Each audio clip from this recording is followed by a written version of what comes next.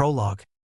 Several miles from borders of Wave Country, a knockdown drag-out fight was going on between the members of Team 7 and the mercenary ninjas Zabuza and Haku. Sasuke Uchiha was already down and Naruto Uzumaki was going at it against Haku. Dodging her icy attacks, the blonde ninja rushed forward and tackled her right out of the ice mirror dome, shattering them. He slammed her into the ground right in front of Zabuza and Kakashi right before Haku lashed out and punched Naruto right in the neck, stunning him as Kakashi suddenly rushed forward to throw a Chidori against his body, blasting him into the surging river. The fight stopped suddenly as Haku gasped in horror at what the masked Jounin had just done to his own student. She rushed over to the side of the fiercely rushing river. "No!" she cried out. "Who cares about a dead last? He was holding Sasuke back," said Kakashi coldly. "Dead last? How dare you, Kakashi? He did far better than your other two brats," Zabuza spat. "If he were my student, I'd have shown him greater respect. Come on, Haku, let's go," he said in disgust. The pair vanished into the mist as Tsunade just looked at the remaining member of Team 7. Holding the same thoughts, the old bridge builder walked back to his home. The rest of the team just looked somewhat confused but followed their client to his home.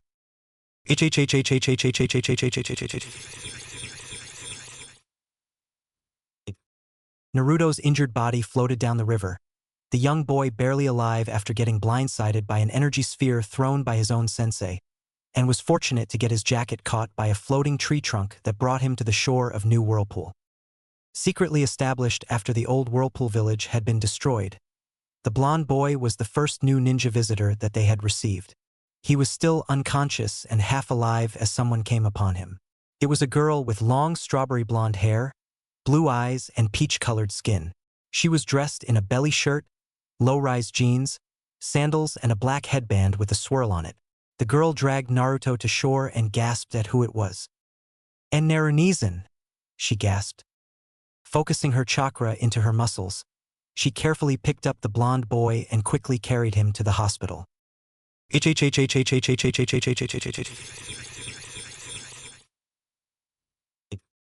The Uzukage of New Whirlpool was a tall woman with reddish-orange hair and blue eyes.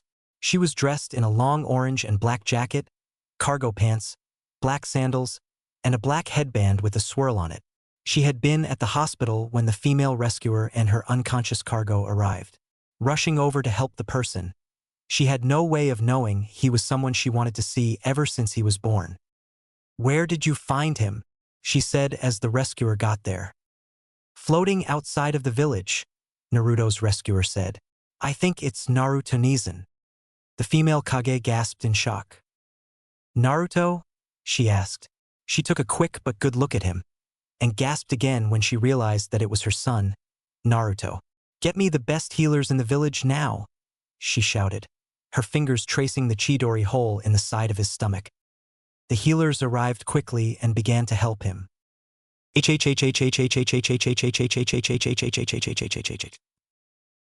was a full day before Naruto woke up and saw the face of a beautiful woman standing over him.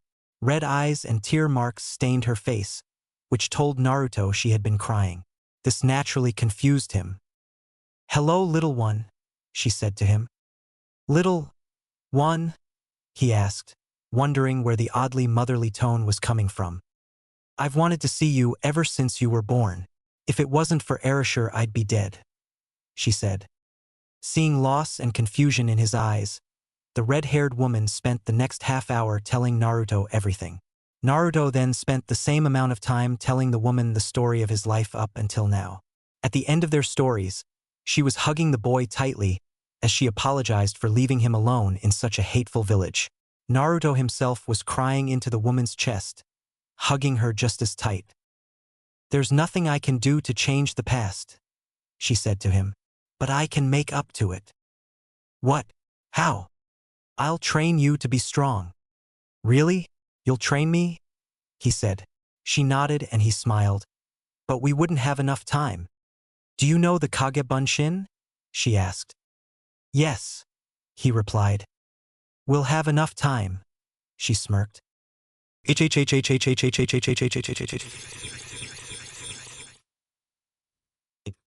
It was a decent day and the remaining members of Team 7 were doing their jobs. Tsunade was trying to get the village to finish the bridge, and the ninja team was keeping an eye out for trouble. Of course, they had no idea they were being watched as well. It had been a week since the group had reached the village, and in that time the Konoha ninjas had had nothing but guard duty to do.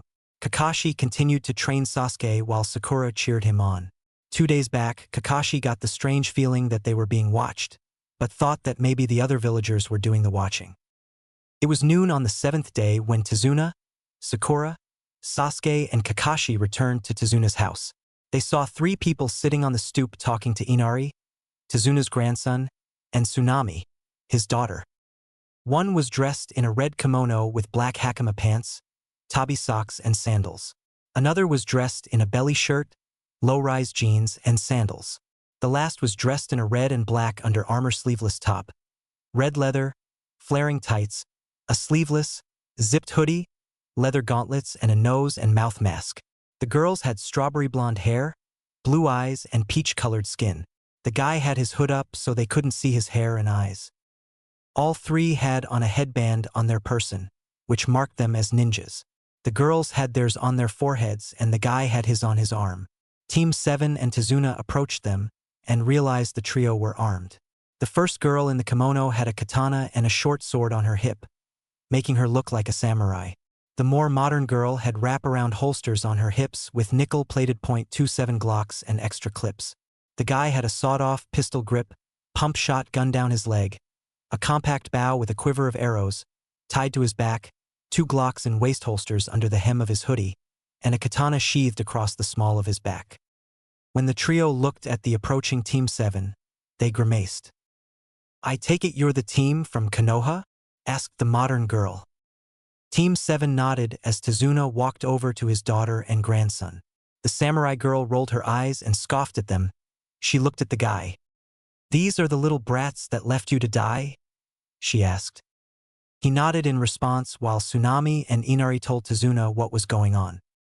"Hey now, I don't know what you were talking about," Kakashi said. The man growled and started spouting off before the samurai spoke. "You mean to tell us that you don't remember tossing one of your own students into the river leaving him to drown, after shooting a Chidori into his stomach?" the guy said, lowering his hood to reveal golden blonde locks, blue eyes, and faint whisker marks behind his mask. Hate emanated from them as tears fell as well. But he wasn't crying as a sign of weakness, not because he hated his ex-teammates. He was crying because they forced him to hate them with all of his being. The samurai patted his shoulder, trying to calm him down. "It is all right, Naruto-kun. It is all right." Sasuke scoffed.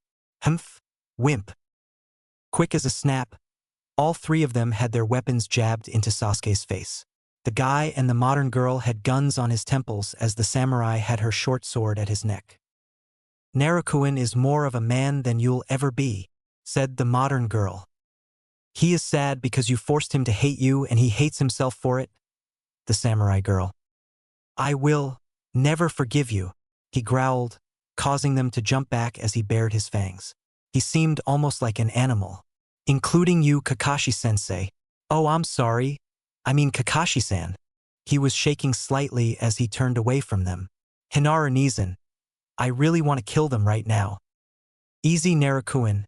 Everything will be all right," Hinata said. "I don't see why he wants to attack us," said Sakura. "We never did anything to him." The trio looked at the pink-haired girl with stunned shock. "Don't tell me you guys are so stupid that you haven't figured out who he is," said the samurai girl. However, the 3 members of Team 7 were just clueless. "Oh God, Naruto-kun, take off your mask." Reholstering his weapons, he removed his nose and mouth mask. "Good Lord, they have been calling me Naruto-kun for the past few minutes," Naruto nearly shouted, the group gasping when they saw Naruto's face. "You'd think the other hints we dropped would have been enough to clue you in. Have you forgotten what I looked like already? But I guess it doesn't matter since you all hate me for your own reasons," he said, turning to Elder Ninja first. "Kakashi, you hate me because you think I took your sensei away, who was my freaking father, by the way." He didn't give the Cycloptic Nin time to think about that. "You're just like the rest of that damned village. You're so filled with hate and anger that you can't tell the difference between a demon and its jail. You better watch your mouth, boy, he said, moving towards Naruto, only to have the girls turn on him, gun in his face, sword at his neck. You attack my brother and I will blow your face off, said Naruto's sister. Kakashi backed off, more scared of the girls than their weapons. Truth hurts, doesn't it? Naruto said, before turning to Sakura. I did everything for you and all you thought about was Sasuke. That's what makes it funny. He doesn't give a fuck about you, he snapped, causing the pink-haired girl to stumble back. Unless you can train him to kill his brother Itachi. He paused for a second and turned to Sasuke. And yes, I know about that. He then turned back to Sakura. And then maybe you'd get a thank you. The thank you, that's all. Because I think he's either gay or a eunuch. The girls giggled as Sakura and Sasuke got mad. I mean, hell, he's pretty much brushed off every girl that's offered themselves up to him, he said, turning to the raven-haired boy. And lastly, the master of the house, the lord of the manor, the god king of Konoha, and all because of a little red eye. Naruto closed his eyes and sent chakra to them. After a few seconds he opened his eyelids, revealing that his eyes were now gold with a black swirl in them. The group gasped, more from the fact that his sisters had them as well. This is called Madigan, the target eye. It'll show where your weaknesses are and where's the best place to hit for a knockout or death. He closed his eyes and sent chakra to them once again. This time when he opened them, his eyes were green with 6 golden commas. The bloodline eye, like the Sharingan, it's a copy eye, but this copies bloodlines. So guess what? You're not that special. There are others. Sasuke got mad, realizing that if Naruto was right, then his greatest advantage was gone. Oh yeah, I better introduce my sisters. This is Naruko. He indicated the modern girl. The other one is Hinaru. They curtly nodded their heads at the trio. Sisters? That's impossible. You're an only child, Kakashi said right before a new voice filled the air. Well, that's strange because I gave birth to triplets, the female voice said. Kakashi froze, nearly pissing and crapping his pants at hearing the familiar voice. He turned to the woman and swallowed hard. Ikushina, he said to the fire-haired woman. Don't hi me, you prick, she spat. You've always hated the fact that Minato had a family. Get over it. Humph. Doesn't matter. The dobe will never be better than me, Sasuke said. The group looked at the raven-haired boy, as if they thought he was crazy. You want to prove that, emo boy? Said the dobe. I'll be fair. I won't use my Madigan. Let's go then, said the emo boy. Naruto took off all his weapons and hoodie, handing them to the fire-haired woman. He nodded at them as both he and Sasuke stepped away from the group to a small clearing free of any trees or bushes. Chapter 2. Naruto had finished stretching, his body lean and powerful, ready for his fight. All right, let's go, Sasuke, he said. Across the way, Sasuke was mad at the insults Naruto threw at him. He growled but got ready to fight. Without a second thought, he rushed towards Naruto, killing intent in his eyes. He threw punch after punch, kick after kick, only to have Naruto duck and dodge everything the Uchiha air threw. Kicking up dust into Naruto's eyes, the blonde was blinded for a second, allowing Sasuke to leap into the air and execute a devastating technique. Fire style. Grand fireball technique. Sasuke shouted as a huge fireball exploded from his body and enveloped Naruto the second it hit him. Sasuke landed and grinned at the bonfire behind him. Humph, guess that shows who the dobe is. Huh. Just then he heard laughter coming from the flames. Everyone looked at the bonfire as it blew away, revealing Naruto. However, something was different. He was taller, powerful-looking, and covered in metal. I thought you said you wouldn't use your bloodline, Sasuke shouted. I said, I wouldn't use my Madigan, Naruto stated. This is my steel body. Every member of my family has this ability. Right, guys? He said, as the girls and Kushina started to transform into tall, metallic beings. Yes, Narukuin, they said. Sasuke growled. Naruto's outfit wasn't even scorched. Now I guess it's my turn, huh? Naruto asked, raising his hands and bringing them down. Wind style. Razor gale technique. The winds picked up and surrounded Naruto. The gale force increased in speed, sending grass and pieces of wood flying in every direction. Kushina and the others just squinted their eyes, as if it was nothing. Sakura, however, had to cover her entire face. Suddenly, the winds constricted and blasted from Naruto's body, cutting down everything in its path. The impact knocked Sasuke back into a tree as Naruto smirked. It's over, Sasuke. Wind and steel style. Bring the pain, he shouted as he rushed forward with intense power. Sasuke could barely blink, out of pride over what was about to happen. He wanted to see it coming. What he saw was nothing but a furious blur of fists and feet, and all he felt was the lightning-fast, sledgehammer blows that connected to every part of his body. Amazingly, the technique left his clothes untouched, though his body, arms, legs, and face showed visual scars. Now the finishing blow, Naruto shouted as he leapt at Sasuke. Just then they heard chirping birds. Hinaru saw it happen and quickly rushed to block it with her body, her blade drawn within a second. The force of the block knocked the cycloptic ninja back into a tree. Naruto grabbed Sasuke by his shirt and was about to put the Uchiha heir into a coma. Time to say good night, bitch, he said. Just then Kushina stopped him by grabbing his arm. Naruto, that's enough, she said, causing the blonde to drop the Uchiha. The hate in him was still present, for which Kushina could understand. But had she let Naruto take out Sasuke, he would be a murderer and she didn't want that. She then went over and slapped Kakashi in the face. You're pathetic, Kakashi. Your precious Uchiha must not be so special if you have to get involved. Do that again and I'll make you wish you were dead. Naruto wins the match via disqualification. That's not fair, screamed Sakura. Kakashi was going to kill my son, said Kushina. You think that was fair? But he's just a dobe, the girl shouted. This earned her a hard slap from the older woman. When we get back to Konoha, and yes, I am coming with you, he is leaving that village for good, Kushina shouted. With that, everyone went back into the house to settle down.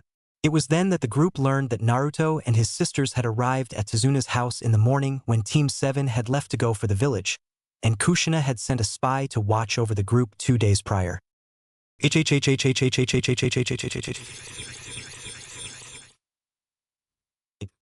The next morning, the rest of Team 7 got up, headed out with Tsunade to the bridge as Tsunami asked, "Shouldn't Naruto-kun and his family go with you guys?" "He'll only drag us down," Sasuke said. Inari scoffed. "You're just mad, bro, beat you senseless," he said. Sasuke was about to beat the kid senseless, but Kakashi and Sakura dragged him back out. "After this mission, I'm going to make sure every wave mission either goes to New Whirlpool or to Naruto himself," said Tsunade. Then they left for the bridge.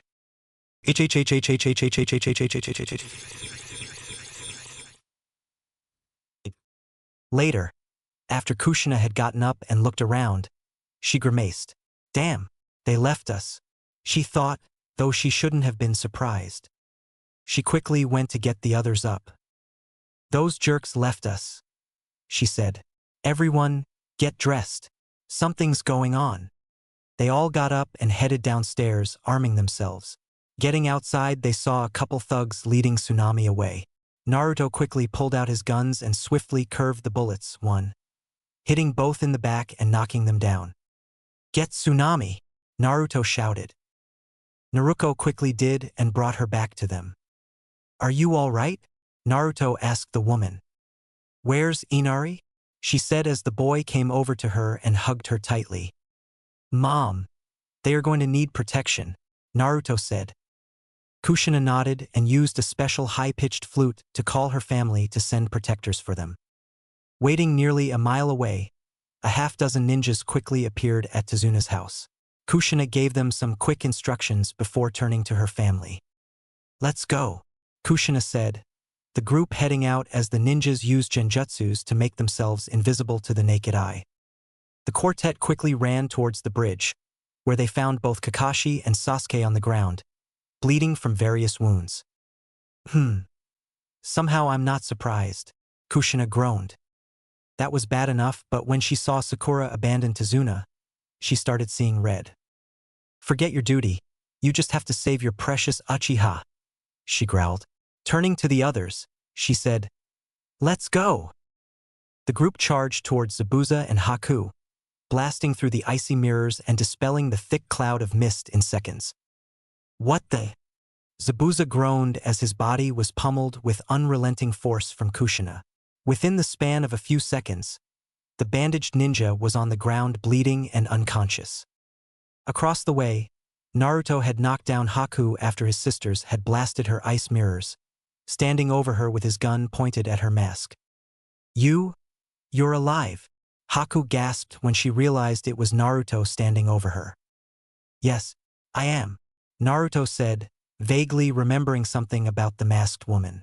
Specifically how she had called out to him when Kakashi had hit him with a Chidori. "Why don't you kill me?" Haku asked, staring down the barrel of the gun. "I don't kill those I respect," Naruto said, flipping his gun around, catching the barrel and slamming the butt into her forehead, knocking her out cold. The fight was over as a short, fat man in a suit walked onto the bridge. "Looks like Zabuza fucked it up again," he said, and then noticed Naruto and his family. Then he got scared. "Oh crap, I thought they were dead.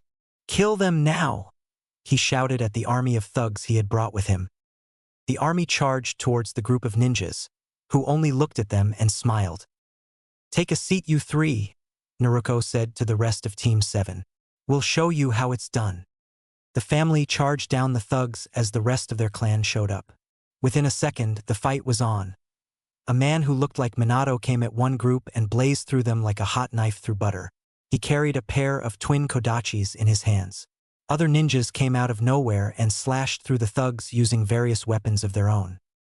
Suddenly, more people from the Wave Village arrived, and, directed by Tazuna, took down the rest of Gato's army. This left the fat man in the black suit alone and alive.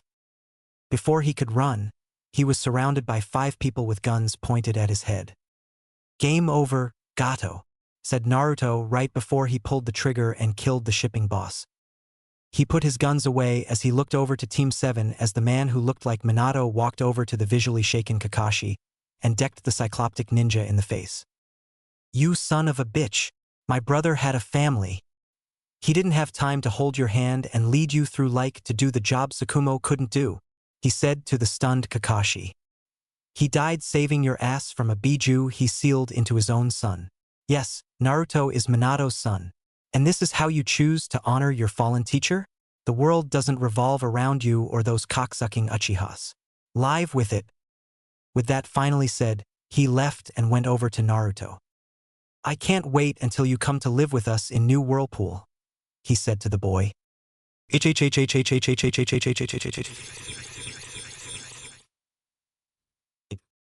The clan stayed on and helped Tazuna and the village finish building the bridge. They even made plans to build a bridge to New Whirlpool as well. After the plans were made, they paid Konoha for a B-ranked mission but paid Naruto S-ranked price. That made Team 7 rather jealous as they headed back to Konoha. Once there, Kushina, Hinaru, and Naruto went with them to the Hokage Tower. On the way, the villagers were pointing and whispering about the new people. The group walked into the Hokage's office, which Kakashi, Sasuke, and Sakura were thrown out of on orders from the third Hokage. As they waited, Sasuke was fuming about everything that had happened and planned to demand that Kushina teach him her clan bloodline moves. An hour later, the Namikaze clan walked out with key to the Namikaze clan manor. That was when Sasuke stopped them. "What do you want, Uchiha?" Kushina asked.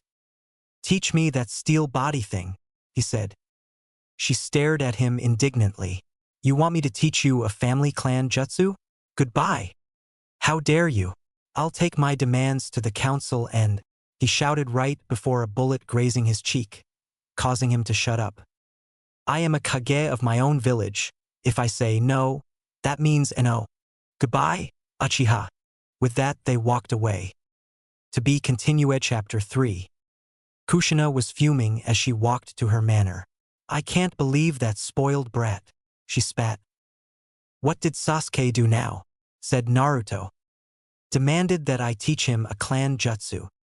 Everyone looked over to her. What? They gasped.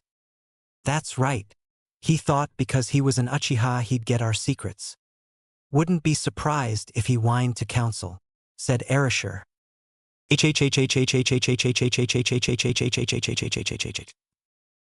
Just like he said, Sasuke went to the council and told them that he had a chance to get stronger and better, but had been refused. Distressed by this, the council called for the person that wouldn't train him. Kushina and company, Naruto, Naruko, Hinaru, and Erasure, arrived in the council chambers. Naturally, when they arrived, the council members were surprised, but not more than Danzo. I thought she died, he thought as she stood before the council. Yes, what do you want? Kushina asked, more than a little miffed at the group of old men. Why is it that you won't train Uchiha-kun? Said a council member. Why don't you ask the other heads of the clans why they won't train Sasuke? She asked. Well, they can't because their moves are clan moves. So why are we so special? She said. If Minato were alive, you wouldn't be doing this now, would you? So no, I will not train Sasuke. My family will not train Sasuke. Then you cannot train the duh. I am the Uzukage of New Whirlpool. Naruto is my son, not your weapon, scapegoat, punching bag, or target. He is my precious son, and yes, my husband, his father, had sealed the QB into him. However, during their mission to Wave Country, after Kakashi had tried to kill him with a Chidori, he came to New Whirlpool where we had the fox removed. It's back in hell, happy and living in peace with the other demons. She glared at the council.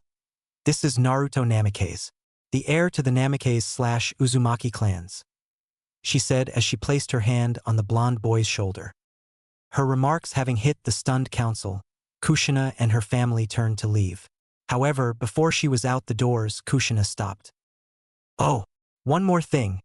Naruto's going to resign being a Leaf Shinobi and will join Whirlpool's ranks. Everyone was shocked. What's the matter? Kushina asked. I thought you would be doing backflips and throwing a party over it.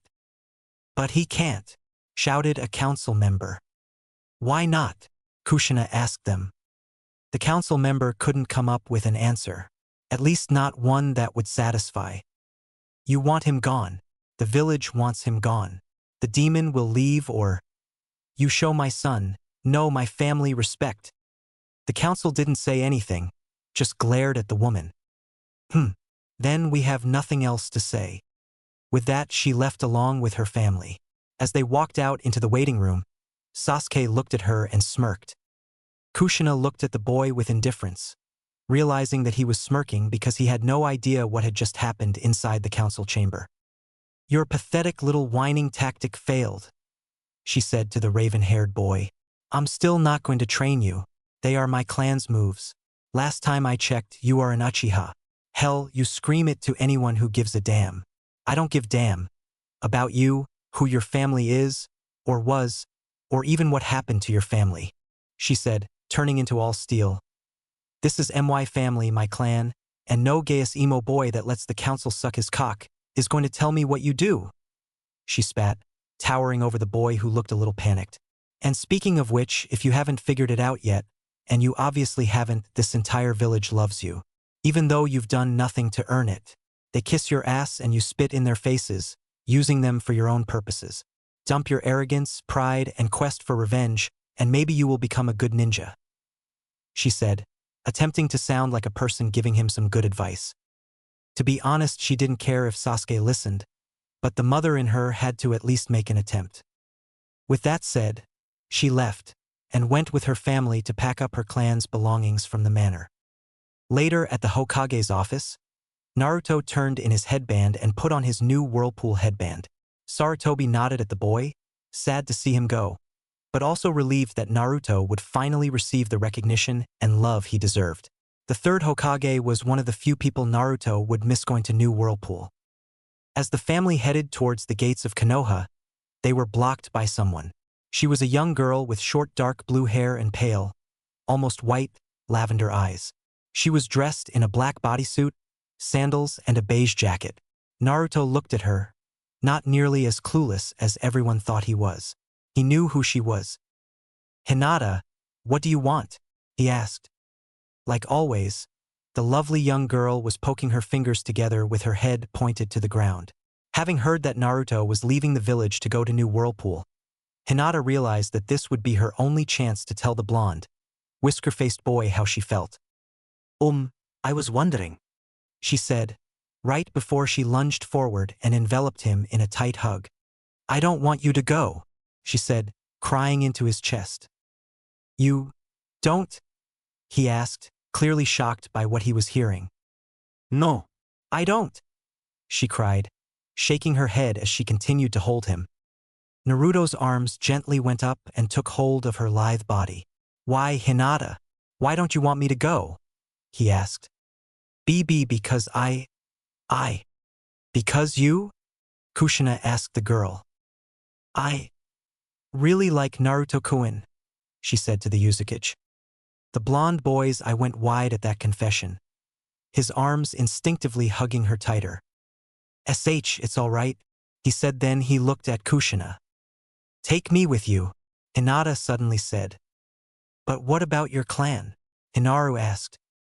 "I don't care," she said in a soft voice after raising her head from Naruto's chest. She's prepared to leave her own clan, her own village. For Naruto? Erashur thought with a smile. That's not like. It's love. "You may come with us," Kushina said, which earned a smile from Hinata. "But you have to become a shinobi of New Whirlpool," she added. Hinata nodded as she undid her headband around her neck, dropping it in the dirt. With that, the family and their new ally stepped past the gates of Konoha, leaving the village. Chapter 4. The next morning, the impact of Naruto and Hinata leaving Konoha was felt. The council were demanding that they both be declared missing neens. But Hayashi squashed that quickly. "So my daughter must pay for something that the civilian council did, right?" he said. "Just because our eyes aren't red and have commas in them?" "Hyugadano, you don't understand," said a member, but Hayashi cut him off.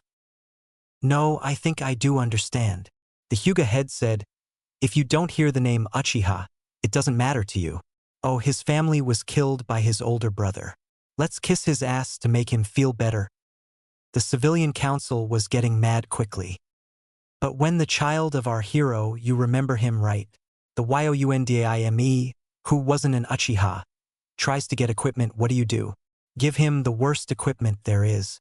When he tries to buy food, you sell him month-old milk and stale bread. We hate and despise him for something he never did. Oh yes, he played many pranks, a couple of which I have fallen prey to, but none of them warranted his death. Personally, I'm glad Naruto has left. But the demon is gone, loose to run around free now," a voice shouted. Hayashi turned to the man. "Did you get wax in your ears, you fool? The Uzukage of New Whirlpool just told us yesterday that the fox demon had been removed from the boy. And we should believe her? No. You should believe me." "What?" "While you were busy doing imitations of open-mouthed fish, I used my Byakugan to see if she was telling the truth. And the boy doesn't possess the seal mark on his stomach, which is the only true sign of the Kyuubi actually being imprisoned inside Naruto." The council members looked stunned, until one of them said, "And you didn't tell us this earlier?" "I saw little point in confirming what the Uzukage already told us. She might be his mother, but she had no reason to lie to us, especially when she knew we could easily verify it," he said. "That, and I enjoyed watching you all look like fools," he thought. The council members stewed in this for a while, until one of them spoke. "So, what does this mean for us?" one of them said. "Should we try to find a new weapon to use?" a second one said. "Or try to make the Uchiha air stronger?" a third person said. "Perhaps we should do both," a fourth stated. Hayashi laughed. "Oh yes, by all means. Let's bring another demon into the village to abuse and ostracize, and then hope he'll fight for us rather than against." The council members looked at him. "Do as you will. I want no part of trying to create another Naruto," Hayashi said. "Don't think your hands aren't. I know my sins against him and my daughter, so don't tell me my hands don't have blood on them." But how clean are your hands? With that he left and went back to his manor. Hinata, I hope you are happy in New Whirlpool, he thought.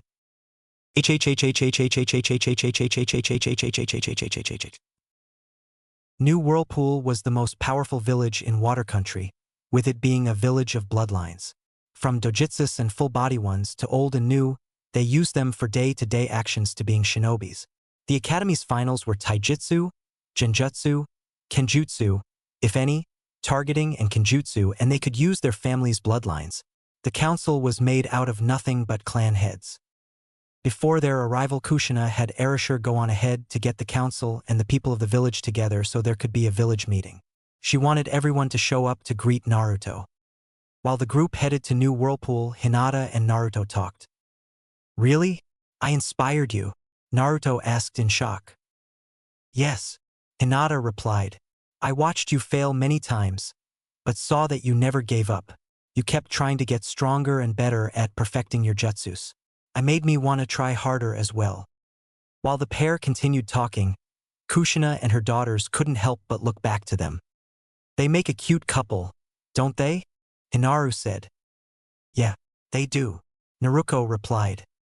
I hear a but coming, Kushina said. But what if it's a trick? Naruto whispered.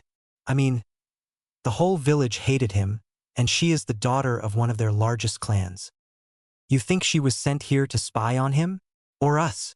Hinaru asked. I don't think so, Kushina said. Really? Why? Look at her. Take a real good look. The woman said. The pair looked back and saw what Kushina saw. Hinata was blushing and shyly looking at Naruto. Her fingers were twitching nervously, and she seemed to be keeping her head down, which was a rather submissive gesture. Any further and she'd have pulled her head into her jacket like a turtle. She's not faking this, Hinaru said. No way. She looks like she's about to pass out from all that blushing, Naruto said.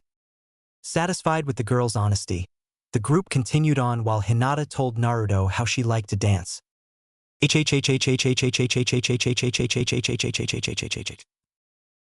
Within a day, the group had made it to New Whirlpool, where everyone showed up. The welcoming committee was a literal sea of people. Almost every single bloodline limit was represented except for the extinct ones. Nice work, Erasure, Kushina thought with a smile as she stood forward to address the crowd. People of New Whirlpool, started Kushina. I have always considered you as my family, so I'd like you all to meet a new member of the family, my son Naruto. Naruto walked out and the crowd cheered for him. Thank you. I'm happy and honored to be here. After so many years of being alone, I feel like I've finally come home, to a huge family welcoming me with open arms, he said. The crowd cheered louder.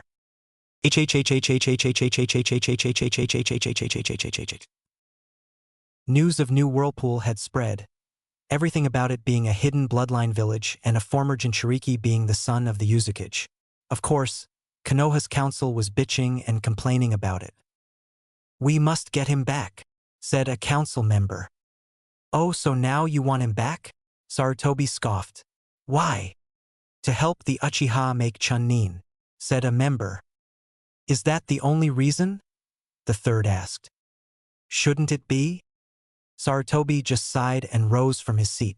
For too long has this council, as well as this village, persecuted Naruto, for something that was never his fault. You all looked upon him as a demon, as a thing to be used, twisted, and controlled like a weapon. Despite the measures and decrees that were implemented, he was never treated as a hero, not even as a human being. He owes us nothing, and we have no right to force him or ask him to help us do anything. The elderly man didn't even hear the council's arguing as he walked back to his office. Weary from his meeting, Sarutobi sighed and leaned back in his chair, his pipe puffing away trying to help him alleviate his stress. Just then there was a knock on the door. Come in, he said before the doors opened. Strolling through the doors was a man with long white hair, dressed in green and red robes, black pants, socks and sandals. On his forehead was a horned headband with the kanji for oil on it. His eyes were dark with red lines coming from the corners down his cheeks. Hello, sensei, the man said. Jiraiya, Sarutobi greeted. Happy to see one of his students again. How was your mission? It was all right. Here you are. The latest issue. He handed Sarutobi a book. Thank you, Jiraiya. He sighed as he accepted the pink book. The sigh and somewhat glum expression told the toad Sannin his sensei was in distress. What's wrong? Jiraiya asked. Sarutobi took a breath before telling Jiraiya everything that had happened over the last few days. Needless to say, the toad Sannin was shocked. So it's true. True. Well, I'd heard there was a new hidden village, but I didn't know Kushina was alive. And their Hokage no less. Oh yes, you should have heard what she said to Sasuke and the council before they left. Now they're gone, and they took Hinata with them. The Hyuga heiress? Really? Never got a chance to meet her. Never could stand Hayashi. He muttered the last part. So, when's the next time they're going to be here? We've sent out an invite to New Whirlpool for the Chunin exams. We haven't got an answer yet. Just then there was a knock on the door. Komein, Sarutobi said. It was his assistant.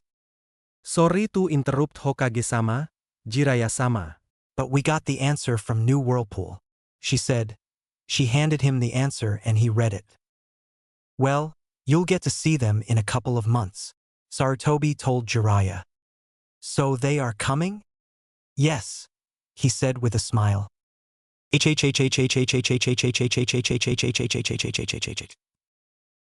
Naruto, Hinata, Hinaru, Naruko, Haku and Zabuza were in Kushina's office. Naruto was a little surprised to see the mist ninjas so soon, even though his mother had ordered them brought to their village after the battle with Gado's thugs. The pair had actually been grateful for the retrieval. Okay, this is what's going on, the Uzukage said.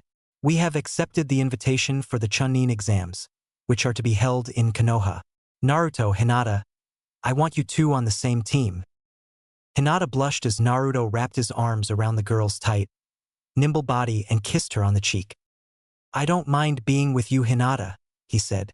In fact, I think it's a good idea. I'm the only one you know. Oh okay, and Naruto-kun, she said, rubbing her head against his face. After the pair had left Konoha to head to New Whirlpool, the pair trained during their rest stops. Naruto and Kushina taught her the Kagebunshin and trained her with her clones. The young Hyuga was actually amazed as how much training she had gotten in within such a short time period. Even in class, she had never excelled like that. The training was hard, but Hinata had learned persistence from Naruto and welcomed the training. Naruto was also quick to notice that underneath her bulky, almost winter season jacket, she had a really nicely built body. She was still a little shy about that fact though. With her sandals on her feet, she was dressed in a violet bikini tank top, thong underwear, and biker shorts underneath her jacket. Who's going to be our other partner? Asked Naruto. Kushina then called in a silver-haired young man with green eyes who was dressed in a black muscle shirt, greenish cargo pants, and sandals. His headband was on his head. He was very tall and powerful looking. Naruto, this is your cousin, Hagain, she said. Hagain, this is Naruto. Nice to meet you, Hagain-san, said Naruto as he bowed. You shouldn't bow to me, Hagain said. You are the heir to both of our clans. Just then a young woman walked into the office. She was dressed in a black and gold sleeveless shirt with a tiger on it, low-riding jeans, sandals, and her headband was on her thigh. She had blue silted eyes and black streaked blonde hair. They looked at her as she entered. Oh Tora, good of you to join. However, Kushina couldn't finish as the girl tackled Naruto down to the floor. Us. She sighed and shook her head. Naruto, that's Tora, another one of your cousins. Naruto just looked down at the beautiful woman that was on top of him. Mom? Why is she purring? Naruto asked. I'm part tiger, Tora said as she cuddled against him. Part tiger? He asked. Naruto had been told about a clan that had the same abilities and attributes as those of tigers, and that they also train them as partners. Just like Kibakuin's family, said Hinata, succeeding in hiding her jealously at the blonde woman cuddling up to Naruto. She succeeded only because she had heard that Tora was Naruto's cousin. Tora helped Naruto up off the floor and turned to the pale-eyed girl. I'm Tora," she said to Hinata. "I'm Hinata Hyuga," the girl said. "Nice to meet you, Hinata-chan. You're Naruto-kun's girlfriend, right?" she asked, causing her to blush. True, Naruto may have kissed her, but she was still a little shy about things. Then a young man came in. He was dressed in a light gray suit with a gray overcoat and closed-toed sandals. He also had on a pair of designer glasses over his blue-gray eyes. His headband was under his dirty blonde hair. Under his coat was a katana and he looked like he was a guard. Tora went over to him and hugged him tightly. "Okay, Tora," he said as he patted her head, and she let him go. "Attention-seeking bitch," he mumbled. "Hello, Aunt Kushina. And this must be Naruto?" he asked, indicating the blonde boy. "Yes, Rimaru. Where's your sister?" she said. "Reiko's signing back in and finishing her report," he said. "But it's good to finally see you, Naruto-kun," he said, shaking Naruto's hand. Firm grip. I like that," he said. While he was getting introduced to Hinata, Haku, and Zabuza, Reiko walked in. She had dirty blonde hair and blue-gray eyes, like her brother, and was dressed in a tight gray shirt, plaid microskirt, and sandals. Her headband was on her head. The second she saw Naruto, she grabbed him in a tight hug, her shapely and well-balanced body pressed firmly against him. "It's so good to see you, Naruto-kun," she said. "You too, Rai-chan," he said, slowly getting used to all these hugs and greetings. Once everyone was present, Kushina told them about the team that was going with Naruto to Konoha. Chapter 5. Wow, 5 chapters and on. This is cool. I'm glad that you guys like it so far. There is a reason why that the chapters are so short. I figure if I write more I'd ruin it. So I quit when I'm ahead. That's why they are so short. Okay, so without further ado, here's Chapter 5. After the meeting, Hagane, Tora, Rimaru, and Reiko took Naruto and Hinata on a tour of New Whirlpool. They showed them everything from the Bloodline Walk of Fame to the new Whirlpool sign. Hey, if Konoha can have Mount Hokage more, then New Whirlpool can be like LA. Though Naruto wondered why a new hidden village would have something that obvious in their village, he realized that, like Konoha, New Whirlpool was a ninja village that was proud of who they were, but not to the point of being egocentric. It also brought up another question as to how long the Leaf Village expected to survive to put more faces on the mountain. It was pretty full as it was, and they had only gone through 4 Hokages so far. Eventually the group ended up at Hagane's favorite place, a sushi stand. Naruto raised an eyebrow. "Sushi?" he asked, himself being a fairly strict ramen guy. "Yeah," Hagane said as he stuck a piece of the raw fish in his mouth. He then slid a couple of pieces to Hinata and Naruto. They were a little apprehensive about it, Naruto mostly because it wasn't ramen, Hinata because most of her food had been cooked by the chefs in her manor. He looked over to Hinata as she took the piece in her mouth and ate it. It's good," she said, really enjoying it. Satisfied with Hinata's opinion, Naruto tried a piece and liked it. "It's not ramen, but it's pretty good," he said. Hagane ordered a couple of orders for them and the group ate and talked.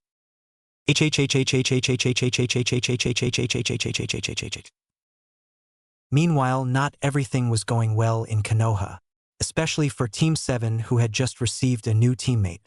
He had just graduated from the academy, rookie of the year like Sasuke. He was dressed in a white robe, black hakama pants, socks and sandals, a sheathed katana and kodachi with him. He had long light brown hair, gray eyes and skin slightly more tan than Sasuke's. What made him different from the others was that he was the heir to a semi-important clan of samurais. Highly talented ones at that. His name Musaka Takeuchi. He was sitting down under a sakura tree drinking some tea.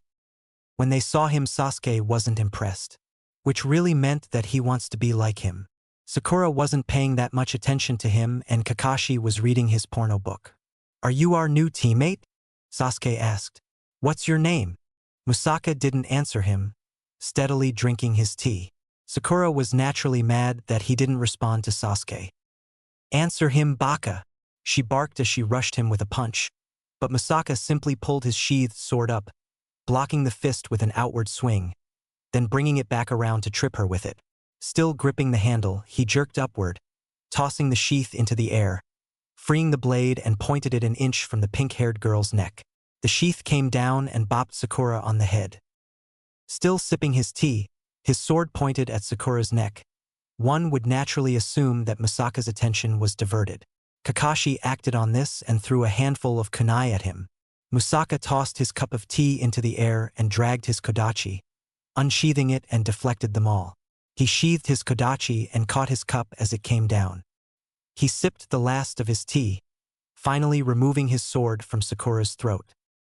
Done with his tea, the boy stood up and pulled both of his swords out. "I am Musaka Takeuchi," he said. "And yes, I am your new teammate," he said, turning to address each of them individually. "You are Kakashi Heikate, one of the most highly decorated shinobis in the village." Kakashi smiled at the compliment. "And also the most overrated one as well. You are lazy, uncouth, almost always late, and the only thing you have got going for you is your Sharingan given to you by your teammate Obito Uchiha. Rumor has it that you killed him because he had the power and the girl." Kakashi grimaced at Misaka's words, as the samurai boy turned to Sakura.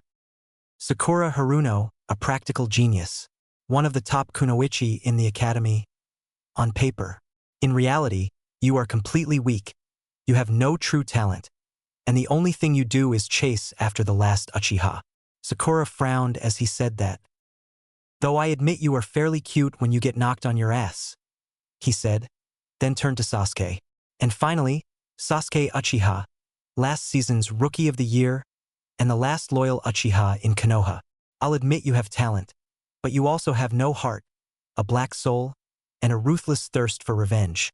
Yet the entire village kisses your ass. Simply because you are the last Uchiha, you think everything should be given to you on a silver platter.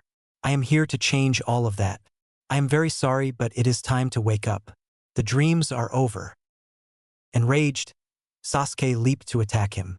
Musaka started to block everything the Uchiha threw at him, using the handles of his swords to do so. "How is he matching me?" he thought. He tried to use his Sharingan on him, but Musaka just smirked as he leapt back a couple feet. The samurai closed his eyes and sent chakra into them. A couple seconds later, he opened them. Sakura seemed to notice that they were ice blue with a mirror-like glaze to them. Kakashi was just shocked, as though he recognized the technique. Sasuke, however, just gasped as his Sharingan became useless. Gripping both swords tightly, Musaka seemed to fly across the ground towards Sasuke, his swords flashing as they struck the emo boy's body. He almost seemed to pass right through the Uchiha like a ghost. He stood up and sheathed his sword as Sasuke suddenly collapsed to the ground, his body bleeding from the dozen sword slashes that now permeated his torso, arms, and legs. Musaka sighed. "You are pathetic, Uchiha," he said. "Had this been a real battle, you would be dead, or worse, a captive. I should have known you weren't worth the hype. I must report in to the Hokage now. I will see you tomorrow, my teammates."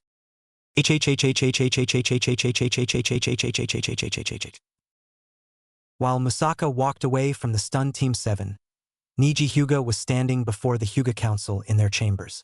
"Neji, the heir will be coming back to Konoha. We want you to bring her to us so we can put the curse seal on her," said a member. Neji nodded his head and left. What they didn't know, however, was that whatever they told him to do, they never said not to go and tell Hayashi, which is what he did.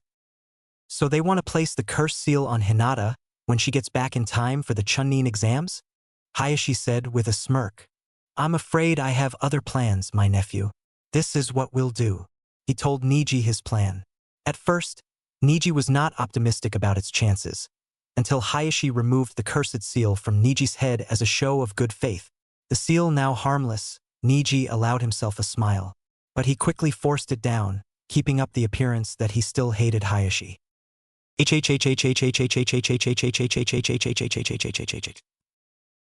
Meanwhile, in New Whirlpool, Naruto, Hinata, and Hagane were going through some team-building exercises. Hanging out with each other and enjoying each other's company was part of it. Right now, Naruto and Hagane were sparring with each other with Hinata watching. Both of them had transformed into their steel body forms as they sparred. Hinata was surprised at what she had seen of her teammates. They were using elemental jutsus, which caused them to hit harder with every punch and kick they threw. She had to cover her ears for most of it. "Okay, Naruto-kun," said Hagane.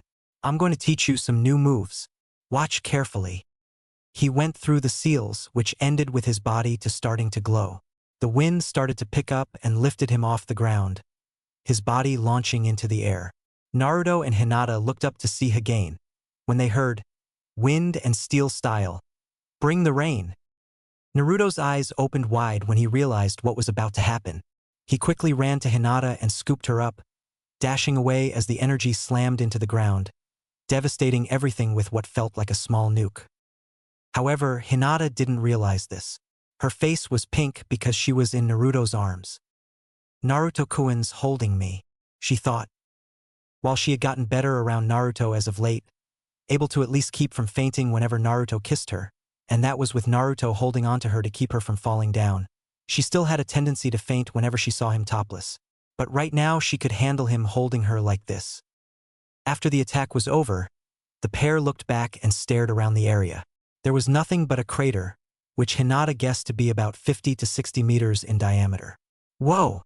Naruto gasped, having reverted back to his normal body. "There's like nothing left."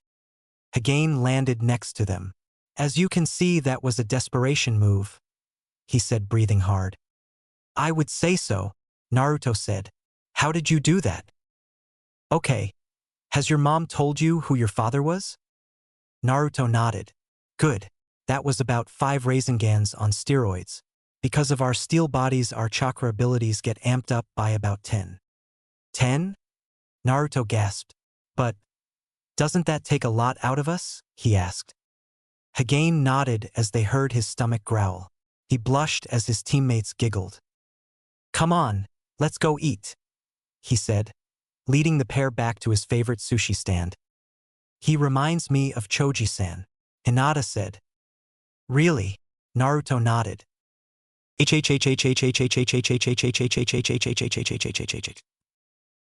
Meanwhile, in the office of the Uzukage, Kushina was talking to Erasure about his brother. "So, when do you think Pain is going to find out that he's not going to get Kyuubi?" she asked. Erasure just chuckled. "Pain wasn't the sharpest of the 3 of us," he said, and he drank some tea. "What really makes it bad is Conan's a devoted follower to him. She reminds me of that damned Haruno clan, if they could call themselves that anyway." Now Erasure, just because they're pink-haired morons, who don't have any real practical talent and their hair and clothing style just screams, "Kill me," doesn't mean they're morons, she said. "You're right, that's an insult to morons. Anyway, I think when he finds out about the Kyuubi being gone and try to attack us, but he's too scared to fight you and me, so he'll probably send Itachi and Kisame, or someone stupid enough to take us out. I hope it's Madara. Oops, I mean Toby. I owe the man." Madara was the one who had the Namikaze clan removed from Konoha and blocked them from taking Naruto with them.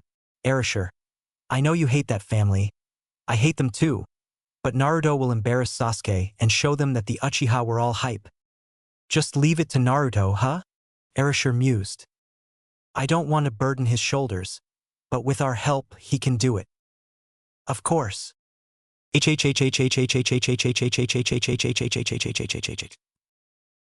Konoha, in the Takeuchi clan manor, the clan head had called Musaka to her room. The woman herself was a goddess. She had long brown hair that flowed down her back, curling up around her face. Her skin was a delicate peach color, completely natural. No makeup. Her right eye was steel-colored. Her left eye gone as that side of her face had been destroyed by a fireball some years ago. She was dressed in a white kimono, hakama pants, socks, and an overrobe with her clan's name in kanji on the back. Picture Balalaika from Black Lagoon with brown hair dressed up like a captain from Bleach. Her name was Taicho Takeuchi, the clan head. She smiled as her son entered her office. "So how did your first meeting go?" she asked the boy. She was a very soft-spoken person, her voice matching her beauty.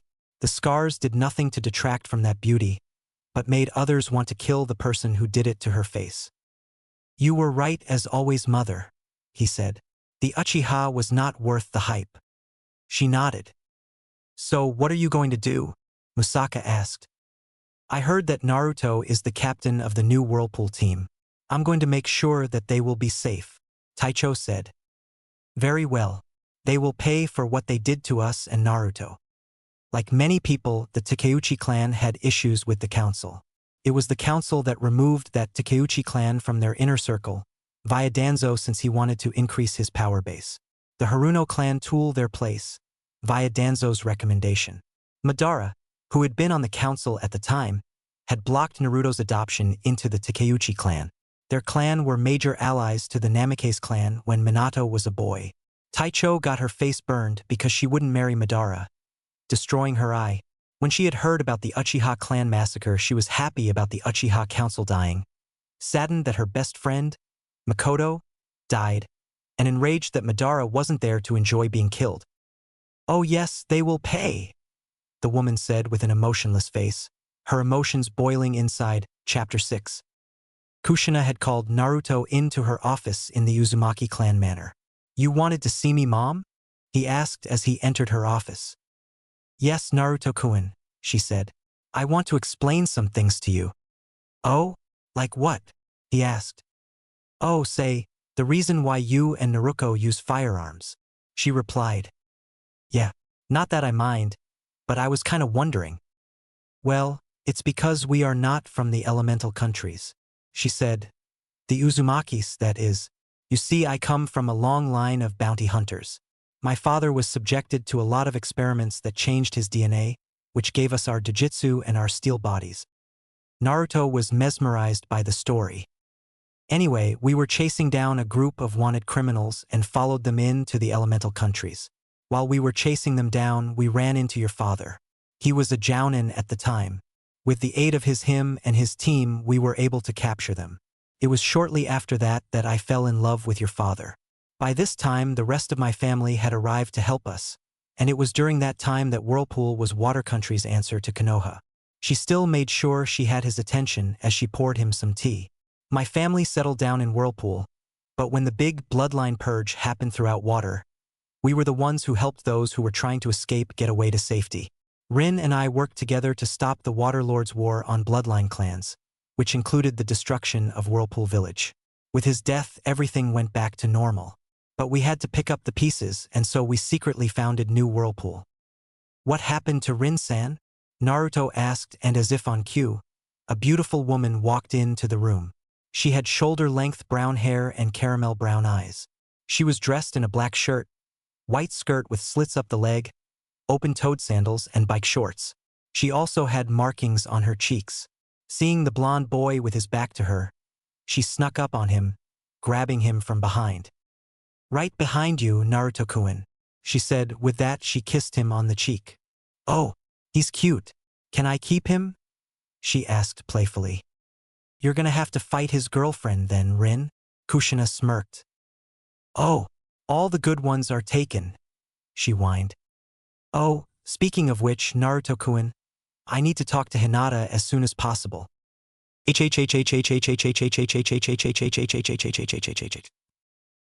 Meanwhile, Konoha was getting ready for the Chunin exams to be held in their village, with Danzo trying to inflict martial law, so as to not let New Whirlpool in.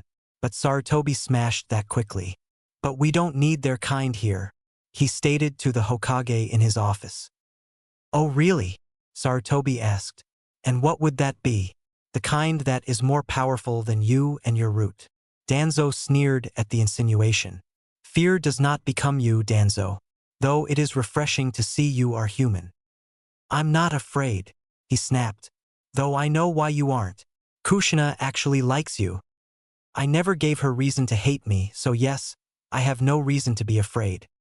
This is a mistake, sir, he said, giving emphasis to the word sir as if it was forced.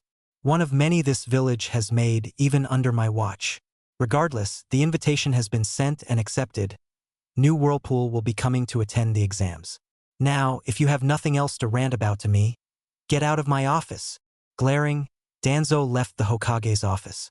Seconds later, a certain female clan head emerged from behind Sarutobi. He had a lot of gall to do something like that, Taicho said as she walked over to the front of the desk. I know, Taicho-chan. It's something I've gotten used to, So are you sure you really want to do this? He asked. We can find a way to bring you back to the inner circle. The damage has been done, Sarutobi-kun, she said with respect. After what they had done to Minato-kun's child, my family cannot take it anymore. Cannot take it. We have to leave before we pull a reverse Itachi on the village. Sarutobi immediately realized what she meant by that. Her entire clan killing the village. The worst part was, considering their standing and skill, no one would see it coming nor be able to stop them. But where will you go? Sarutobi asked. New Whirlpool. Arashi-kun offered us a place to stay and also, I love him. Sarutobi smiled at that. And there is nothing I can do will change your mind? No, sir, she said, shaking her head. Very well. After the end of the exams, you may leave, he said to her. You will be surely missed. By you, not this village. The head of the Takeuchi clan replied with a soft smile before leaving the Hokage's office.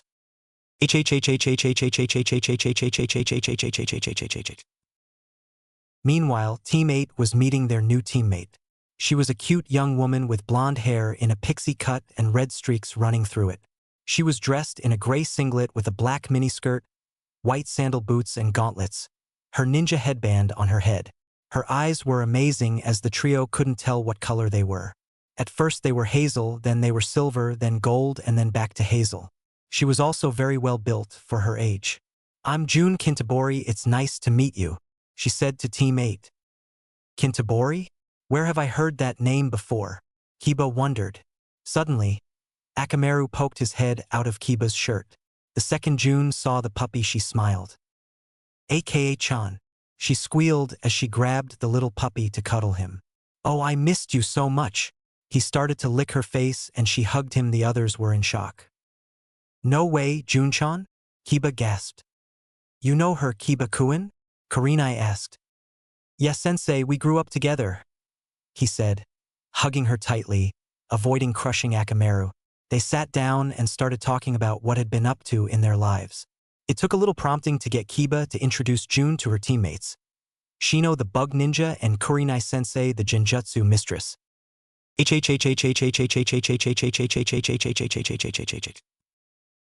While Team 8 was getting acquainted, Anko Mitarashi was twirling a kunai in her hand as she went over the list of ninja who were to arrive in Konoha for the Chunin exams.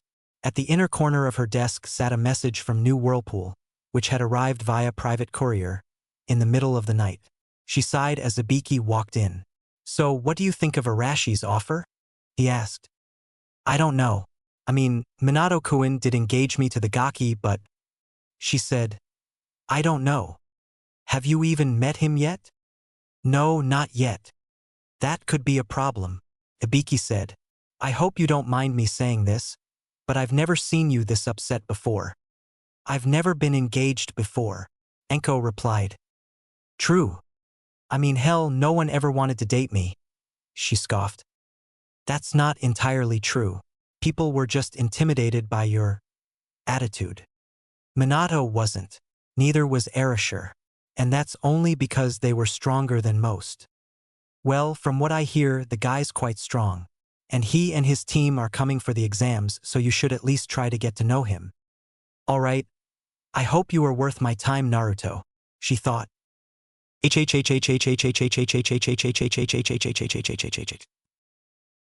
New Whirlpool, Naruto sneezed and Hinata shivered. The pair looked at each other curiously. Naruto-kun. Hinata asked. Yeah, Hina-chan? Naruto asked. Am I imagining things or did we just... She started to say, clutching the boy's hand tightly. No. I don't think so. Something big is about to go down. The blonde boy replied as the pair walked to the Uzukage's office. When the pair arrived, Kushina greeted them. Hinata. Good. Thank you, Naruto-kun. You can go. This is girl talk, Kushina said. Right? Naruto said, giving Hinata's hand a good squeeze before leaving. Once Hinata was alone with the Uzukage, the older woman's expression turned serious. Did I do something wrong, Uzukage-sama? Hinata asked. Not exactly, Hinata, the woman said.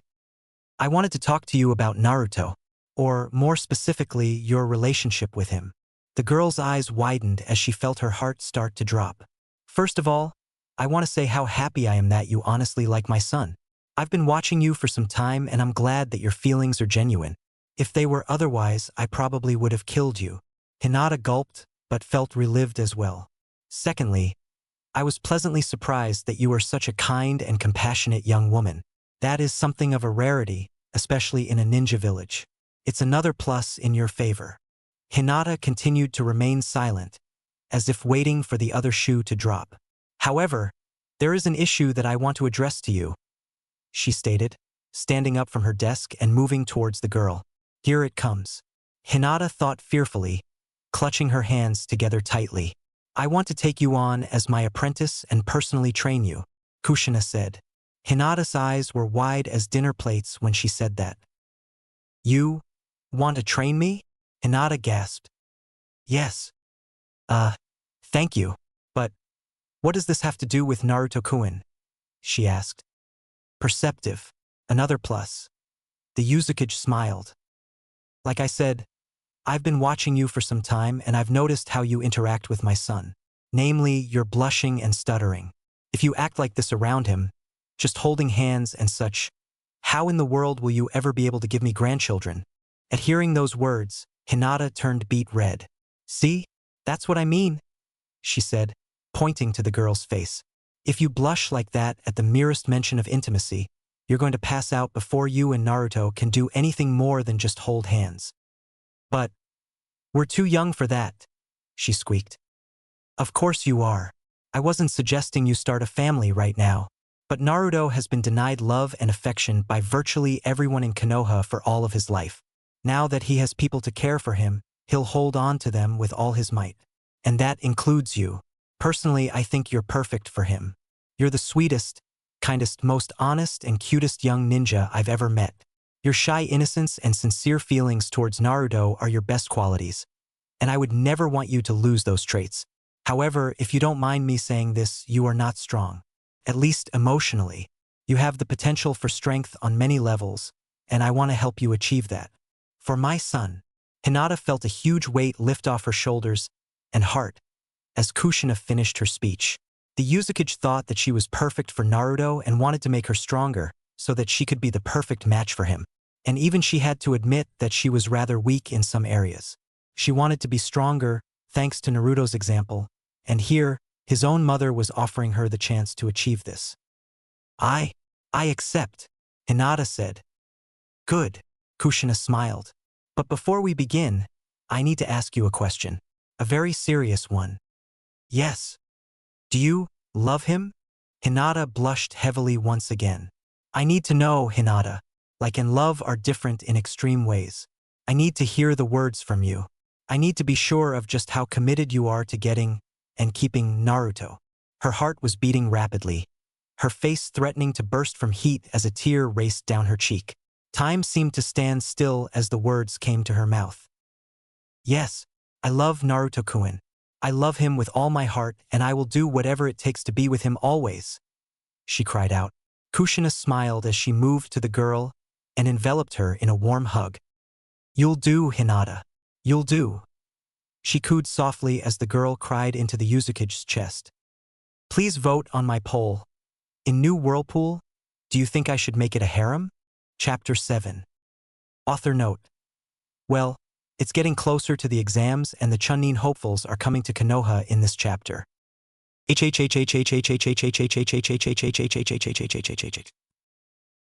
Naruto, Hinata, Hagane, Tora, Rimaru, Reiko, Rin and Erashur were on their way back to Konoha. Naruto and Hinaru would be coming for the finals with Kushina. Naruto was in his red and black under armor sleeveless top, red leather, flaring tights, a sleeveless, zipped hoodie, leather gauntlets and a nose and mouth mask. Hagane was dressed like Naruto but in silver and white, with his hood down. Hinata was now dressed in what looked like a bustier, black thong, low-rise tights, closed-toed sandals, a slightly different jacket than her original, with her whirlpool headband around her neck as she had once worn her leaf headband. Her left hand was clutched tightly to Naruto's right, the young man interlacing his fingers with hers. Tora was dressed in her normal clothes but with a Chunnin vest on her body. Orochimaru and Reiko were dressed normally along with Chunnin vests also. Rin and Erashur hadn't changed their attire at all, though Erashur purposely kept his look in order to upset certain people in Konoha. After all, Minato was the village hero, having defeated the Kyuubi years ago and died because of it. While Erashur hadn't done anything that big, and was proud of his brother for it, he hadn't liked the fact that the village had nearly killed Naruto numerous times because of something that was never his fault. So looking like his brother was preferable for many reasons. The group was only a few hours from Konoha and stopped for lunch. "Is everything all right, Hina-chan?" Naruto asked. "I'm just worried, Naruto-kun," Hinata said. "About the Chunnin exam? Don't worry. You'll do great," he smiled. "Thank you. But I meant for you." "You're worried about me? Why?" "Well, the village. They hate you. They might try to kill you." "I know. I actually expect them to." "You do?" "Yes, and if I know that, then I can prepare for it," he replied with a smile. Hinata smiled at Naruto's competence and leaned into him, resting her head against his shoulder, wrapping her arms around his own. Naruto returned the smile and nuzzled her hair with his nose, taking in her scent. Erashur and Rin just looked over at the young couple, smiling as they intertwined their fingers. "Sigh. Young love," Rin said with a smile. "Does it make you wish you were younger?" Erashur asked. "Yes, and no." No. With youth comes energy. With age comes experience. The trade-off is acceptable. Erashur cocked an eyebrow at that, wondering what she meant. To him, it sounded like Rin was in the process of planning something. Hagane smiled too, seeing Naruto and Hinata so close. He had his own reservations as to the couple's progressing relationship, given that the pale-eyed girl was rather meek in her personality and such. But within the last 2 months he had noticed a significant upswing in her mood. Not only had she trained to get stronger, but she had made greater strides in order to make her feelings for Naruto known. The pair were an official couple before they had left New Whirlpool, no one saying anything against either one. Especially Hinata. Aside from being a little shy, everyone in New Whirlpool found the girl to be bright, intelligent, cheerful, determined, and sweet. Her kindness and respect had won over the entire village in less than a day, her honesty only cementing that trust. Tora had quickly become Hinata's best friend, her outgoing personality a match for Hinata's rather introverted one. Orochimaru and Reiko had nothing against her either, though Orochimaru kept his opinion to himself regarding Hinata. Reiko knew that her brother liked the girl like she did. Eventually the group arrived at Konoha, Erashur presenting their travel documents to the gate guards. "Well, we're here," Erashur said. "Let's go get signed in and find a hotel." The group nodded and headed to Sarutobi's office.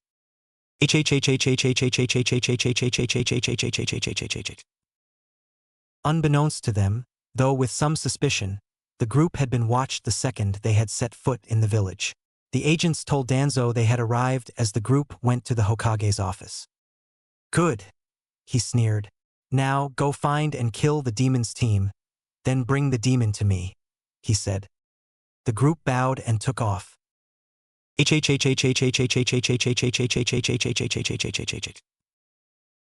checking in with Sarutobi and getting their hotel reservations, the group headed out for dinner at one of the restaurants. Though Naruto wanted to go to his favorite ramen stand, Erashur told him that a more balanced diet would be better for him, especially with the Chunnin exams tomorrow.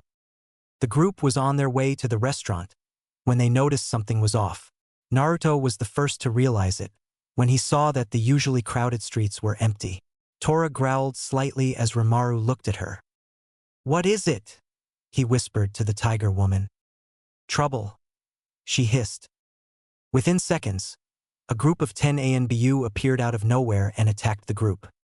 "So nice being home," Naruto thought with a sigh.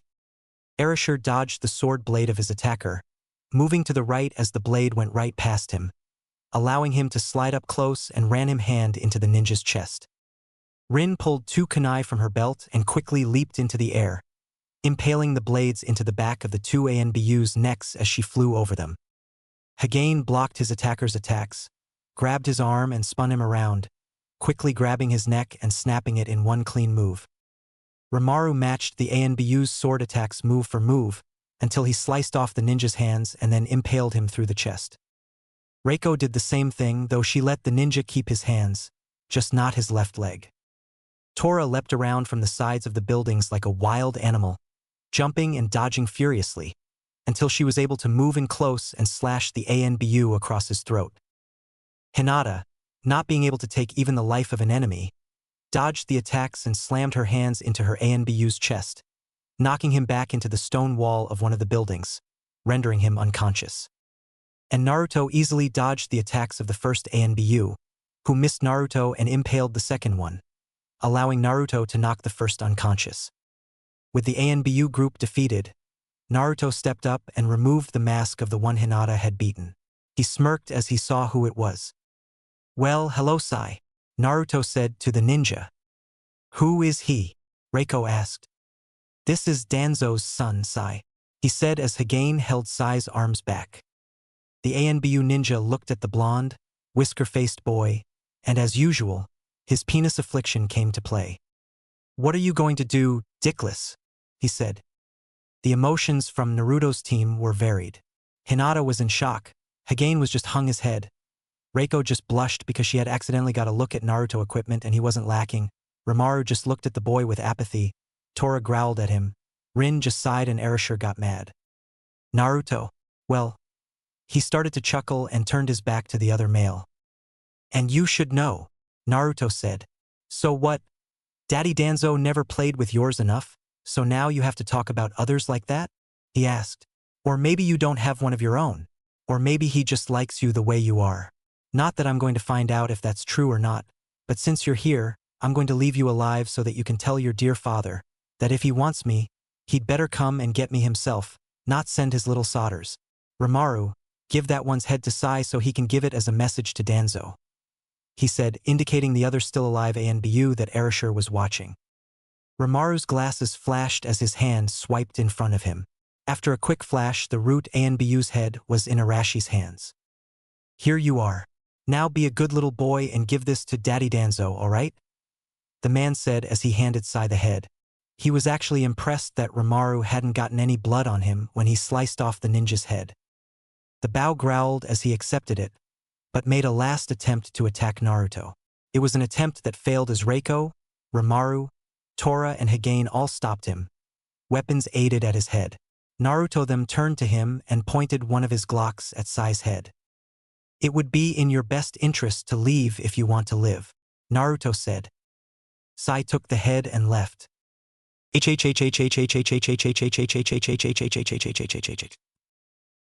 Meanwhile, in the Takeuchi manor, Taicho was meditating and sensed Naruto's team. She smirked.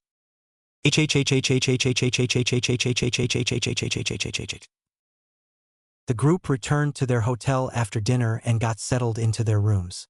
The girls stayed in one room, the boys in the one next to it. While Rin read her book that she had picked up at the store, Tora and Hinata were talking.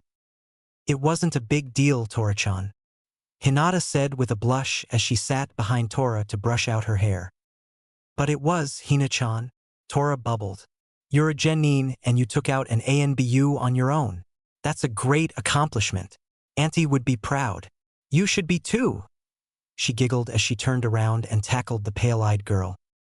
"Ah!" Hinata shrieked as the tiger woman started tickling her. "Oh, for crying out loud, Tora," Reiko groaned as she got into the mix.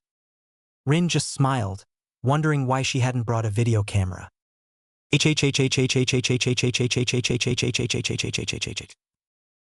In the next room, Naruto was blushing a little as he overheard the commotion from next door. For ninja, they certainly aren't quiet, the blonde thought. "Think Danzo's got something else planned for us?" Hagane asked as he polished his sword. "Probably. Even without Sarutobi's warning, that attack didn't surprise me," Erashur said as he hung up his coat in the closet. "What I want to know is what does Danzo want? Maybe we should have asked Sai that." Orochimaru said as he slipped another bullet into his clip. He was just a messenger boy, Orochimaru replied. Danzo gave the order, he carried it out. Doubt he even knew why.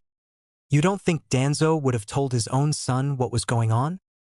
If I were Danzo, I'd play things close to the vest. The man replied as he sat down in the chair next to the window. But if Danzo wanted to capture Naruto, what would he want him for? Power or information? Hagane asked. Maybe both, Orochimaru said. Only if he doesn't know I don't have the Kyuubi inside me anymore, Naruto said, finally able to tune out his girlfriend and his cousin. Orochimaru smirked. I wonder if we shouldn't let him think that? I don't really care what Danzo thinks. He sends more ninjas after me. I'll bury them. So say we all, Hagane said in a whisper.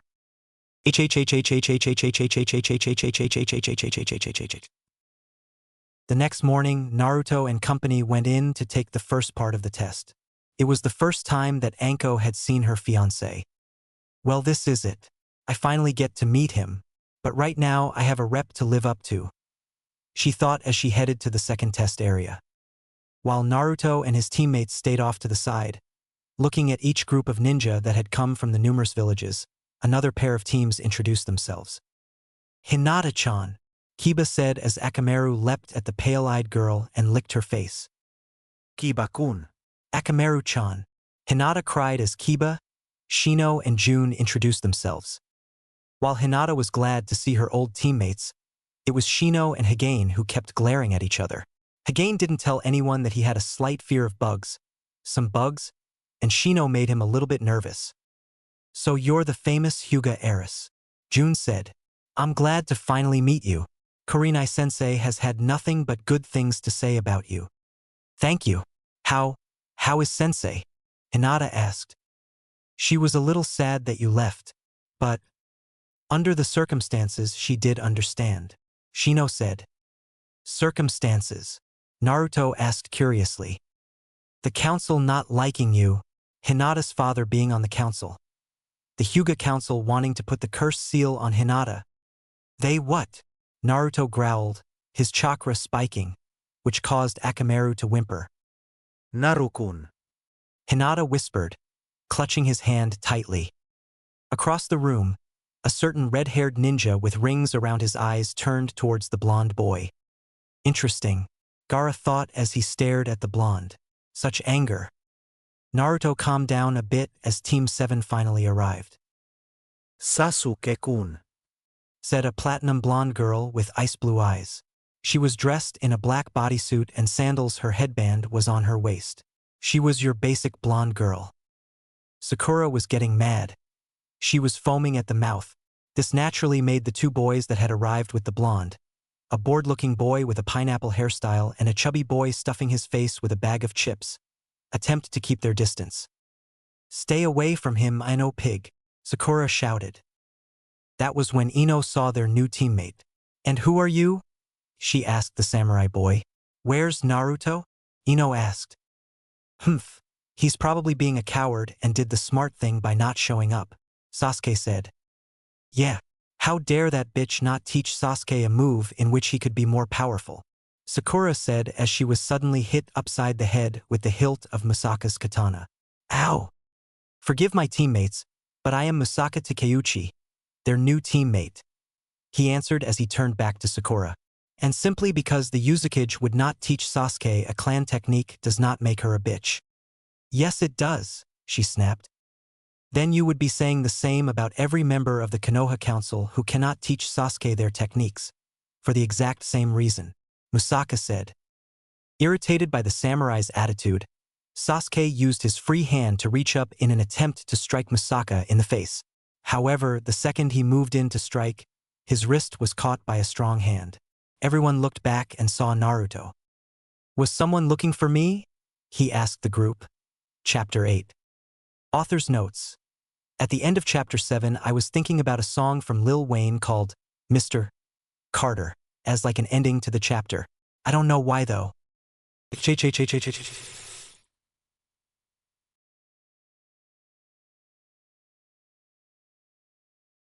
The new Team 7 and Ino laid their eyes on Naruto. The blonde boy had his hood down to reveal himself. He had gained more muscle, he was taller, and his hair had grown out to where it was past his shoulders. En Naruto. Ino gasped as she took him in. The blonde boy nodded at Ino, seeing no reason not to be civil to the blonde girl, as she had never really bad-mouthed him like Sakura had. But it was his smile that made the girl's heart flutter. A light blush spread across her cheeks. "How have you been, Ino-chan?" Naruto asked. Was all she said as the new Whirlpool team and the Konoha teammate came over to them. Naruto waved a hand in front of Ino's still blank face. "Hello, Ino?" he said. The blonde suddenly jumped away from Sasuke, leaping at Naruto and giving him a big kiss on the cheek. The reactions from the four groups were mixed. Shikamaru and Choji were shocked mostly because Ino had done a complete 180 regarding Sasuke, and to Naruto of all people. Even if he had changed. Shino, Kiba and Jun were a little confused, since Ino and Sakura had often made a big production out of fighting for Sasuke's attention. Sakura was completely shocked by this, as if wondering how her best friend and rival could just abandon Sasuke out of the blue, and for Naruto. Musaka said nothing, as did Hagane. However, Hinata was upset. First Sasuke, now my Naruto-kun? She thought angrily. She swore to herself that she would not let the blonde girl have him that easily. Just then a man spoke up. "You should quiet down. You don't know who's listening," he said. He had silver hair tied back in a ponytail, a pair of glasses over his eyes, and was dressed in a black bodysuit with lavender/white armor. "Who are you?" said Naruto, but the man ignored him and pulled out a deck of cards. "These are Ninefo cards," he said. "You just put a certain amount of chakra into them and—" Just then the card showed info on a village. "I have info on almost anyone. Yeah, I'd like to know about Rock Lee of Konoha, Gaara of the Sand, and Naruto Uzumaki of New Whirlpool," Sasuke said. "Oh good, you know their names." So the guy put chakra into the cards and got 2 out of 3 people Sasuke wanted. "Let's see, Rock Lee, member of Team 9. His sensei is Mado Guy. He's best known for being one of the greatest taijutsu fighters in the elemental countries. Gaara of the Sand. He is the youngest son of the Kazekage. He is the younger brother of Temari the Wind Mistress and Kankuro the Puppet Master. Every mission he always walks away without a scratch. I can't find a Naruto Uzumaki of New Whirlpool, but I have a Naruto Namikaze of New Whirlpool. Eldest son of the Uzukage, wielder of the steel body Madigan, the target eye and the—" His eyes went wide. "The bloodline eye? He had something inside of him that had made him infamous, but now he's training to be Uzukage when the time comes. Is there anything else?" Just then 2 shinobi from Odo approached them. "Yeah, put this in your cards. We of the Odo will put out a show this piece of crap village will never forget," said one of them. Just then a man in a trench coat, cargo pants, boots, and a bandana came in and started shouting. "All right, you maggots. Asses in the seats, now," he snapped. Everyone quickly sat down. "All right, my name is Ibiki, and I just became your worst nightmare. This is the beginning of the Chunin exams. It will consist of 3 parts. A written test, the Forest of Death, and fights to the death. I will be the proctor of the first test. This will be simple, a 20-question test." Some of the genin looked at the test paper in front of them on their desks. "Hey, there is only 19 questions on the paper," one of them shouted. "The last question will be asked verbally. Now sit down and shut up," Ibiki shouted. "Now, if you cheat on this test, you fail. So don't let us catch you. Ready? Begin." 19 questions and 6 teams later. "All right, pencils down. It's time for the last question," Ibiki said. "This question is so important that if you don't take it, you fail. If you get it wrong, you fail." That caused 2 more teams to leave. "I see, anyone else want to leave?" Ibiki asked. "This is bullshit," Naruto shouted, shocking everyone. "My team and I didn't come all the way from New Whirlpool just to be psyched out by some thug in a trench coat. I hope he forgives me for that remark," he thought. "And I don't think anyone here would want to quit now." Naruto-kun. Hinata thought, proud of her man. "You tell him, cuz," thought Hagane. "This Namikaze is interesting." thought Musaka. No wonder mother loved him. Damn, he's hot. Ino blushed. He's gotten stronger, Kiba thought with a smirk.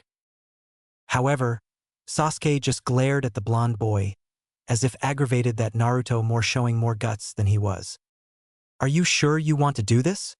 Ibiki asked. Damn straight, he snapped. Who's with me? He turned to the class. The rest of the room stood up, indicating their decision.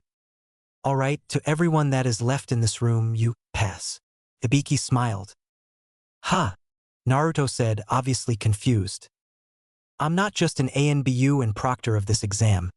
I'm a member of the torture and interrogation squad, he said as he took off his bandana showing his scars. Proof that he had experience in his specific field.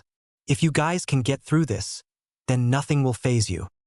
As he put his bandana back on, a woman with spiky hair crashed through the window. 24 teams? Losing your touch, Ibiki? She said as the ninja teams looked at her. She had purple hair tied up behind her head and dull brown eyes. She was dressed in a fishnet bodysuit, a black leather miniskirt, and open-toed boots. She also had on a trench coat and a headband on her head. The second she laid her eyes on Naruto, she had to force down a blush. Oh my god. There he is. I didn't know his eyes were so beautiful. Hey, it's not my fault, it's the blondes. He rallied them together. Ibiki said to her. The second she laid her eyes on him, the boy smiled at her, which made her tingle. That's my man, Anko thought. Well then, all you soon-to-be dog chow, follow me outside to Area 44 now. She snapped at them. Without a single word, the ninja teams followed her out. To be continued, the ninjas had finally assembled outside a steel gate connected to a very long steel wire fence that wrapped for miles around a thick, dense-looking forest. There were several gates spread apart evenly from each other, awaiting the different ninja teams' entry. Once Anko had explained the rules to the ninjas, Naruto couldn't help but make a comment. So all we have to do is get both the Heaven and Earth scrolls and kill anyone that get in our way? He asked. Sound easy enough. He didn't flinch as a kunai grazed his cheek. Anko suddenly appeared behind him, wrapping her arms around his torso, her mouth right next to his ear. You think so? She asked as she licked his cheek, fresh blood dancing on her tongue. What if others think the same way? She said as she let him go and handed him a stack of papers. Why don't you be a good boy and pass out the release forms? As he did, Anko could feel a tingling all over her body. I held him and licked his blood. She kept her composure and went back to the gate as everyone eventually handed her their release forms. All right, maggots, into the forest of death.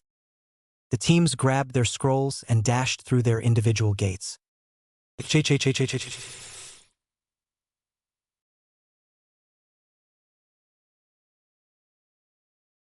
Once Team Whirlpool had set up their traps, Naruto pulled the group in close to him. Okay, War Council right now, he said. The trio sat down in a circle and made their plan. Hinata, I want you to take our scroll. Hagane and I will go to look for the other one we need. She nodded to Naruto, but looked hesitant. Are you sure, Narukuin? You can do this, Hina-chan. We both have faith in you, Naruto said as he kissed her cheek. Besides, I saw the way the other ninjas were looking at you. They think you're the weakest of us.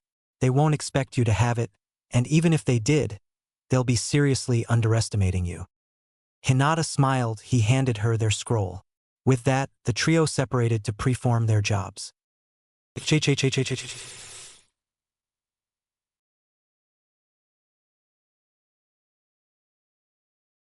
Hagane leaped from tree branch to tree branch, looking and listening for any other ninja teams.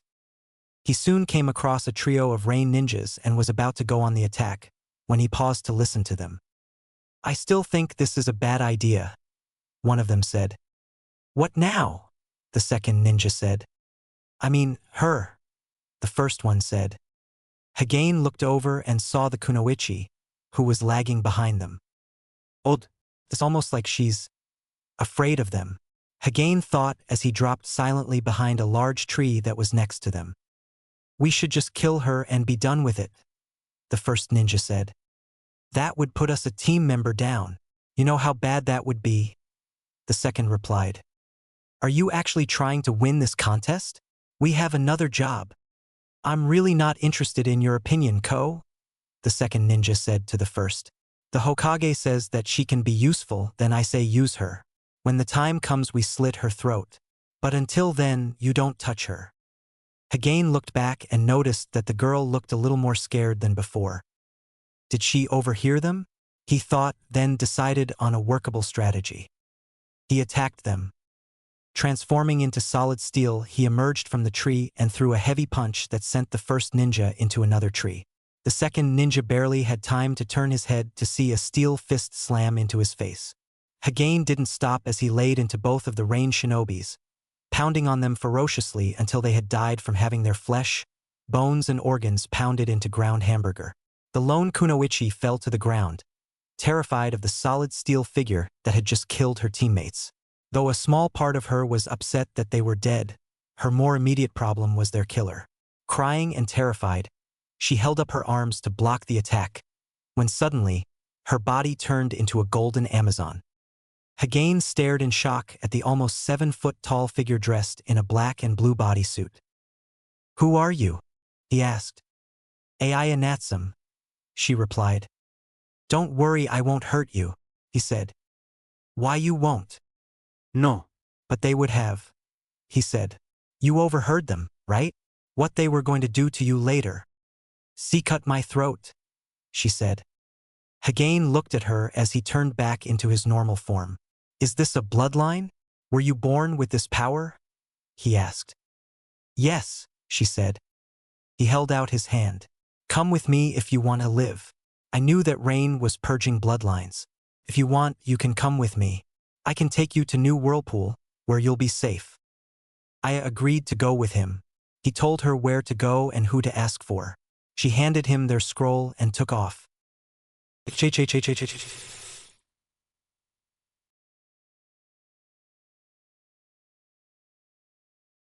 Naruto, on the other hand, wasn't so lucky. Currently, he was firing on a grass nin that was chasing him. He was already injured from the first attack, which told him this grass nin was not normal. Really, Naruto-kun, do you think those toys are going to stop me? The grass nin said. Naruto was shocked. Who the hell are you? How do you know my name? He said. He laughed. My dear boy, who hasn't heard of the prodigy of New Whirlpool? He said. As to who I am, he said as his body suddenly changed, losing the henge to reveal a slightly deformed, long-haired, pale-skinned, yellow-eyed, snake-like man. I am Orochimaru, one of the Sannin. I've heard of you, the guy who betrayed Konoha. That's right. Are you shocked and filled with loathing towards me?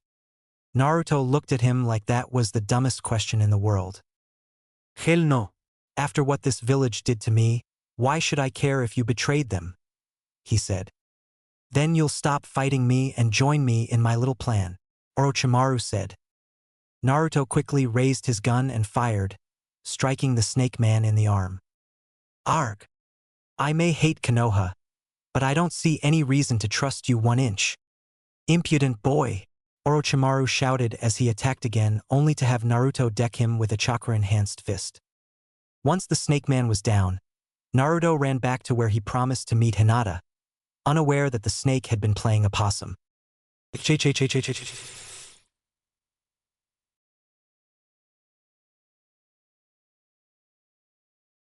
Meanwhile, Hagane and Hinata were fighting off Team 7 while Misaka was sipping his tea.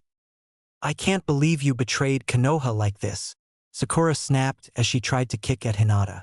You even betrayed your clan. I don't care about Konoha. I don't care about my clan. I care about Naruto-kun, Hinata said as she easily blocked the kick with her hand. Something's wrong. Inner Sakura screamed. Hinata's never been this strong or fierce. The statement was proven correct when Sakura threw another punch, only to have Hinata catch it and spun her around, wrapping her arm tightly around Sakura's neck, bringing the pink-haired girl's ear next to the lavender-eyed girl's mouth. Answer me one question, Hinata, Sakura gasped. What? Hinata asked. Why do you love the dobe? she asked, struggling to breath. I do not have enough time to give you all my reasons, so I will simply say this. Unlike your Sasuke, my Naruto is capable of returning love, she replied as she released Sakura, spun her around and threw a high roundhouse kick that tossed the pink-haired girl into a tree, knocking her cold. Across the way, Hagane had already kicked Sasuke in the gut, face, legs, shoulder, and had him on the ground, pummeling his face as Naruto came running up to them. Naruto-kun. Hinata shouted as Orochimaru exploded out of the trees.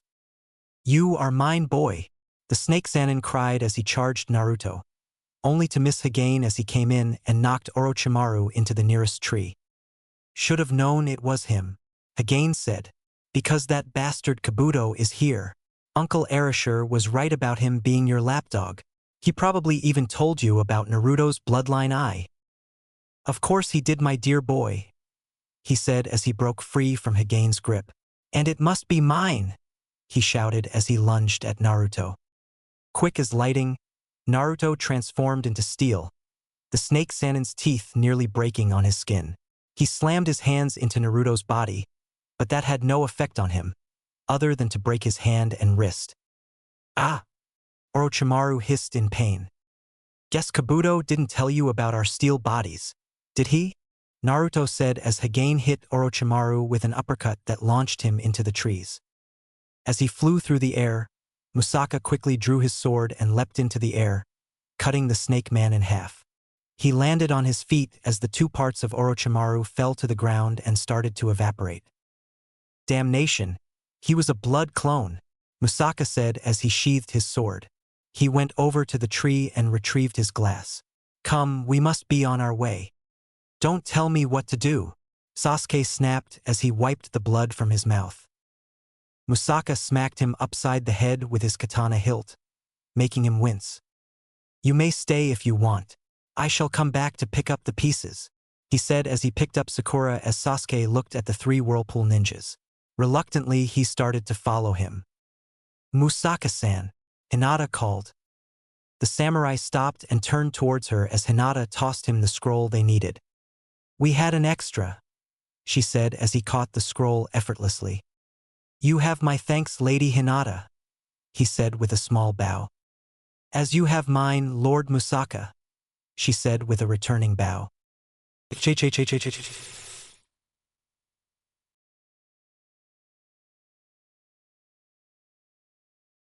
Hinata looked out of the large tree at the falling rain. Naruto and Hagane were asleep and she was on guard duty. She was cradling Naruto in her arms, just taking in his features. She smiled as she brushed her hand through his hair, a smile appearing on his face as she did that. Suddenly she noticed a trio of sound ninjas appear through the parting haze. Her expression turned foul instantly as one of them launched a sound blast at her. Hinata dove forward, taking the blast in the back. However, the blast didn't affect her, which shocked the ninjas. Hinata raised her head and turned back them, tears in her eyes. A sneer on her lips formed as she exploded from the tree, tackling the ninja and pounding his face with her hands.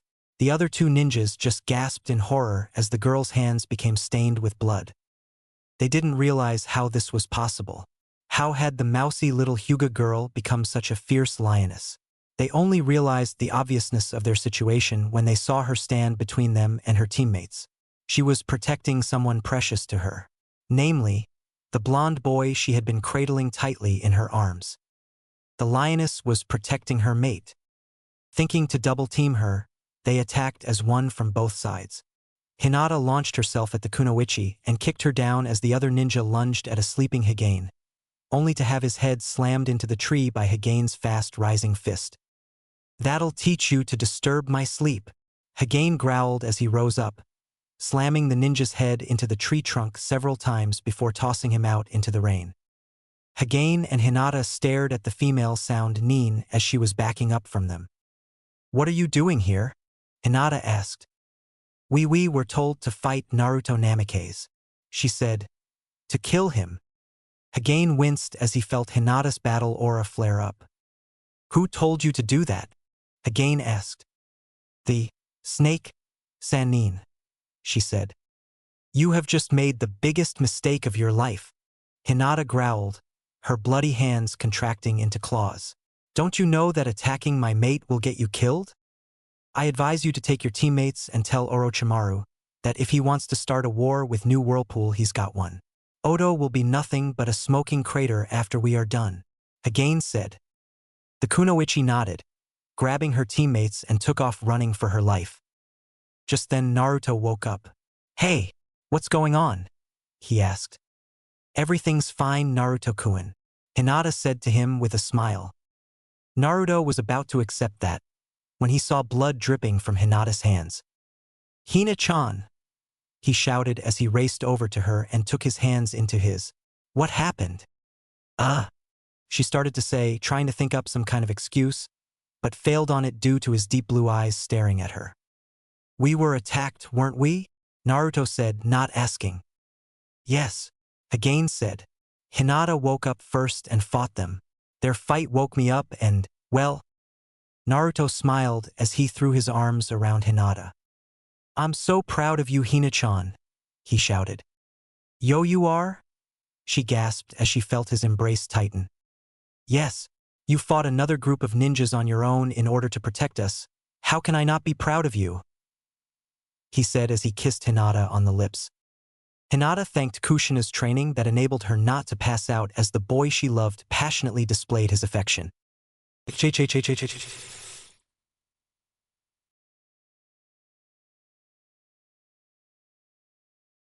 Once Hinata had washed off the blood in a nearby stream, the trio headed for the tower where they opened the scrolls, and Rimaru appeared. Well done, all of you, he said to them. I'm sure you have a lot to tell us, so let's go inside for a bit, he said as they walked in to relax. Naruto was asleep, resting up for his match in the prelims, which was tomorrow. Hinata was watching over him, stroking his hair gently, enjoying being able to care for him so tenderly. He was still sore from the injury that Orochimaru had given him, a kunai to the join between his shoulder and arm, a fact that he ignored when his concern for Hinata rose up. Seeing her bloody hands made Naruto forget his own injuries, but after he had released her, he remembered them. The slight surge of pain wasn't too bad to take. Just then Hagane helped Anko into the room. What happened, Hage-kun? Hinata asked as he laid the battered and bruised woman down on the bed next to Naruto. She was attacked by Orochimaru a few hours ago. He wanted her to attack Naruto. When she said no, he attacked her. I came upon their fight and managed to drive him off, then brought her here, Hagane said. Anko looked over at Naruto, noticing his injury wrapped in a fresh bandage. What happened to the kid? She asked. Oh no. Please be all right, Naruto. He was attacked by Orochimaru in the forest. He tried to give him the curse seal, but he used his steel body technique to block him, Hagane said. Oh, thank goodness, Anko said with a relieved sigh. Are you going to be all right, Anko-sensei? Hinata asked. Yes, she replied. Freaking snake is tougher than he looks, but so am I, she stated. Hagane, go and get some ice and the medicinal herbs from the pack Kushina-sama gave me, Hinata said. What are you doing? Anko asked as the boy went to perform his job. Kushina-sama taught me healing techniques as well as taijutsu. I will be able to accelerate your healing time, she said. Naruto may have been the team leader on this, but in his weakened state Hinata had chosen to take charge. In the tower's sleeping quarters, the group of ninjas rested and recovered their strength for tomorrow's activities.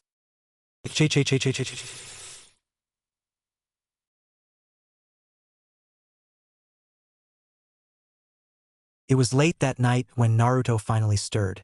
Anko had been waiting for him to wake up so that she could talk to him. She was grateful to Hinata for her healing techniques, but now it was time for a little heart-to-heart. Naruto-kun? She asked tentatively. Wa, Anko-sensei? Naruto asked, more than a little curious as to what she was doing next to her. What are you doing here? He asked, then noticing her injuries. Who attacked you? Orochimaru, she said. Naruto grimaced as she said that. Bit by bit he was starting to hate the snake Sannin, and Anko could see it in his eyes. The pair spent the next hour just talking, telling each other about their likes and dislikes, hobbies and dreams for the future.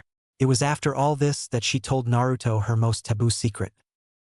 You were trained by that damned snake? He gasped. Anko nodded her head, pulling her shirt off of her shoulder, revealing the cursed seal Orochimaru had given her years ago, which ultimately made her his slave, which meant that he could hurt her no matter where she was. If he wanted to, he could kill her. But her most deepening fear was that Naruto would despise her now because he knew. I will understand if you hate me for this. I just felt you deserved the truth. Naruto lifted Anko's head up to look into her eyes. He smiled at her, the woman seeing that there was no hate in them. How can I hate my fiancé? He said as he pulled the woman into a gentle hug. Anko felt a wave of love wash over her as the boy held her tight. She wrapped her arms around his body and returned the hug, tears falling from her eyes for the first time. You know, she said in a whispered voice. Yes, I do. My father left a few letters with my mother before he died. One of those letters mentioned you. I didn't say anything before because I didn't know you. But now that I do, I'm not upset at all. Anko, there's something I have to tell you, he said as he pulled away from her. Yes. It's about Hina-chan. Your girlfriend, she said. Yes, don't get me wrong, I like you. But Hinata was the first girl in my life who cared about me who wasn't related to me. I can't just make her a second, he said. However, I can at least do this, he said as he placed his hand on her shoulder. His hand started to glow, a slight static shock surging over her body, which was replaced by a warm, tingling sensation. What did you do? Anko asked as Naruto removed his hand from her shoulder. I placed a mild suppression seal over the cursed seal Orochimaru gave you. It's only a temporary solution, but it will keep that damned snake from controlling you. I'll need to talk to my mother about anything more permanent, he said. Anko smiled as she hugged the boy tightly, kissing his cheek to thank him for what he had done. Meanwhile, from the doorway to their room, a certain pale lavender-eyed girl watched intently, no feelings of anger bubbling up inside her. She had heard what had been said and understood. Opening the door to reveal herself, she walked over to the bed and sat down next to the pair. Hina-chan, Naruto gasped the second the door had opened. It's all right, Naruto-kun, Hinata said. It is? Yes, your father made this arrangement, so I will understand you wanting to honor it. I thank you for wanting to include me in this, and I am not averse to sharing you, she said, taking his hand into her own. Anko just stared at the girl, shocked at what she believed the girl was proposing. You mean you would be willing? Anko started to say, but couldn't finish. Yes, Hinata said with a nod.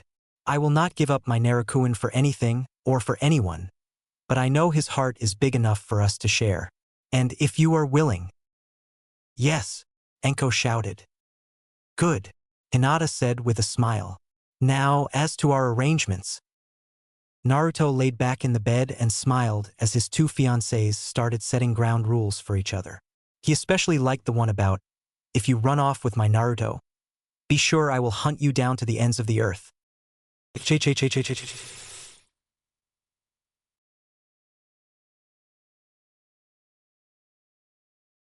When morning and breakfast came, the prelims were announced and everyone was to assemble in the main chamber. Naruto was now in a pair of tearaway pants, a black t-shirt, black bike shorts, sandals, and his headband. His hands were taped up and his hair was in a ponytail. Like the outfit, cuz, Hagane said. Just something I threw on, he said as he stepped out of the room. Suddenly, he was tackled to the floor by a striped blur, crashing into the middle of the floor. It was Tora. She was dressed in a white bikini top, black and white hot pants, pinkish stockings with thick socks and no sandals. His face was buried in her cleavage as she purred while everyone around started to laugh. Great, I feel like a Pooh Bear, Naruto groaned as he tried to get up. So what am I? Tigger? Tora giggled. Once everyone had had their laughs, they got up and headed to the arena.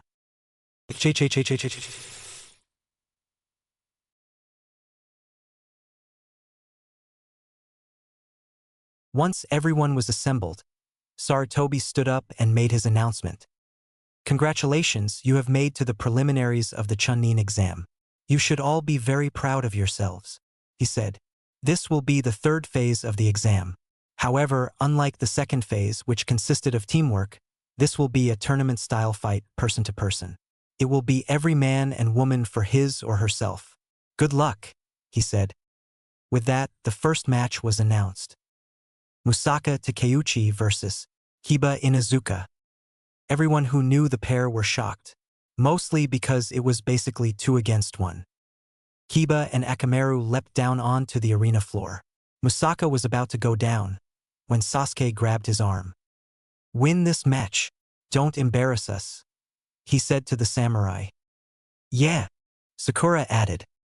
Musaka gave Sasuke an even look before he kicked Sasuke's legs out from under him, pushing him hard to the floor with his hand, quickly taking his sword out and aiming it at the Uchiha's neck.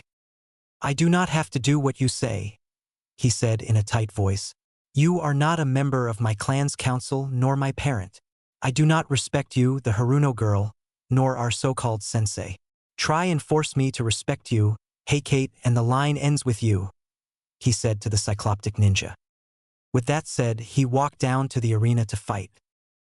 The fight itself was fairly impressive, with Kiba and Akamaru trying to double-team Musaka by having the dog turn into a clone of Kiba. While Musaka had to admit that the pair had impressive teamwork savvy, he didn't let that distract him. Moving at speed to match them, Musaka was able to deduce who was who, and used the reverse side of his sword to strike Kiba with after he had charged his sword with chakra. He struck Kiba's nerve points with incredible precision, laying out the boy within a matter of seconds. Winner Musaka Takeuchi, said the proctor. Musaka looked at Kiba and bowed to his body, which Akamaru was pawing at, then he bowed to the proctor. He left the floor as Kiba was carried off, leaving the floor open to the next fight. The rest of the matches were somewhat spectacular to watch. Sasuke, Shikamaru, Shino, Temari, Hagane, Jun and Kankuro won their matches. Choji lost his match and Ino and Sakura's fight ended in a double knockout. Musaka just shook his head, realizing that Sakura had been trying so hard to impress her dear Sasuke that she left herself vulnerable to an easy-to-block strike, resulting in her being knocked down along with Ino. However, Ino woke up as she was being carried out. As she did, she saw Naruto had come over to her. You did good, Ino-chan, he said. But I kinda lost, she said weakly. Technically, at least you didn't let your guard down. Thank you, Naruto-kun, she said before they carried her off. Next up was Rock Lee, and he was facing Gaara. The Jinchuriki unleashed nearly all of his awesome powers to strike down the taijutsu expert. However, once Lee got the go-ahead to drop his weights, even Gaara's sand shields couldn't protect him against Lee's blinding speed. He struck down Gaara with a fury of lightning-fast punches and kicks, throwing him across the arena and into the wall. Winner Rock Lee, the proctor coughed. The next fight was Hinata against Neji. Naruto looked at his girl, who was more than a little freaked out. Don't worry, he whispered to her, clutching her hand tightly. You trained with Mom. You can beat him, he said to her. Hinata smiled as Naruto gave her a reassuring kiss on the cheek. Walking down the arena floor, she stared at her cousin, sensing something different about him.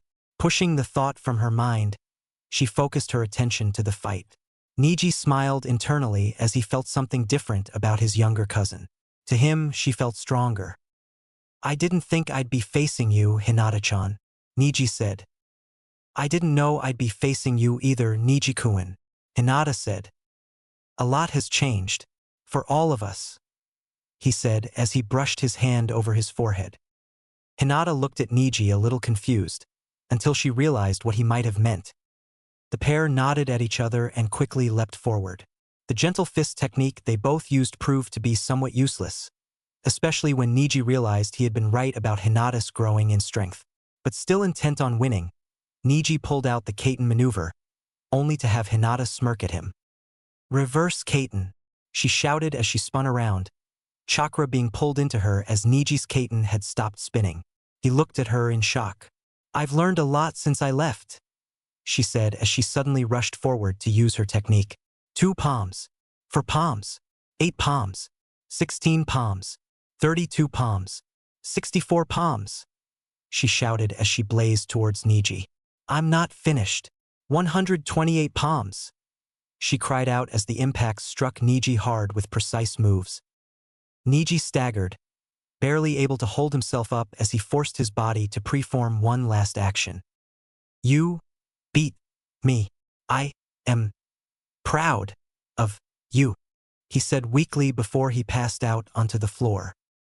Winner Hinata Hyuga, the proctor said. Naruto cheered loudly as he leaped down onto the arena floor and engulfed Hinata in a tight hug.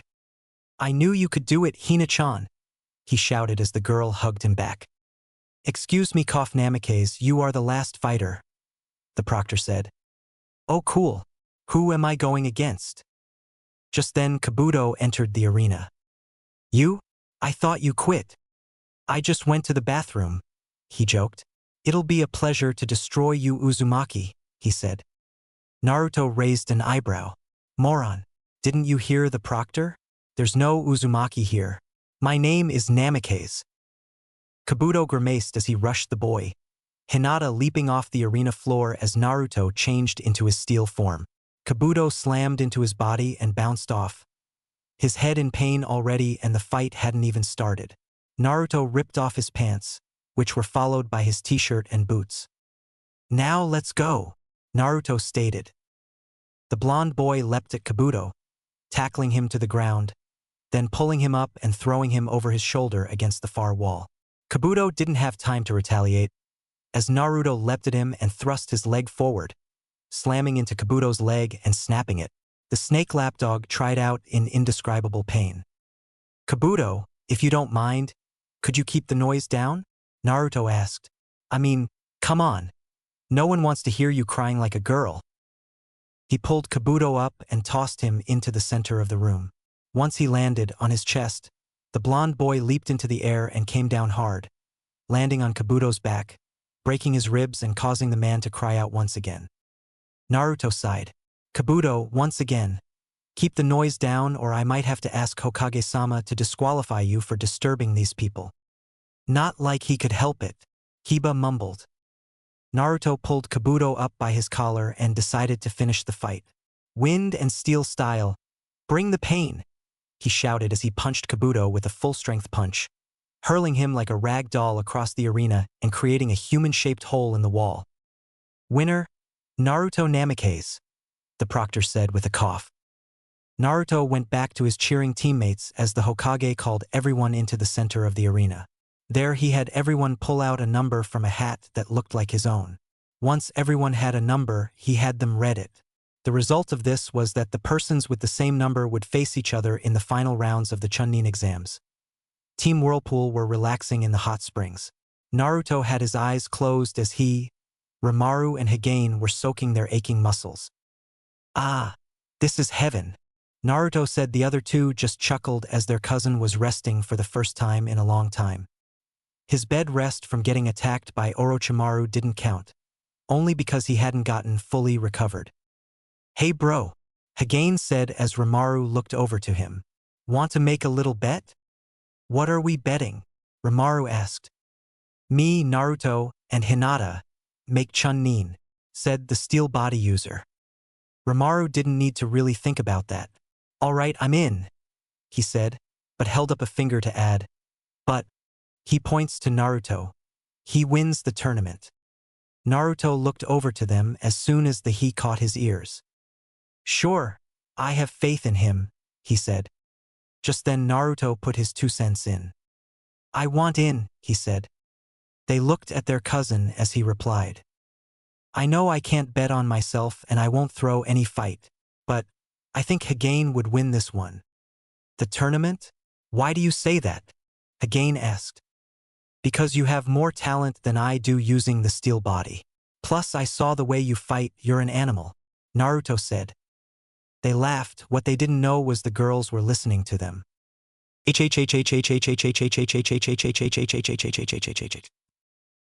So, my brothers want to make a little bet, huh? Said Reiko.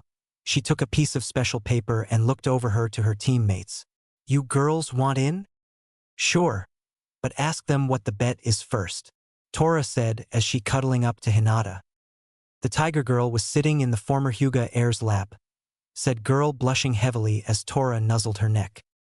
Oh, you're so cute, she purred.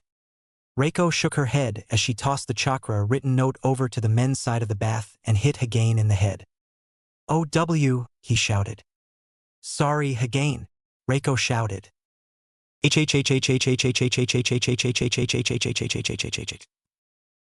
Orochimaru opened the note. We heard you are making a bet on the outcome of the exams. We want in. He read. What do you want to know? He shouted. The bet, Reiko shouted. Orochimaru's betting on me winning the tournament. I'm betting Hagain and Hagain's betting, Naruto shouted. Hinata, sis. Hagain shouted, then turned to his cousin. Sorry, bro, but somebody had to bet her. They laughed. What they didn't know was Hinata was blushing over the fact her opponent is betting against himself and a little mad that her boyfriend would bet against her.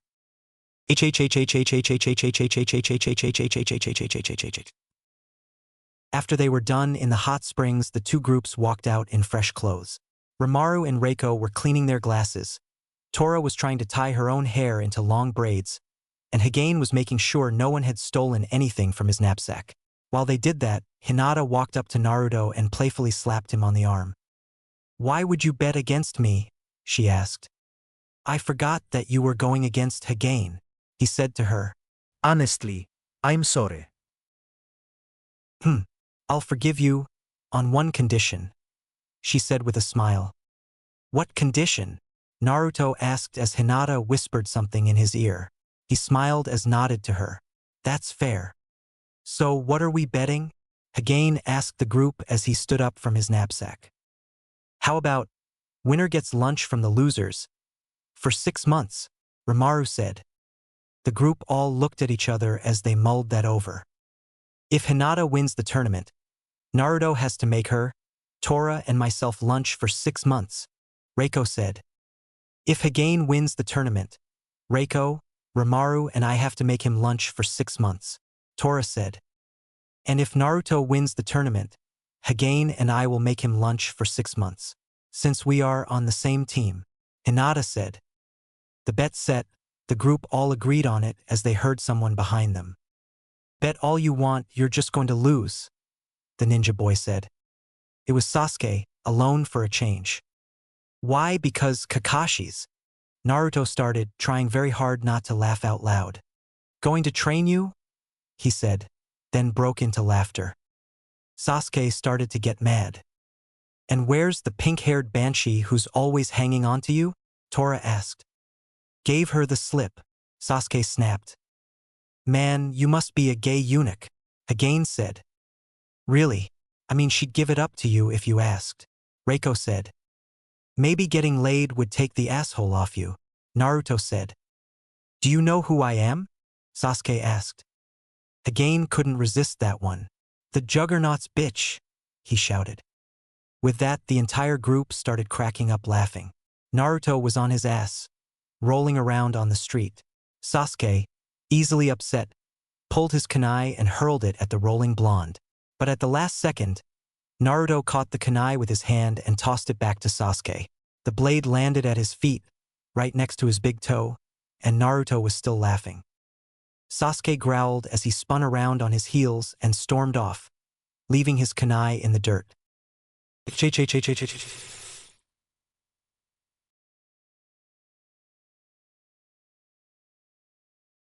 It was just afternoon as Hagain met up with Aya Natsum at their hotel. The woman was sitting in the lobby talking to Erashur, just like Hagain had told her to find, but they had been joined by a gorgeous lavender-haired woman dressed in a chunnin vest, black cargo pants, and open-toed boots. Her headband was tied on her right arm, and she had a long katana sword in its sheath clutched in her left hand. He went over to them and introduced himself. Uncle, he said, nodding to the older man. Aya, he said, nodding to her. Hello. My name is Hagain. What's your name? He asked the second girl. My older sister, Maya, Aya said. then turned to the lavender-haired woman. This is the ninja who offered us a safe haven over the purge. A safe haven? Maya asked. Where? New Whirlpool, Erishur said. Maya looked at Hagain. You can ensure our safety? And passage to New Whirlpool. Of course, my aunt. My sister, Erishur added. Is the Yuzukage, he said. She's coming to Konoha within the month for the final exams.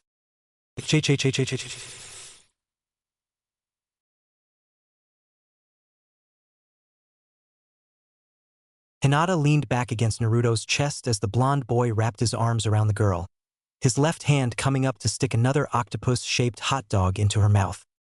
Mmm, she moaned as she accepted the piece of food.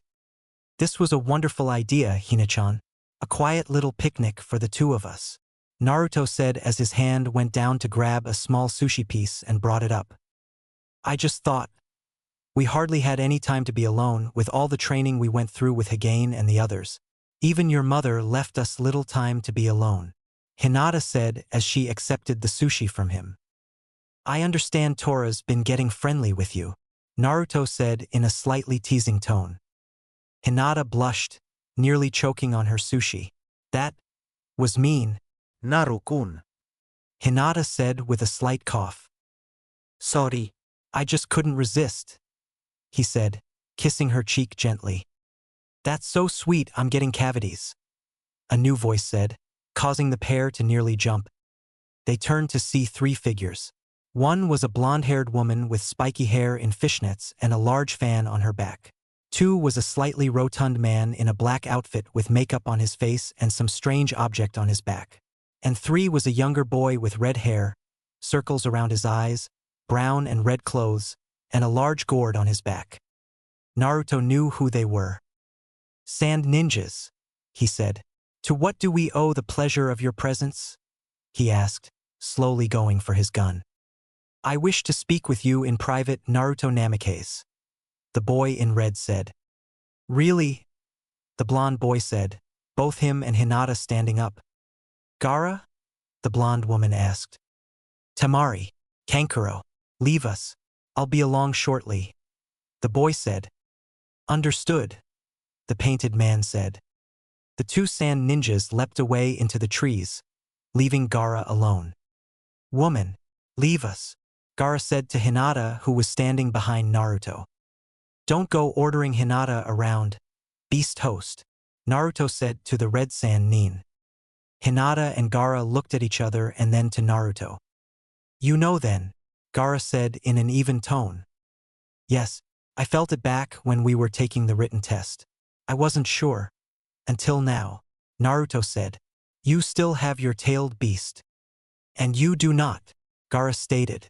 But this is not why I have come. Then why?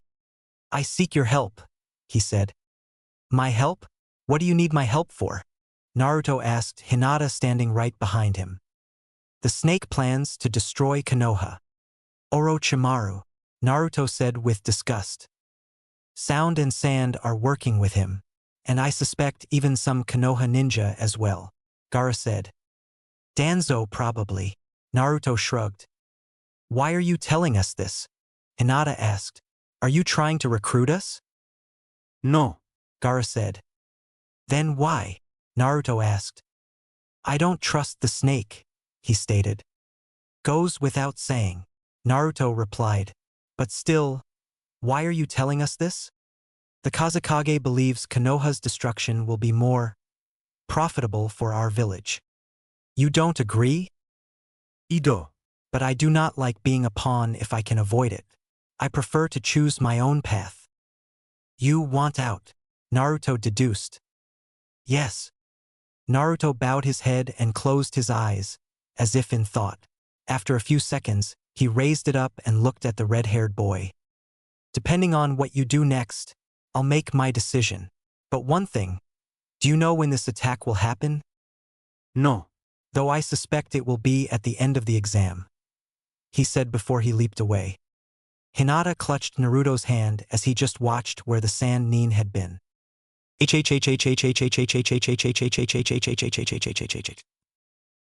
While Naruto and Hinata were on their picnic, Rimaru, Reiko, Hagane and Tora were walking into the Hokage's office. "You wanted to see us, Hokage-sama?" Rimaru asked. Sarutobi sighed. "I had hoped Naruto would be with you. He's busy at the moment. You can tell us and we'll tell him," Hagane said. Sarutobi accepted that as he spoke. "There are a few things you need to know, and they are all in the manor," he said as he gave the group a key to the old Namake's manor. "Thank you, sir. Let's go, people," Hagane said to the others. With that, the group set off to find Naruto and Hinata.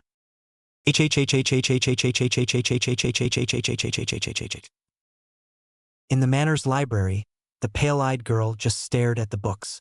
"What are we searching for, Narukuin?" Hinata asked. "I guess we'll know it when we see it," he said. "Jisan wouldn't hand us the keys to the manor without reason." "I got it," Rimaru said, finding a scroll with the Uzumaki/Namake seal on it. "Naruto, heads up," he said and tossed him the scroll. Naruto caught it and opened it up. "Oh my god," he said, which caused everyone to stop what they were doing and look at him. "What's wrong?" Hinata asked. "This is one of the most powerful summon scrolls in all of the elemental countries," Naruto said as he continued to read it.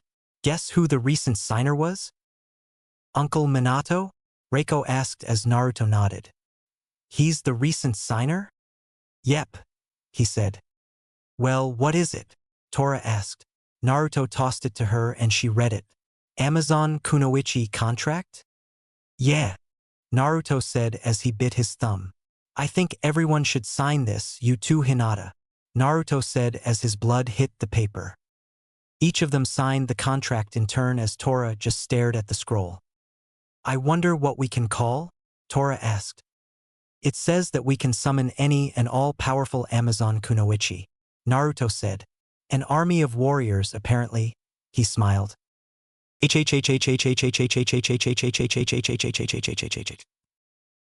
was late at night when Naruto arrived at the Furos. He had received a note at dinner that if he wanted to know more about his father to come alone to the Furos. Well, he had arrived, and he was indeed alone. "Okay, I'm here. Now where is this guy?" he thought as he looked around. Just then a man with white hair and dark eyes with red streaks coming down his cheeks appeared. He was dressed in a red, green and black robe, a mesh shirt, green pants, sandals and a spiked headband with the kanji 4 oil on it. Naruto felt someone approaching him from behind and put himself into an attack position. "Alright jerk, let's see how you like a Rasengan sandwich with extra knuckle," Naruto thought with a growl. Jiraiya saw Naruto near the Furos and quickly but silently approached him. Quick as lightning, the blonde boy turned around and hurled a Rasengan at the older man, who was barely able to block it with his own hastily made Rasengan, the blast knocking the man onto his butt. "Old man, you don't know how lucky you are," Naruto said as he helped the Sannin up. "You can create Rasengans. Do I know you?" "You should, boy. I am the great Toad Sannin Jiraiya," he said elaborately but in a hushed voice. Recognition showed up in Naruto's eyes. "Oh, you're my father's sensei, the pervert," Naruto said. Jiraiya's face faulted into the pavement. "What are you talking?" he said, his own realization coming up. "You're Minato's kid. Well, it's nice to finally meet you," he said. "I missed the Chunin exams, but I heard you made it to the finals. Congrats." "Thanks," Naruto said. "So, what are you really doing here if you have a new home and a family and all?" "I'm here to offer safe haven to persecuted blood-lined ninjas." "Really? Sounds like a charity or a relief fund." "It is. Mom approved the plan, but we're carrying it out," he said. "So, is there anything you want me to teach you?" the Sannin asked. "Thanks, but no thanks, Jiraiya-sama. I already have what I need. I know the Rasengan. I already have 2 parts of my dad's Thunder God Jutsu down. All I have to do is either find one of his Trikanai or smith it myself," Naruto said. "But I am going to need your help to protect the others." "Why?" "Orochimaru is leading Sound and Sand in an attack against Konoha," he stated. "What? Are they crazy? They can't." They can and they will. My best guess is during the final phase of the exam. Konoha won't allow that. Unless some of them were part of it. Jiraiya paled at that accusation. Who is it? Danzo? Wouldn't doubt it, but I don't know for sure. Well, that's just great. What about Sarutobi? Or your mom? Couldn't she get an army here to help us out? She could. But she doesn't care for this village any more than I do. I've got no love for this village either, kid. After what they did to you and your old man, after what they tried to do to others who never deserved it. But I think we'd better see Sarutobi in the morning to make a plan. All right? Fair enough, Naruto said as the pair walked out into the night. Chapter 12. It was early morning when both Naruto and Jiraiya appeared in Sarutobi's office. Jiraiya! Naruto! Sarutobi gasped as the pair appeared in front of his desk. I know we should have called first, Sensei. But this is rather important, Jiraiya said. Oh? What exactly? The Hokage asked. Naruto and Jiraiya quickly explained what Naruto had told Gaara had told him yesterday. Are you sure about this, Naruto? He asked. The boy nodded. Do you know how many are out there? They've had time to plan and prepare. And considering they have an additional month before the final phase of the exam, Naruto said. And add to the fact you've already got everybody guarding your elite guests. Your army is cut in half and I sure as hell don't think Danzo's gonna help you, Jiraiya said. It's possible he's in on it with Orochimaru. That's a best guess. I've got no proof for it, Naruto said. Of course not.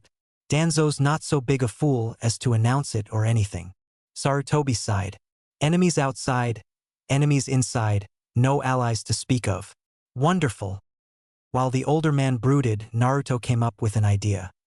Ji-san, I think I have an idea on how to get some proof, Naruto said and did the seals for the Kage Bunshin. However, something happened and where there should have been a Naruto clone stood a young man with silvery white hair, blue eyes and a demon left arm. He was dressed in a long, black, short-sleeved trench coat, black leather pants, a red vest covering a white shirt and black boots. He had a strange-looking sword strapped to his back and a holster under his right arm. What the hell? Naruto gasped. That's supposed to be a clone. The clone didn't say anything, just stared at Naruto, and Naruto understood him. His name's Nero. He can help us, Naruto said. He can? How?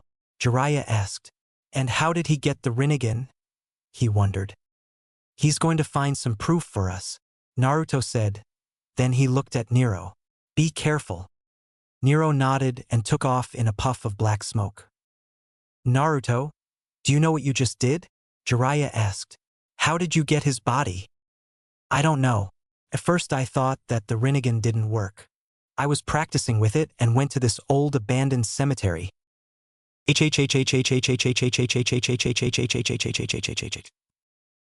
Flashback, New Whirlpool. After training with Hagane and Hinata, Naruto went into a library and read about dojutsus. I wonder if we have one. He'd read about all the different dojutsus out there, but when he got to the Rinnegan, he felt that maybe that was the one he had. He sent some chakra to his eyes and he felt something in them. He read the scroll and saw how they were to look. He took off his headband to see his reflection, and sure enough they matched the picture on the scroll. Now, it says that they could send a small portion of their soul into the body of a dead person, and they can then summon them up like a Kage Bunshin. I got to try this out, he thought.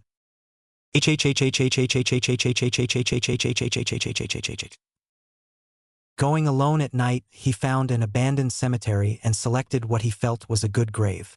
He wasn't sure if the grave was good or not, but he just thought it would work. Having chosen the grave, he activated his Rinnegan and sent a small amount of his soul into the body. However, after nearly 10 minutes of nothing, the blonde boy became dejected, giving up and heading back to the village, not telling anyone about the Rinnegan. After all, why would he tell anyone, even his mother, about a technique that failed? End flashback.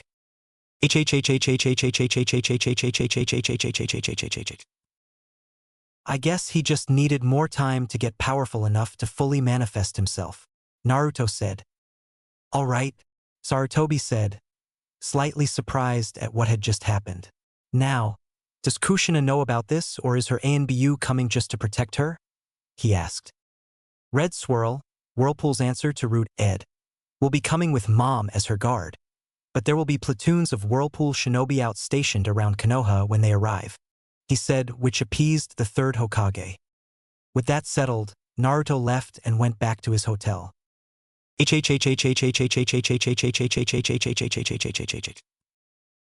On his way back, someone came up to him.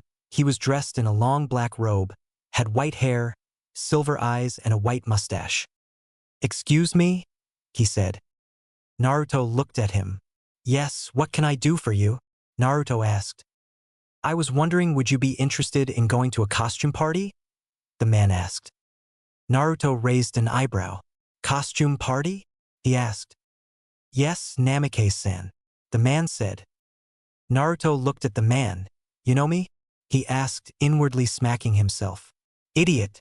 Word has to have been out by now about me. Okay. Let's say that I want to go. How would I get an outfit?"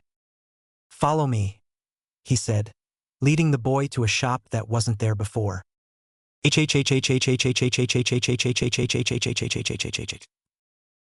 "Welcome to my costume shop," he said as Naruto just stared at the two huge floors of costumes everywhere.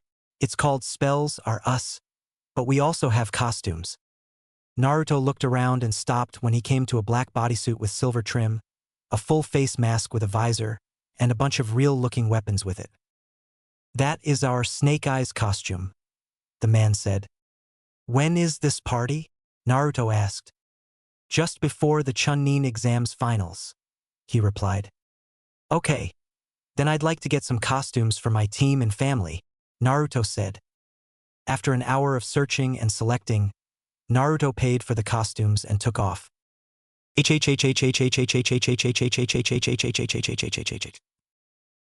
However, on his way back to the hotel, Naruto ran into some ANBU.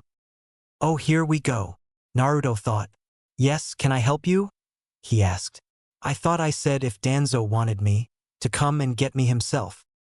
"Danzo did not send us to get you, demon," the leader said. "Then who sent you, asshole?" he said. Just then he heard the shing of a katana released as it was under the ANBU's chin at his neck. "I did, Namikaze-sama," said the matriarch of the Takeuchi clan. "Now apologize to Namikaze-sama before you become a head shorter," the woman said. "I'd rather die than apologize to that demon." Just then the ANBU heard the click of a handgun cocking and felt the muzzle pressed against his head. Naruto thumbed the hammer back, his finger on the trigger. "Okay. Then I apologize to you, Takeuchi-sama, for getting blood on you," Naruto said and was about to pull the trigger. Two members of his team were about to attack Naruto when they found a pair of kodachis at their throats, which stopped them in their tracks. "What?" the leader gasped, as the kodachi-wielding ninja pulled off their masks, revealing themselves to be Takeuchi members. Taicho just smirked and gave out an order. "These men bore me. Kill them," she said softly. It was then that the ANBU captain spoke up. All right. I'm sorry, Namikaze-sama, he said. Naruto looked at him with an annoyed gaze and shook his head. "Sure, you apologize when your own life is on the line. You should have thought about that all those times you attacked me. All those times you got drunk and tried to kill me," Naruto said. "All those times you tried to rape me," one of the Takeuchi kunoichi said. "And the time you threw acid in my face, destroying the skin around my eye," Taicho said. "Kill them." 2 deep slashes and 1 point-blank gunshot dropped all 3 ANBU to the ground. "Shed no tears for those who deserve it not," she said as she replaced her sword. She turned back towards Naruto and smiled. "Namikaze-sama, would you care to join me for tea?" "I would be honored, Takeuchi-sama," Naruto said, still carrying his purchased costumes. Chapter 13. Naruto sipped his tea with a sigh, enjoying the subtle warmth that flowed down his throat. Across the table, Lady Taicho just smiled at her blonde guest. "So, my father really wanted you to adopt me?" Naruto asked. "Minato and I were good friends. When we were younger, we made a pact that should the other perish in battle, we would adopt their children. She said. Then, why didn't you? He asked. At first she didn't say anything. The sad expression in her eye and the sneer on her lips told him everything. It was the council, wasn't it? Naruto said. They stopped Jisan from doing a lot of things for me. It probably wouldn't have taken much to stop a clan head. Taicho sighed as she picked up her teacup and took a sip. I feel I owe you an apology for not being able to do more for you. You don't owe me any apology, Taicho-sama, he said. It's not your fault. Either way, that will change soon. Soon? Why? A smile turned her lips up, changing her expression from one of anger to one of beauty. I have been offered a position in another village. I will be accepting it after the Chunin exams. She explained. Naruto smiled. That's good. You'll be able to get away from this village. Yes, it will be a new start. For all of us. She said as a new person walked into the room. Hello, mother. Musaka Takeuchi said as he entered the room. Ah, Musaka. Welcome back. Taicho greeted her son. Forgive me, mother. I didn't know you had company. It's all right. I assume you know Naruto Namikaze. Naruto bowed his head to the young samurai. Musaka bowed his head in response to the young ninja. We know of each other, Musaka said. Yeah, we even have a few things in common, Naruto said. Oh? Like what? Taicho asked. We don't like Sasuke Uchiha, Naruto said. We don't like the Konoha Council, Musaka said. We don't trust the Leaf Village, Naruto said. And we've been persecuted by the ninjas of this village, Musaka said. That, and we've also kicked Sasuke's but more than once, Naruto laughed. The pair of Takeuchis joined him in that as Musaka joined the pair for some tea.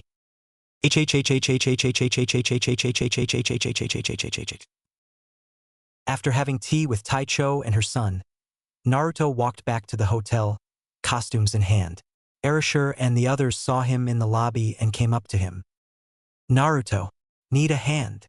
Erasure asked. I've got it, thanks, uncle. Is everyone here? He asked. Erasure nodded, staring curiously at the packages.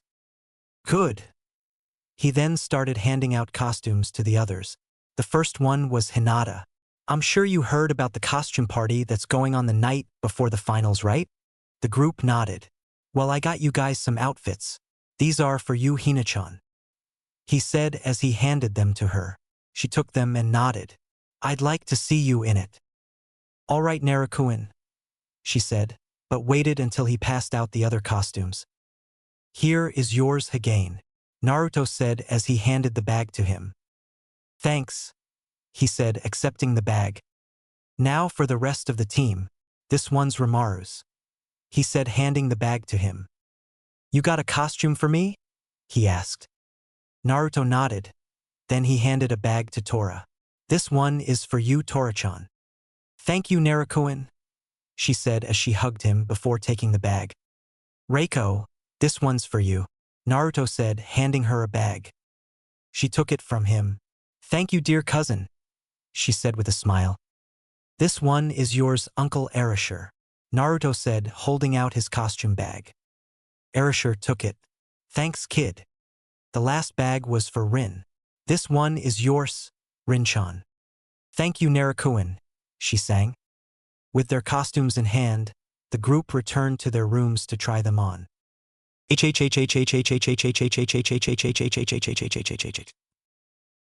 Back in their room, Hinata was curious about what costume Naruto had gotten her, but right as she was about to find out, Tora snuck up and put a blindfold over her eyes.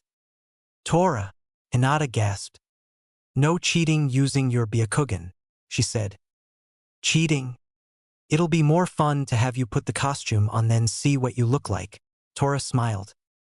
Oh, all right, Hinata said. With that, Tora opened the first bag and saw white leather, shoulderless, midriff and cape all in one, opera-length gloves, white tights, stockings, pumps and a choker. A long blonde wig completed the outfit. 1. You are so kinky, Naruto-kun, Tora giggled to herself, then she unzipped the other bag and saw a long, sleeveless white robe with a diamond on the back and the kanji for 2 in the middle and markings at the bottom, with a neck clamp attached to long twin pigtails with rods in them. Okay, Hina-chan, I'm going to help you undress. What? Hinata gasped. You have to be down to your skivvies for this outfit to look good on you, Tora said. The dark-haired girl practically glowed in embarrassment as Tora undressed her until she was down to her panties. Tora was grinning as she helped Hinata into her outfit. While this was going on, Hinata's mind was in a whirlwind as to what exactly she would look like. Once Tora was finished, she stared at the girl. She was gorgeous. Okay, you're all set, Tora said as she put Hinata in front of the mirror, reaching for the blindfold. Don't open your eyes until I say so, she said as she put the wig on her and then the extensions. Okay, get ready for a huge surprise, said Tora. Open them. Hinata did and stared into a mirror. Ah, Hinata freaked. Naruto-kun. Don't panic, Hina-chan, Tora said. Obviously he thinks you are extremely hot, so he wants to show you off. Hinata blushed. Just then they heard, Naruto. That sounded like Hagane-kun, Hinata said and went over to the boys' room. When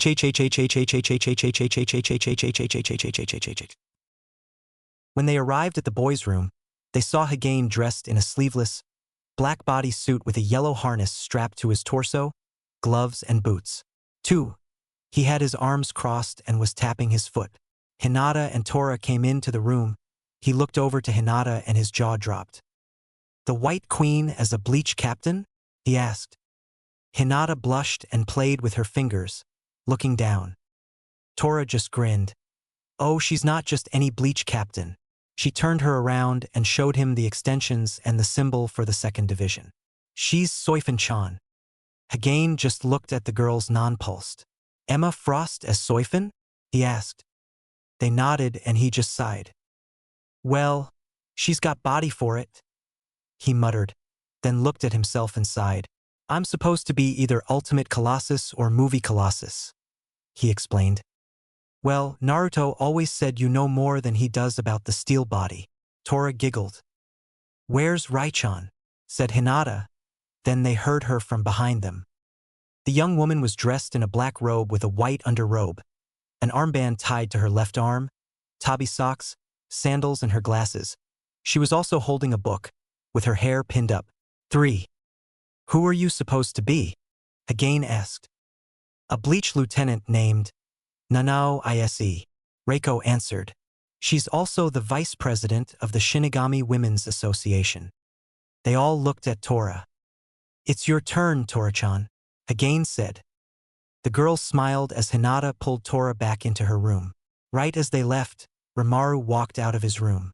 He was dressed a black shirt, a long dark trench coat, slacks, boots and shades. 4. Hagane just looked at his brother and laughed. Oh man, that is so cool, he said. Orochimaru just sighed. Here we go, he mumbled. Come on, say the line, Hagane said. Sigh. All right, Orochimaru said. Ino kung fu. Hagane and Reiko giggled.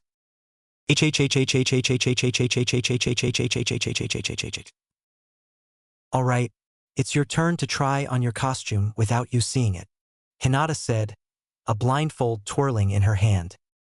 Tora just sighed. All right, you win, she said as Hinata placed it over her eyes. Hinata unzipped the bag and saw an orange jacket with white shoulder pads, an orange bodysuit with black stripes, a black bikini and a tail, orange and black face paint, yellow cat-like contacts, and black tights. 5. Okay, you need to take off all of your clothes, even your underwear, Hinata said in a sultry tone, sending shivers down Tora's spine. What is wrong with her? Tora thought as Hinata helped her out of her clothes. She then took out the bodysuit and looked at the tiger girl. She first put on the bodysuit, the whole experience giving Tora goosebumps. Oh my, Hinata gasped. Well, she has the body for it, she thought. Then she started to help Tora with the bikini and tail. Okay, I'm going to take off the blindfold and put this face paint on you. Tora nodded as Hinata removed the blindfold and turned the girl from the mirror. It took several minutes to apply the sweat and waterproof makeup to the girl. Okay, I'm done, Hinata said. Just 2 more things, then I can let you see. She put a large blanket over Tora, so she wouldn't see how she was dressed. Hinata had also put a cover over the mirror so she couldn't cheat. Can you put on contacts? Sure thing, she said as she carefully put the contacts over her eyes. Okay. Close them again. She did as Hinata slipped the jacket on her. Then Hinata snatched the cover off the mirror. Ready?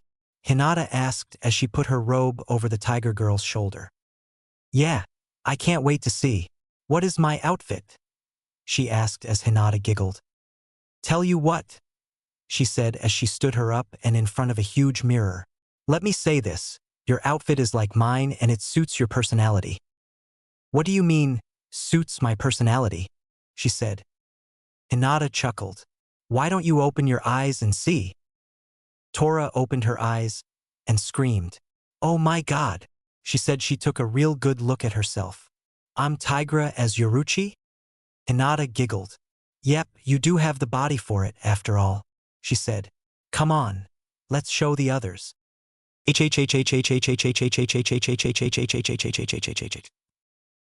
When the pair went back to the boys' room, Hagane just chuckled. This is the first time she's worn more clothes than she's used to, Hagane said. The group laughed as Tora pounced on him. Right then Erishur walked in dressed in his outfit.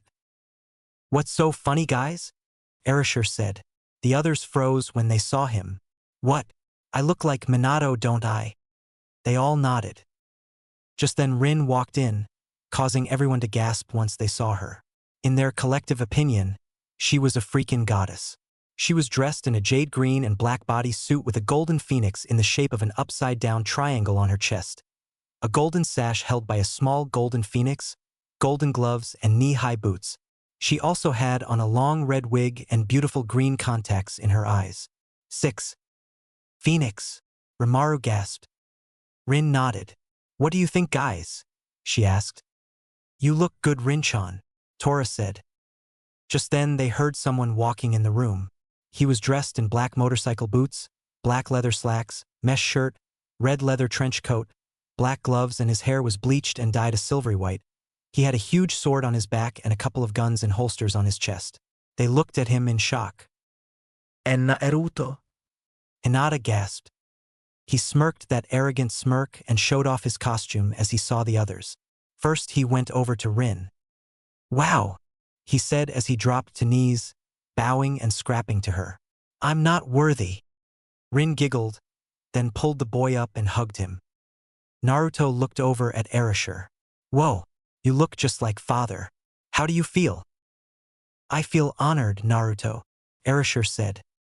Naruto then looked at Reiko. You look great, he said to her. Like a hot librarian, he said as she blushed. Thank you, Naruto-kun, she said. Naruto turned to Rimaru. Mr. Anderson, so nice to see you again, he said, causing Rimaru to sigh and the others to laugh. You look good as Neo, he said. I think I understand why you chose these outfits, Rimaru said to him. You tried to match up our personalities. Naruto nodded as he turned to Tora. I think I did a good job matching up the characters perfectly, Naruto said. Tigra is like you, Tora-chan, but when you get serious, you're like Yoruchi. She smiled as she pounced onto him. YIP? He cried out as she tackled him to the ground while everyone laughed. Thanks, Naruto-kun, Tora said, helping him up after she nuzzled him a bit. Okay, Hagane, as I said before, you're more used to being in a steel body form than I am. That's why I chose Ultimate Colossus for you. You also remind me of a badass. Oh, and you're not? Hagane asked. As badass as a guy who can bench press a submarine? You're Dante, Hagane snapped. They don't come any more badass than a guy who can nuke an entire mountain in one blast. Well, I thank you. Then he looked at Hinata. Well, what do you think, Hina-chan? I like what you were saying about me, Naruto-kun, she said. I'm honored you think me as this powerful. Hina-chan, you can do anything if you put your mind to it. Think about it. Both White Queen and Soifin are nobles, but they worked hard for what they got. So did you. That's why I got you this outfit. And I hope I'm not sounding like a pervert, but you do look really hot in this outfit. Hinata blushed as she shook her head. You're not. I'm flattered, she said. Oh good. I was a little worried about that, he said, then turned to the others. Hey, I was thinking, why don't we keep the outfits on and get used to them, he said. The others looked at each other, shrugged and agreed, thinking how much fun this was going to be. Hey Emma, I didn't have breakfast. Would you like to join me for some lunch? He said with his arm held out to Hinata. She giggled and grabbed it. Why, it would be my pleasure, Dante, she said. The pair walked out of their room, heading to the restaurant.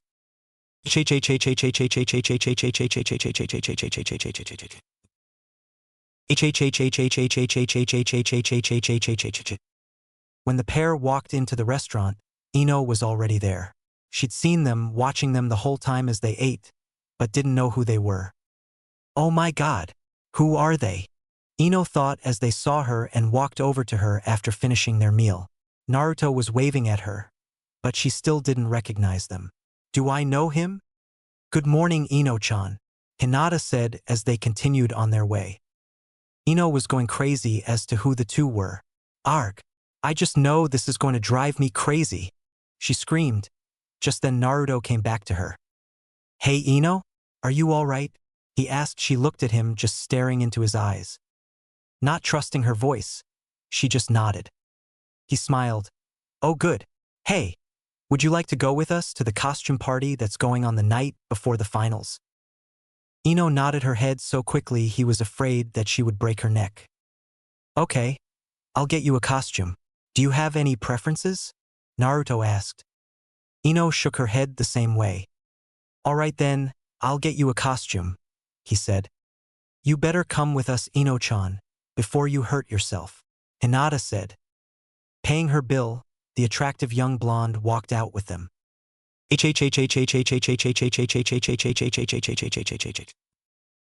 The trio walked into the Spell Are Us costume shop, but didn't see anyone right out. Hello? Is anyone here? Naruto shouted.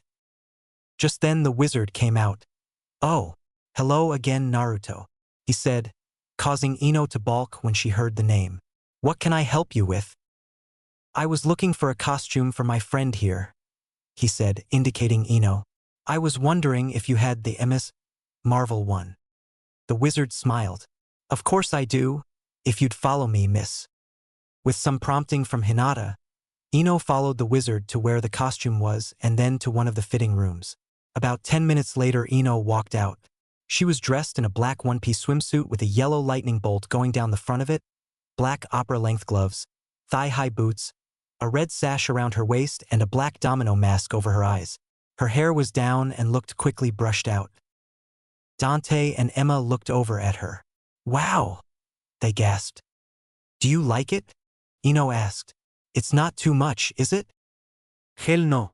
It's perfect, Naruto said as he softly kissed her on the cheek, causing her to blush while Hinata giggled. Wow, Carol, you've just been kissed by a devil, Hinata said as Ino looked at her. Hinata, she said. Is that you? Finally, I was wondering when you were going to figure it out. Hinata grinned. And you're Naruto? She asked, finally coming out of her daze. That's right, Naruto said, paying for Ino's costume and another one he'd seen earlier. Nice to be recognized, he said. All right then, ladies, shall we go? The pair smiled and took a hold of an arm as they walked out of the shop.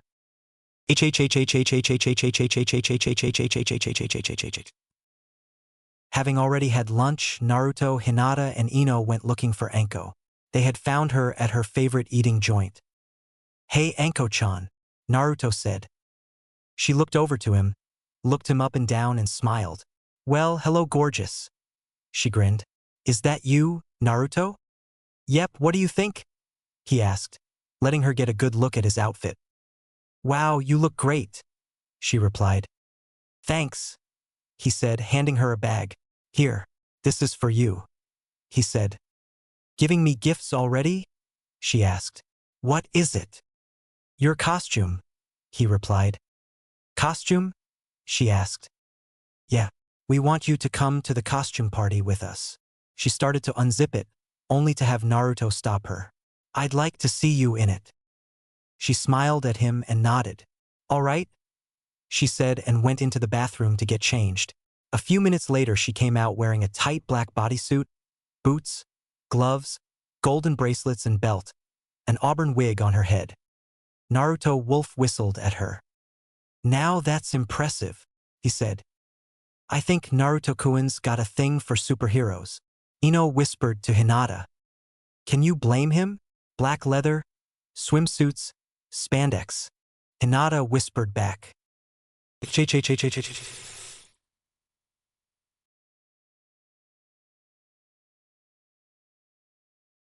Eventually the day of the costume party arrived, and every Kage, their guards and important people were coming to Konoha for the finals of the Chunin exams. Sarutobi himself had welcomed them all to Konoha, especially the group from New Whirlpool. After meeting with the Hokage, Kushina, Hinaru, and Naruto went straight to their team's hotel to surprise them. But they were the ones who were about to get the surprise.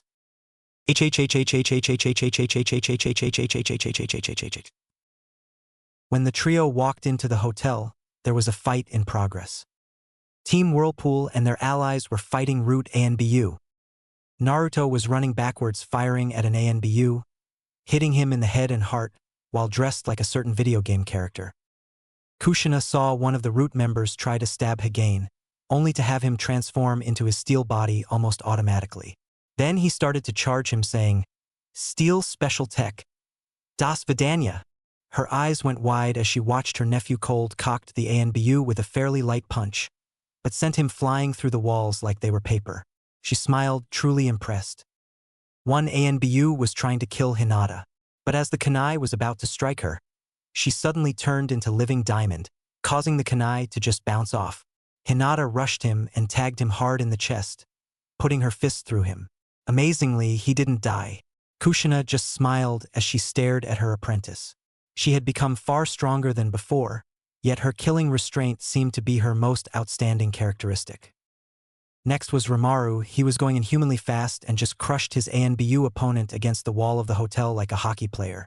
Tora was basically kicking ass as if she was a dancer, agilely and gracefully leaping around the room to avoid being hit, then coming down hard to claw someone in the face. Reiko came in with a large book using it like a bat, slamming a couple ANBU like they were baseballs, then took out another ANBU with a what looked like a magic flash, as her hand seemed to be glowing. Erasure seemed to be everywhere at once, hitting ANBU from all sides. Finally, Rin was flying around like a flaming bird, dive-bombing to take out her ANBU group. She landed on her feet and turned to Naruto. I tell you these new abilities are awesome, Scott, she said to Naruto. What did you call me? Naruto/Dante asked. Scott, you are my lover, right? She asked with a smile. Oh, he thought. She sees me as Cyclops. Yeah, Jean, sorry, he said, then heard Kushina. Are you guys all right? She asked, once all of the ANBU were either dead or unconscious. Naruto looked over and saw his mother. MOM, he said. Naru-chan, Ko-chan. She shouted as he ran over to them and gave them all a big hug. To be continued. Chapter 14. Author's note. If I have the fight between Sarutobi and Orochimaru, the results will be in 15. If not, then the results will be in 16.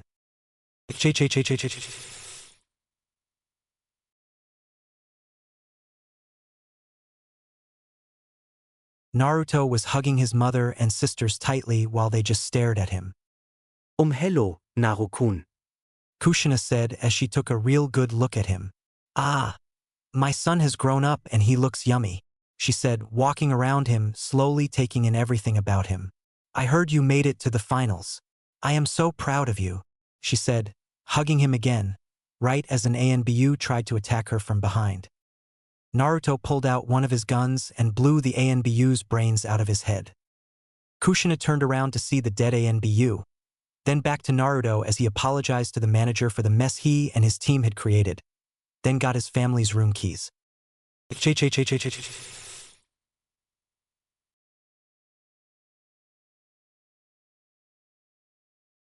Meanwhile, Hinata was walking to see her father when she was suddenly grabbed onto by a woman. She was dressed in black bikini top armor, black briefs with armor, thigh-high boots, her arms covered in opera-length gloves, black and white plating with police car markings on them longer than the gloves with claws at the end of the armor, and wheels behind the claws.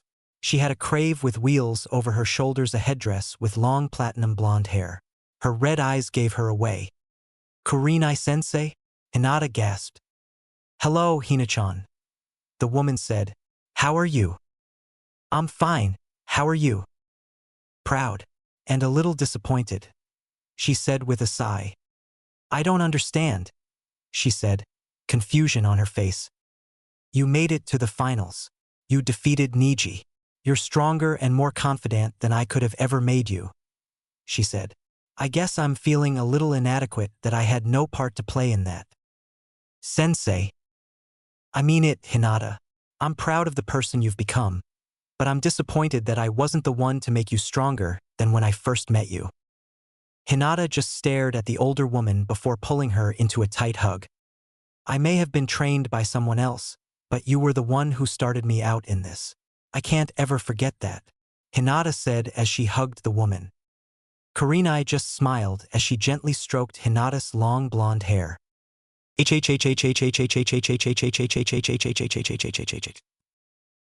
Meanwhile, Naruto had handed his mother and sisters their costumes. "I got you something for the costume party. Please go put them on," he said. They took their costumes and went to get dressed.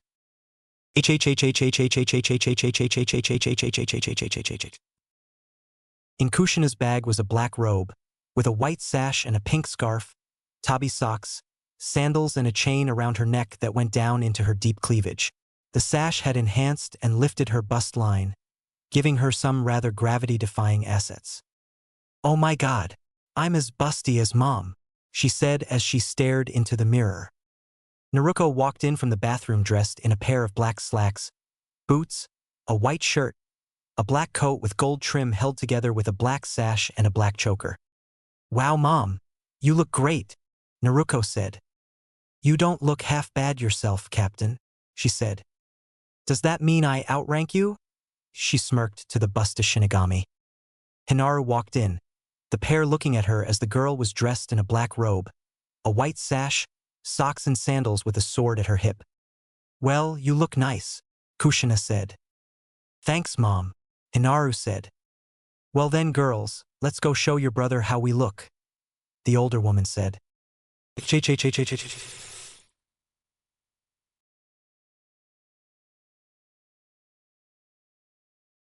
The trio walked out of their rooms and headed down to where the others were. On their way, several other people couldn't help but stare at them. Men in the lobby, and a couple women, just stared at Kushina, running into walls and doors because they couldn't take their eyes away from her. Erishur met them in the hall, wolf whistling when he saw her. "Wow sis, you look great," he said. "Thank you, Erishur," she said as she took in his appearance. "And you look just like Minato." "I know." Naruto picked out the costume. "Speaking of whom, let's go show Naruto and the others." Nodding, the quartet left.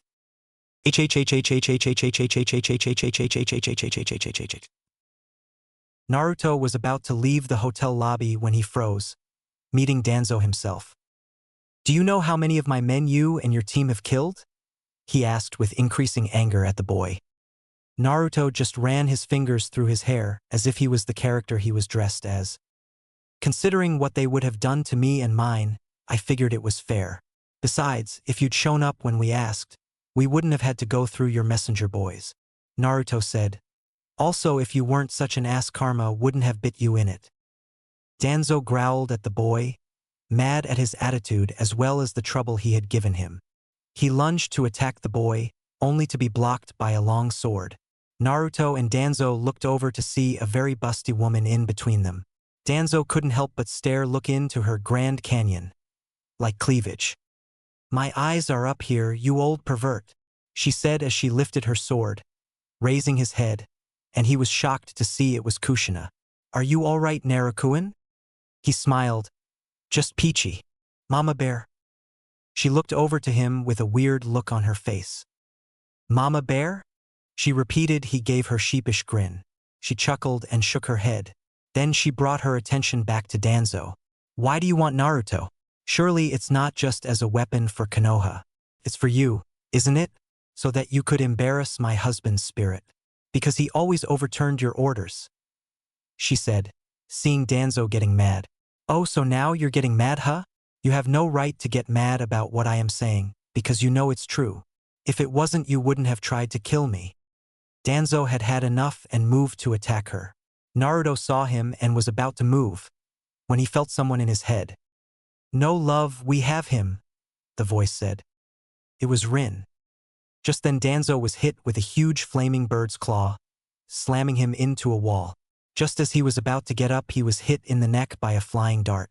Knocked cold, a new group of people emerged from the shadows. Take him to the dungeon, Sarutobi said to some loyal ANBU. Well, I see you found Naruto, he said to Kushina, doing his best not to stare at her cleavage. Kushina actually found it sweet that the old man still had some respect, though the real reason was that he was trying not to get launched through the air via nosebleed. Sarutobi looked at Naruto. I'm impressed, you look all right, he said to the boy. Thanks, Ji-san, he said as Kushina, Rin, Naruto, Hinaru and Erashur stepped out of the shadows. The others had stayed back to let Kushina deal with Danzo. They figured she had more right to it than most others.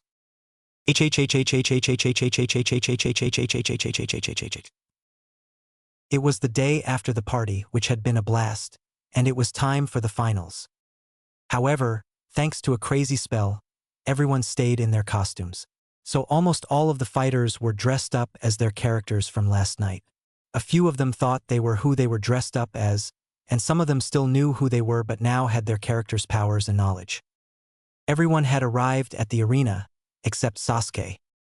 He better show if wants back up that big talk he said last month, thought Naruto. He's late, one of the clan heads said. No kidding. Who was his sensei? Hatake Kakashi. Oh, for crying out loud, Sarutobi groaned. Very well, we'll start without them. But we should wait for the Uchiha heir, one of the clan heads interrupted. He'll be put up as the last match against Naruto, and I don't feel like waiting for that cycloptic fool, he said.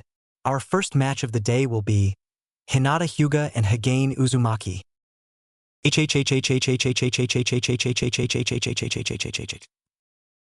Hinata and Hagane, still dressed up as White Queen and Colossus, stepped into the arena and faced each other.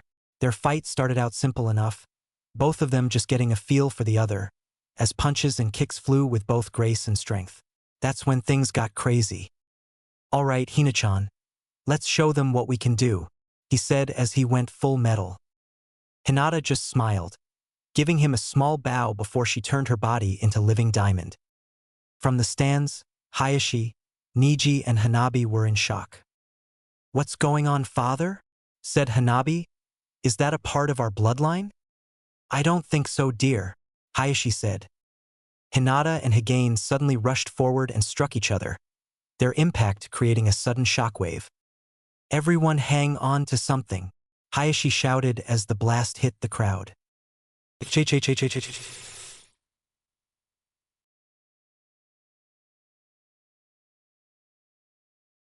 Meanwhile, in the epicenter, Hinata and Hagane were slugging it out like a couple of prize fighters for a championship belt.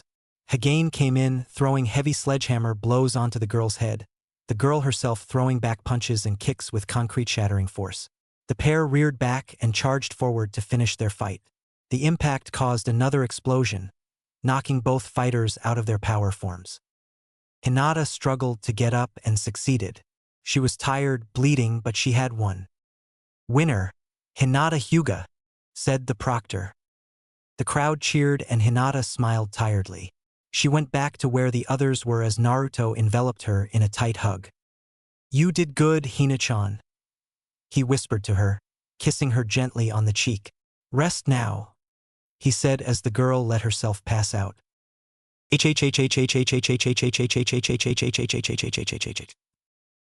Meanwhile, Ino was cheering for Hinata and Hagane for a great match with Sakura sitting next to her. "Nice going, Emma," she screamed. Sakura looked at her. "What are you doing?" she said. "Cheering for my friends and the great match they had," she explained. The matches continued. Musaka and Lee knocked each other out. Temari won her match, but she wasn't happy about it. Shikamaru had just quit when he had her right where he wanted her. Kankuro gave up. Shino and Jun took each other out as well. Jun knocked out Shino and Shino made so Jun couldn't continue. Each of their unique costumes gave them rather amazing superpowers which dazzled the crowd. And with the others finished their fights, the main event was about to happen.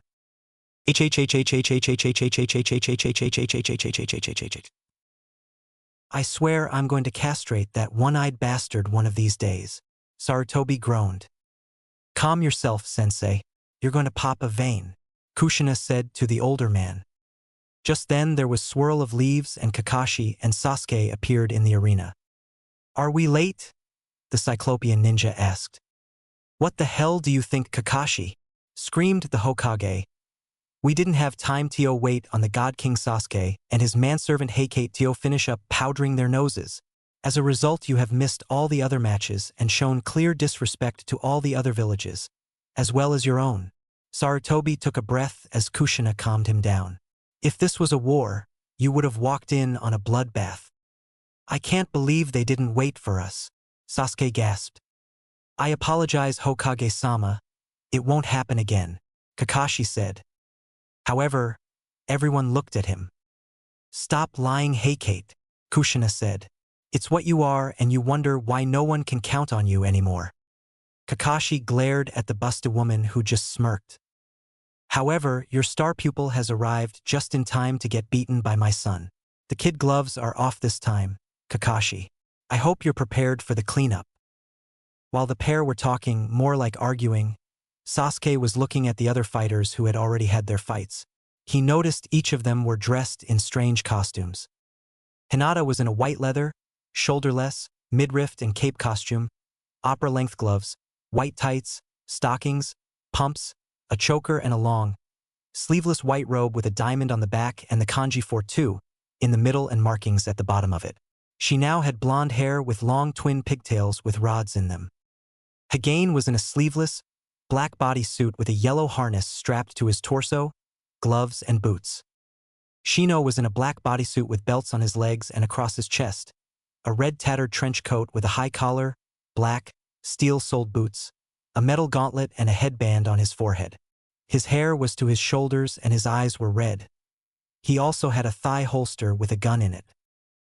Temari was in a black bodysuit, with pink shoulder, shin and torso armor and had a huge boomerang strapped to her fan. Lee was dressed in a yellow tracksuit with black trim, no surprise there. Musaka was in a lavender kimono top, white hakama pants, tabi socks and sandals. He had reddish-brown hair in a wolf cut and a thick ponytail, blue eyes and an X cut on the left side of his face.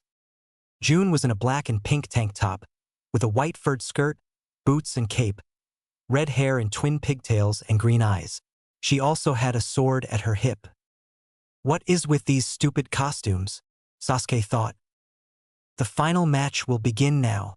Naruto Uzumaki Namikaze versus Sasuke Uchiha," Sarutobi shouted. It was then that Naruto emerged from the tunnel into the arena.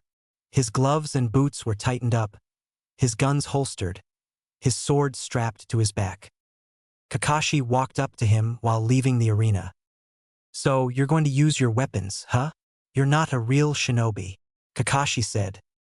That was when he felt a strong fist strike his ribs, breaking about half of them. Kakashi started coughing up blood, as Naruto looked down at him. "To begin with, shinobi use anything possible. If you would have read the guide instead of that porn, you'd know this," he said. "Now if you excuse me, I have to beat your pretty boy." With that, he walked out to the center of the area while a couple of medic nines came and carted Kakashi out. Once Naruto was in the arena, the crowd started cheering for him.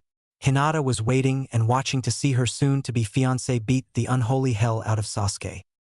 I know you heard this before, but your little trick with Kakashi didn't work, Naruto said. Humph. Like I need him, Sasuke said.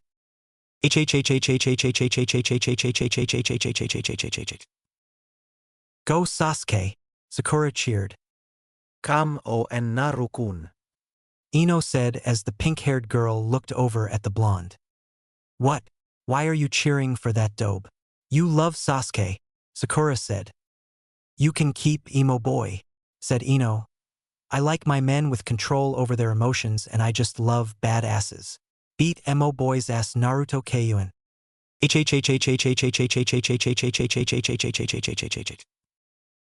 Naruto just looked over and saw Ino cheering for him.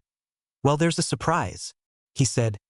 One of your die-hard fans is in love with me and cheering for me. I don't need fans, Sasuke growled as he dashed towards Naruto. The pair threw punches and kicks to each other. Jutsus were used and new skills unleashed.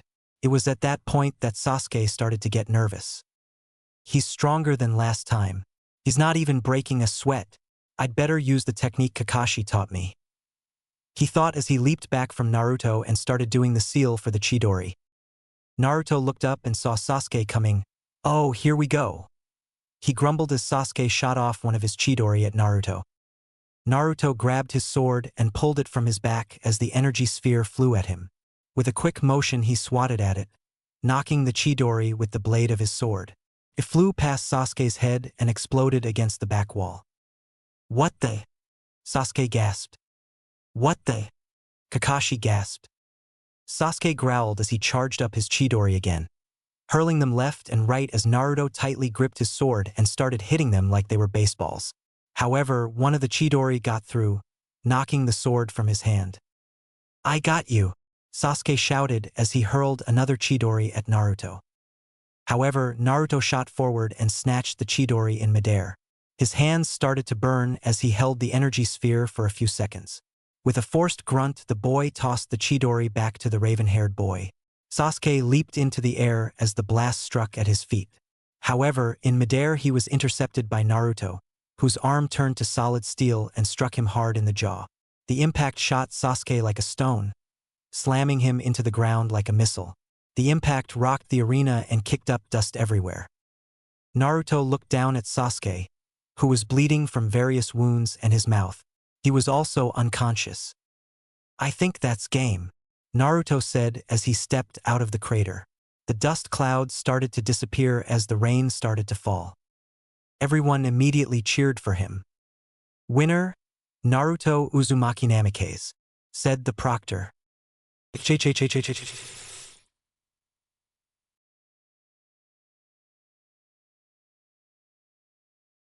While Naruto was getting patched up, Kushina was talking to Sarutobi, the other Kages and the council. As you can see, the caliber of shinobis that New Whirlpool have is quite considerable, she said. The male members of the group were, however, still looking at her cleavage. Plus, I think my nephew and future daughter-in-law should also be Chunnin regardless of what happened. The other Kages agreed, while the council started to argue over it. He must be killed, one council member shouted. He cheated, said another. They continued to argue, forgetting that the Fire and Water Lords were there also. Quiet, said the Fire Lord. You are making a spectacle of yourselves. The boy won against the Uchiha fair and square and you know it. Now we all know he's not a god, and even if he was, even a kami can be beaten. Also, I don't like it when you start to accuse my shinobis of cheating, said the Water Lord. What type of people do you let live in your lands, Ichigo? They just came in thinking that their bloodlines would protect them, but didn't think of the fact that even heroes can become corrupt, he said.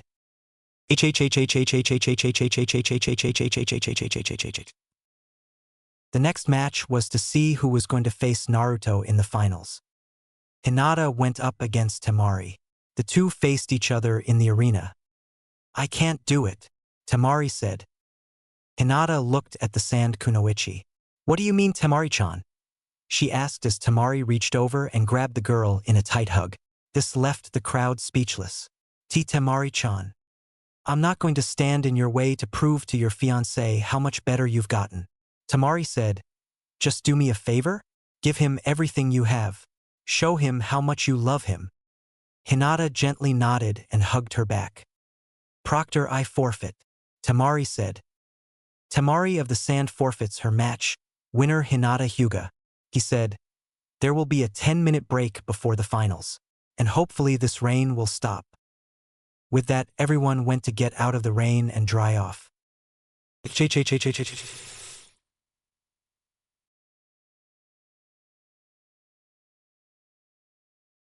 Meanwhile, Naruto had heard what Tamari had said, and he stopped her as she went into the room. "Thanks, Timachan," he said. "I guess I owe you one." "You've already paid up," she said. "I can never repay you for what you and your mother did for Gaara. That's why I accepted the engagement to you." She hugged him and gave him a kiss on the lips. He smirked and hugged her. "Good luck, Naruto." She left to go and check on Gaara. Just then Rimaru came into the room. "So it's you and Hinata in the finals, huh?" he said. Naruto nodded his head. "I expect you to share your lunch with me," he said, then walked out. Naruto sighed and started to get ready for his fight with his fiancée.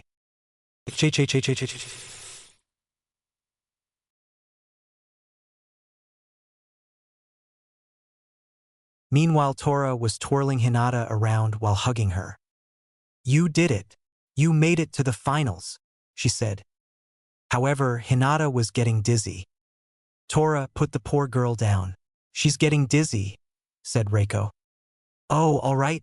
Tora pouted as she did as told. "So you're going up against Naruto. How do you feel?" Reiko asked. "Like I want to throw up," Hinata said. "But I'm fine, I guess." Just then Rin came in to give some last-minute advice to her. "Don't hurt our fiancé too bad," she said, and the others giggled. That was when they were called to the arena. "Here we go," Hinata said to herself.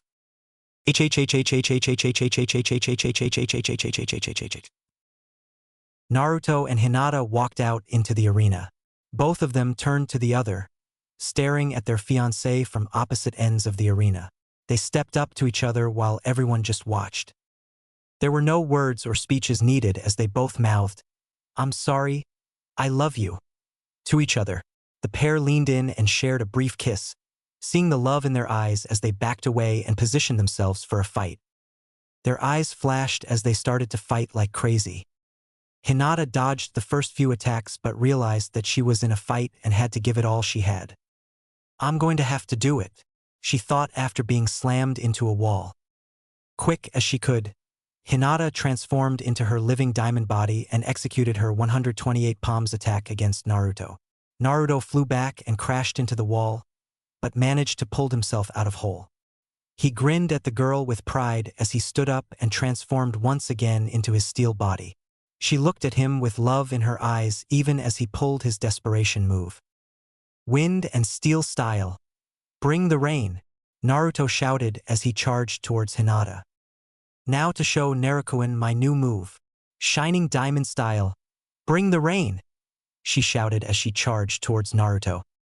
Up in the stands, Kushina gasped as she grabbed Sarutobi. "Oh crap, get down." The pair charged towards each other and slammed hard into the other. A massive explosion shaking every inch of the arena as dust and debris scattered everywhere.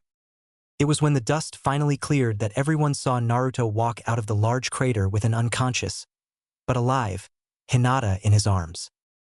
"Winner, Naruto Namikaze," the proctor announced as the crowd went crazy. The Hokage had stood up to address the crowd. "Congratulations, Naruto Namikaze, on winning the tournament. Now, thanks to our decisions, we have selected 9 genins to become chunins," he said, "and one of them will be Naruto Namikaze." Those from Konoha were outraged, but again the lords warned them. "We will take an hour break for our choices to rest and then begin the presentations." With that, the group went off to rest.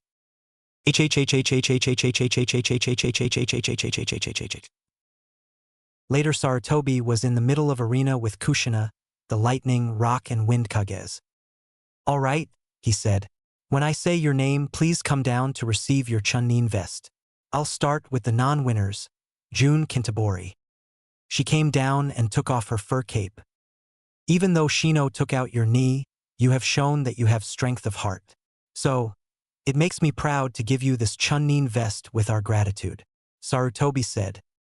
She hugged the Hokage and he helped her with it on. Next, Shino Aburame. Shino slowly started to go down to the arena with the help of his bugs and father. He bowed to the Hokage. Shino, your fight with Jun also showed you to be a great talent as well. You showed great strength and heart. I'm sure Shibi is very proud of you for trying. Sarutobi helped him slip the vest onto his body. He bowed and stood off to the side. Next, Shikamaru Nara. Shikamaru came down as his trench coat was waving. He bowed to the Hokage. You have proven yourself to take the smart way out. When you knew you were out of Churka and you allowed your opponent to live afterwards. This showed that you had mercy for your opponent. He slipped the Chunin vest on to Shikamaru. Musaka Takeuchi. Musaka slowly walked down to the arena. Musaka, you showed skill, grace, and talent this day. Thank you for a great match. Musaka had slipped on the vest as Taicho came down to hug her son tightly. Rock Lee. Lee came down in pain, but he was smiling a blinding smile and bowed to the Hokage. You have showed yourself as a very powerful opponent and very skilled. Your match with Gaara showed proof in that. Lee accepted his vest and placed it on. That's all from Konoha. Naturally, some of the crowd booed because Sasuke didn't get a Chunin vest. Next is Temari. She went over and took off her fan and boomerang. You were very talented in the tournament. You also showed mercy to Hinata and showed compassion knowing that she wanted to prove herself to Naruto. Thank you, Temari. She accepted the vest and slipped it on. Hagane Uzumaki. He came down still with a little disbelief on his face, but he was proud of Hinata. You showed humility when you and Hinata went at it. The match was powerful and very skilled. Congratulations. He handed Hagane his vest and he bowed to the Hokage. Hinata Hyuga. She went over and hugged both the Hokage and Kushina. I'm proud of you, she said as she hugged Hinata. You have come a very long way from where you were, said Sarutobi. You are very trustworthy and your family style is deadly in your hands. I am proud to give you this vest. She put it on and hugged him again. Off to the side, Hayashi, Neji and Hanabi were waiting to greet their estranged family member, then went over to hug her. And now, the winner of the tournament, a young man who climbed his way to the top without any help from anyone here in Konoha, because we can't tell the difference between a kunai and the scroll that it's sealed into it. Everyone looked down as he said that. Naruto Namikaze. He walked out and those that cheered for him went crazy. He bowed to the crowd and to the Hokage as he handed Naruto his Chunin vest. What can I say? He said. I thank everyone that supported me and that was there for me. He hugged his mother. Just then the Kazekage made his move and attacked Sarutobi. What the?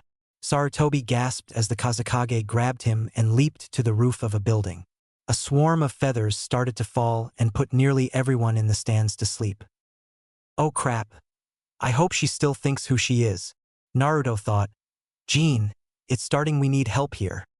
I'm coming, Scott. Rin sent back. I'll have to stall, he muttered. Pretty ballsy to attack now, but there is only one person I can think of that does. The Kazekage removed his face. Orochimaru, Naruto shouted. That's right, boy, Orochimaru said. Just then Sarutobi broke out of Orochimaru's grip and knocked him back. But we were ready for you, he said as he got ready to fight.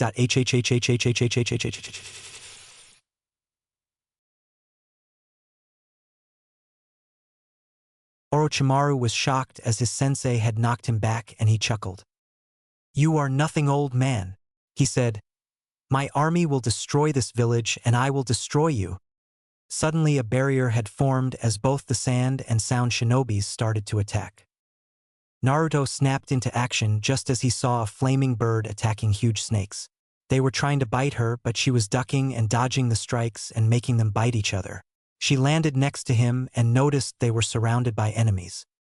Let's do this, he said. Everyone, which included Naruto, his family, Hinata, Rin, the new-made Chunin ninja, and a handful of others, stood ready. Ino and the others in the stands came down to help, taking down several sand and sound ninja on their way. "Need help," Ino said. "Thanks, Ino-chan," said Naruto as he pulled his sword. Temari pulled off her boomerang and threw it, taking out a hand full of sound and sand nines. Baki had seen this and went over to her. "What are you doing?" Baki shouted. "Didn't you know that our father is dead?" She said he was in shock. "Dead," he said, trying to confirm what she said. "Yes, dead. Someone told Naruto about it and he told us. This is vengeance," she said before going back to fight.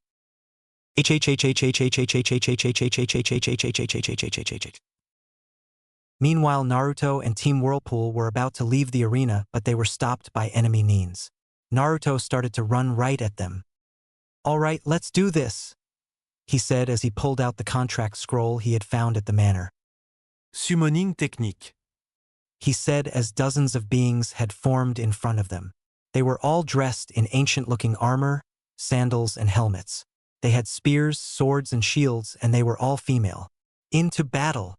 Naruto shouted as the female warriors fell in behind him, the group battling through enemy ninjas left and right.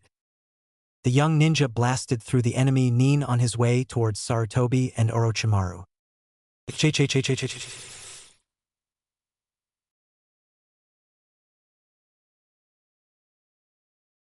"You are never going to get Naruto," Sarutobi said as the snake man laughed at him. "Oh really, sensei?" Orochimaru said. "There is only one way to prove you wrong," he said as he did the seal for his forbidden jutsu. Summoning. Impure world resurrection. Just then 3 caskets started to rise and 2 opened up, and the first and second Hokages of Konoha came out like zombies, and Orochimaru had control over them. While this was going on, something was happening outside the dome.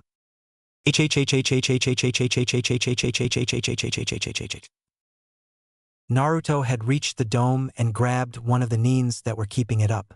He tossed her to Hagane, who knocked her cold. With that side open, the other ninja attacked him, only to get knocked down and away by the female warriors following him. Naruto leaped through the barrier and froze when he saw the first and second Hokages attacking Sarutobi.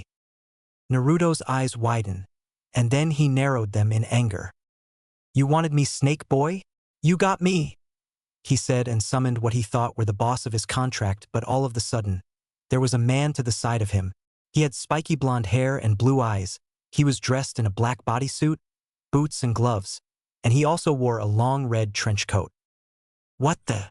Naruto said as he saw the man. He turned to look at him, and Naruto's jaw hit the floor along with Sarutobi's. Orochimaru was also shocked. "Dad? But how?" "I don't know. But this time, I'm going to finish this," he said, and did seals while saying, "I am the bone of my sword. Steel is my body, and fire is my blood. I've created over 1,000 of blades. Unaware of loss, nor aware of gain. Withstood pain to create weapons. Waiting for one's arrival. I have no regrets. This is the only path that my whole life was unlimited blade works." Just then a new dome formed over them all as dozens of weapons came shooting down on Orochimaru and the controlled Hokages. Then Minato and Sarutobi went to attack them while Naruto started to preform the next summoning seals. "Summoning technique, Boss Amazon," Naruto shouted. Just then 2 women appeared. One had long black hair and the other had long snowy white hair. Both had blue eyes, one had caramel-colored skin and a black cape attached to her bracelets. Both were dressed in a bathing suits that were red on top and blue briefs with white stars. An eagle on their chests like a bus tire, tiaras, bracelets, boots, and golden lassos attached to their rather shapely hips. "Diana, go help Sarutobi. Ororo, help my father," Naruto said to them. They nodded and headed to the other men in the dome. Naruto turned and just looked at Orochimaru with a smirk. "So still want me?" "I will get you, boy," the snake Sannin growled. Yeah, that's what you said in the Forest of Death. How are the fangs?" Orochimaru growled in anger and attacked. Naruto dodged the first few attacks but leaped up and kicked the snake man in the head. It was then that Orochimaru remembered what he did to Sasuke. However, Naruto pulled a new surprise on him and pulled his devil trigger attack. Naruto glowed bright as he suddenly transformed into his devil trigger. His body warped and shifted as he transformed into a tall black-winged figure. He leaped into the air and zoomed back to the snake man, striking him with a lightning attack that not only shocked, but shredded his skin. Orochimaru's arm looked like someone used a cheese grater on it. Naruto didn't stop as he slammed his fists into the twisted snake Sannin, sending a lightning bolt into Orochimaru and blasting him hard into a solid stone wall. "Oh, but how?" he gasped, blood coming out of his mouth as he staggered backwards. "It's something that my Dante costume gave to me," Naruto said as he pulled his sword from his back. "I wasn't expecting this," Orochimaru groaned. "I suppose shredding your arm wasn't what you were expecting," Naruto said as his body ignited with fire. "I haven't used these powers before, because I was waiting for just the right opponent to use them on," he shouted as he blasted a bolt of fire towards Orochimaru, burning his arm off to the nub. "You son of a bitch," he said as Naruto flew in again and gave the Sannin a right cross. "My parents were married, which is more than I can say for yours," Naruto shouted as he hit Orochimaru again and knocked him across the area. However, Orochimaru just chuckled as Naruto, who had transformed back to his original form, wondered why the snake was laughing. Unfortunately, Sarutobi knew what was going on. "No!" Sarutobi shouted as Orochimaru drew a blade from his mouth and launched himself at Naruto. Right as the blade flew towards Naruto, a shadow passed over him and the katana went right through Sarutobi's heart. "No!" Naruto said as he grabbed the sword so that Orochimaru was in close. Naruto pulled out one of his guns and fired on Orochimaru, forcing him to release the katana and enabling him to escape. "Damn it!" he shouted as he looked at Sarutobi, gently removing the katana from his chest as Diana came over to him. "Put this somewhere safe," Naruto said as he handed the blade to Diana. He looked down and saw Sarutobi dying in his arms. Tears gently fell from his eyes. Just then he looked over and saw Kabuto in front of him. "Poor Naruto," he said. "The only one that cared for you died by my master's hand." While there were a number of things he could have said, the only thing that came out was, "You goddamned cocksucker." He growled and got ready to attack him, only to have Minato grab his shoulder. "What, father?" he gasped as Kabuto looked pale. "No, Naruto. You defeated Orochimaru. His lackey belongs to me." Yes, father," Naruto said as Diana picked up Sarutobi's body, carrying him away. "Stupid Kabuto," Minato said. "I don't know what you were thinking. You actually thought you could beat Naruto after what he did to your master? And then you show up expecting to kill him? Get ready to be disappointed." That was when the screams began.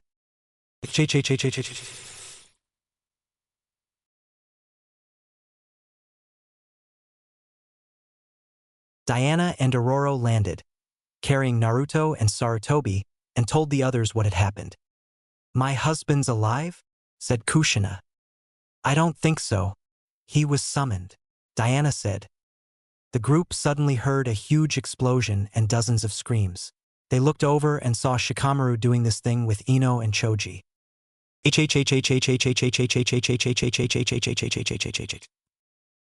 Shikamaru was throwing shadows that exploded against enemies. He was dressed in a black-purple bodysuit, boots, and a trench coat. As the Nin flew up into the air, Ino was in the air slamming him down, and on the way Choji came rushing in dressed in red armor, charging then crushed him against the wall of the arena. As one was about to attack Choji, someone came in dressed in a red robe, with long white hair and a huge sword slicing the Nin in half vertically. It was Kiba, and then he cut off another's head off. That was when one was about to come up on him and saw hit by a Celine Mustang police car. "A police car?" Kushina asked. That was when it transformed into a gorgeous woman with long platinum blonde hair, dressed in some kind of battle bikini and armor.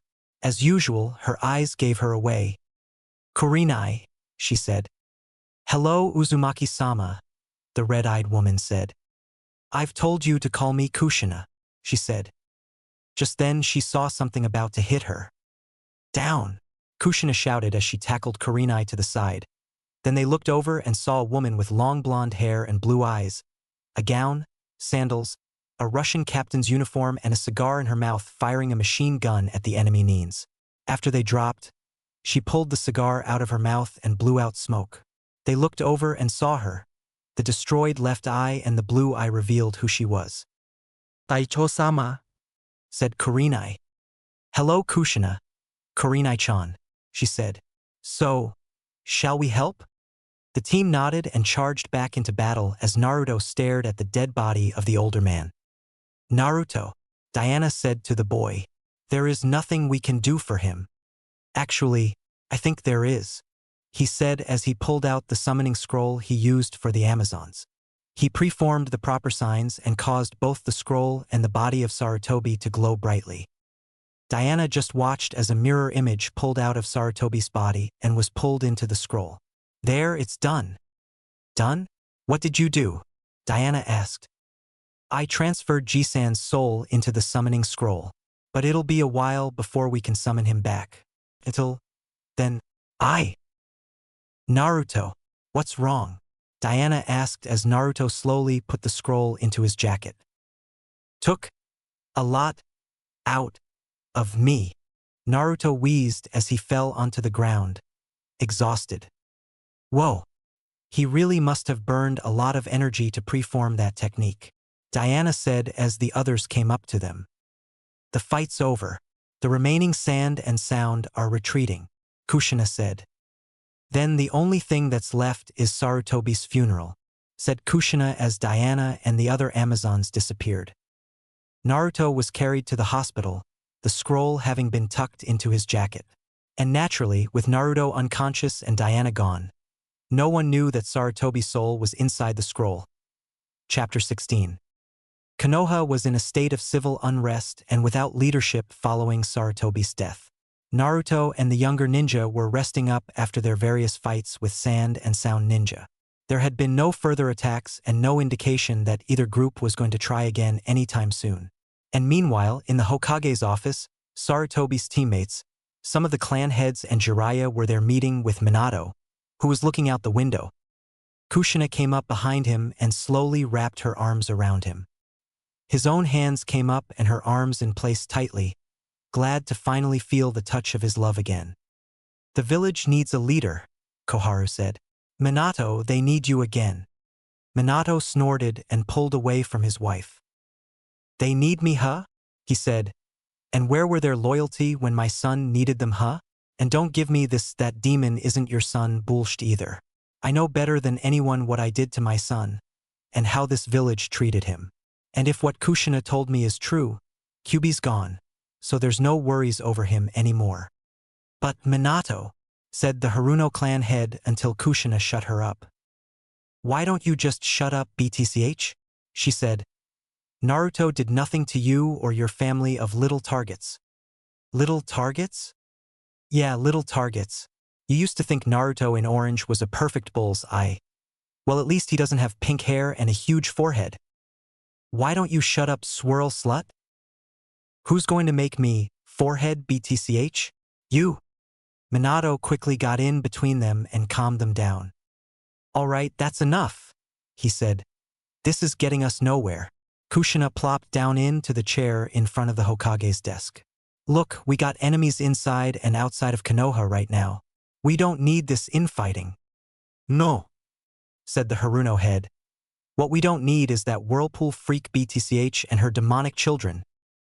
Well, at least my children aren't schizo, Kushina shouted.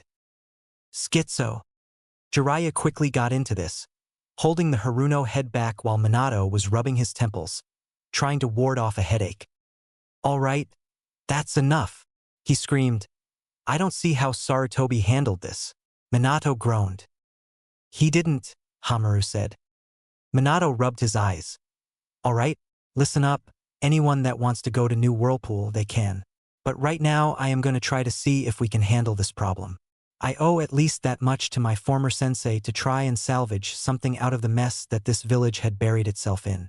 We have Sarutobi's funeral in 2 hours. Koharu and Hamaru both want me to take the Hokage's mantle again. Danzo's in prison for attacking my family, and his lapdogs are demanding he be let free, and I have to deal with my son freaking out that I'm alive. Honey, he wasn't freaking out, said Kushina. Well, I would've, he said. Look, we have to deal with his mental stability. He's waiting for the other shoe to drop right now. Who cares?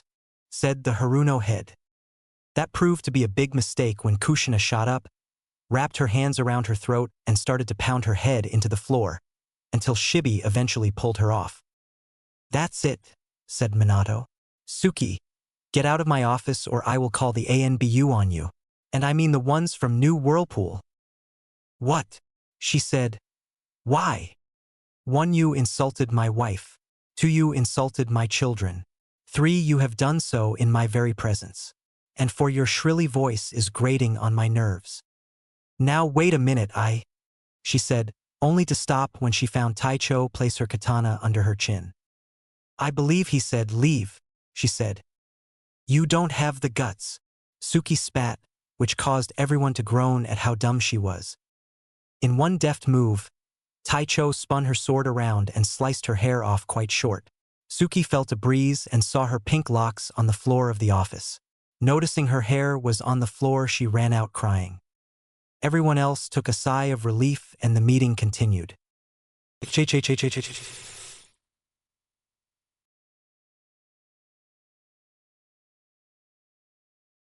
Meanwhile, at Konoha General, Naruto was resting in his bed and Hinata was at his side holding his hand. She had called up on 2 Amazons to be stationed by the door. One had long reddish hair in a long ponytail, blue eyes and dressed in a green bathing suit, boots and forearm bands. She was holding a long spear with a spiked blade on the end. The other was younger blonde woman with short hair and blue eyes. She was dressed in a red Under Armour tank top with gold trim, red low-rise tights, silver bracelets and open-toed boots. Her weapon of choice was a sword and shield. Both were wearing headbands with a metal plate on them. Hinata looked down at her love as she gently stroked his hair. She was dressed in a white halter top, low-rise tights and high-heeled open-toed boots. Her cloak was sitting on a wall hook behind her. She was now sporting a crystal chess piece around her neck, a queen, and silver lipstick. Her expression was one of fierce concentration, anger, and sadness. Cassie-chan? She suddenly thought, causing the younger girl outside to walk into the room. Yes, what is it, Hinata-sama? She said. Hinata gave her a look that matched her persona's glare, one of irritation and malice. Cassie was frozen in place as Hinata looked at her. I mean, Hina-chan. The coldness left her eyes and Hinata smiled warmly. Much better, she said. I need to speak with you on an important matter. Yes. I've recently come into possession of a forbidden jutsu that would turn summons into real people. The only downfall is this: I will totally control said summons. My idea is this: I want to create a group of kunoichi Amazons that will protect Naruto under my command. She said. That sounds like a good idea. What are you going to call this group? Something fierce, fearful, and memorable to all those who hear it. Something along the lines of, Hell hath no fury like a woman scorned. Maybe the Furies? Or, the Hellions? She gasped. Yes, the Hellions. I like that name. And I was wondering if you would like to join me? Join you? Said Cassie. Hinata nodded. Yes, my White Queen persona gives me a unique ability to look into a person and know them. I know I can trust you, Cassie-chan. I think you would make a fine addition to the clan. Cassie lowered her head, falling deep into thought. On the one hand, she would be alive, no longer a summons. On the other hand, she would be completely under the control of Hinata, which she knew wouldn't be a bad thing in any form. The girl may be a slight split personality, but she was a good person at her core. Very well. If you want me, I'll join your Hellions, Hinata-sama, Cassie said. Hinata smiled. All right, I need you to do the following seals. She told Cassie the seals and they preformed them together. The entire room was bathed in light for a few seconds. Just then Cassie started to feel her heart beat. She was breathing hard. "Are you all right, Cassie-chan?" "I'm alive, if that's what you mean," she said in pain, her body adjusting to her revitalization, as she placed her hand over her heart. Hinata smiled and hugged her. "Good," Hinata said. That was when Naruto woke up. Naru-kun. Hinata gasped as she moved to hug him. "Hina-chan, where am I?" he asked. Hinata kissed him on the forehead. "At the hospital. You were exhausted from your fight and in need of rest," she said. "Direct orders from the Uzukage and your father." He nodded, smiling at the girl while clutching her hand, and went back to sleep. Hinata looked over at Cassie. "Check and see if any of the others wish to be Hellions." "Yes, ma'am," Cassie said and departed.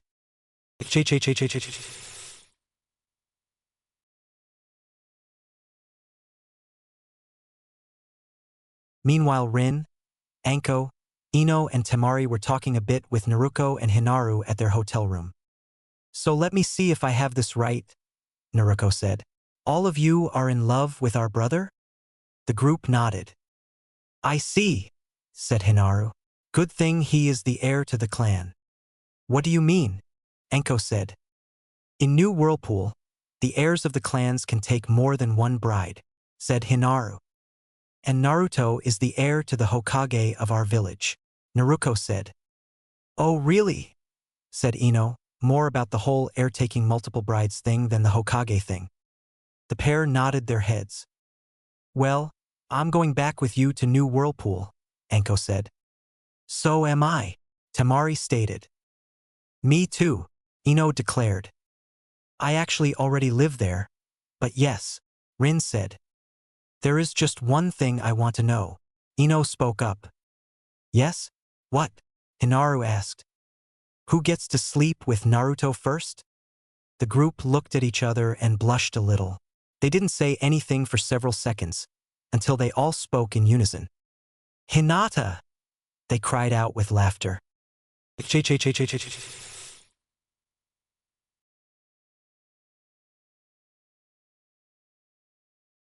It was time for Sarutobi's funeral. Members of both Red Swirl and the summoned Amazons were guarding the Namikaze clan from the villagers and those that wanted to harm Naruto, who was up and more than willing to attend the funeral. He had given the summoning scroll with Sarutobi inside it to his mother, telling her to guard it with her life, but not having the chance to tell her why.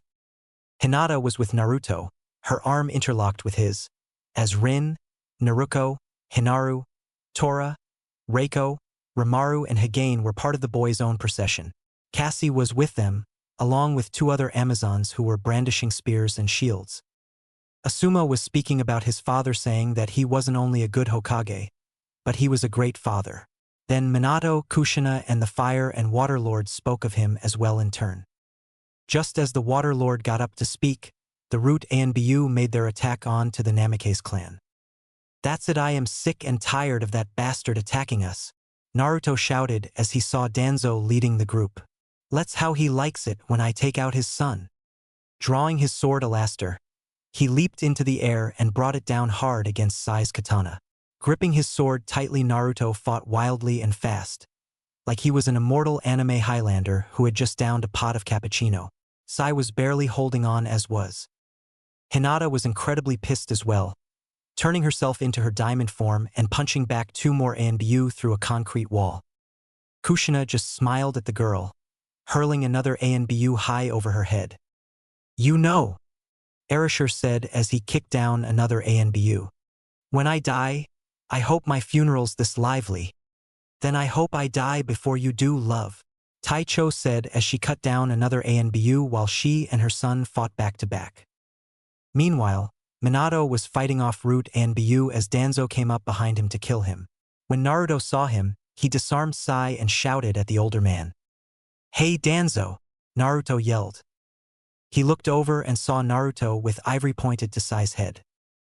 "Let my father go or I pull the trigger," he shouted. "Go ahead. Kill him. Give me an excuse to kill you," Danzo shouted. Just then Minato formed a blade in his right hand. "You are not going to do anything to my son," Minato growled as he impaled Danzo with his blade. With that, the leader of Root fell and died. Sai looked over and saw his father dead.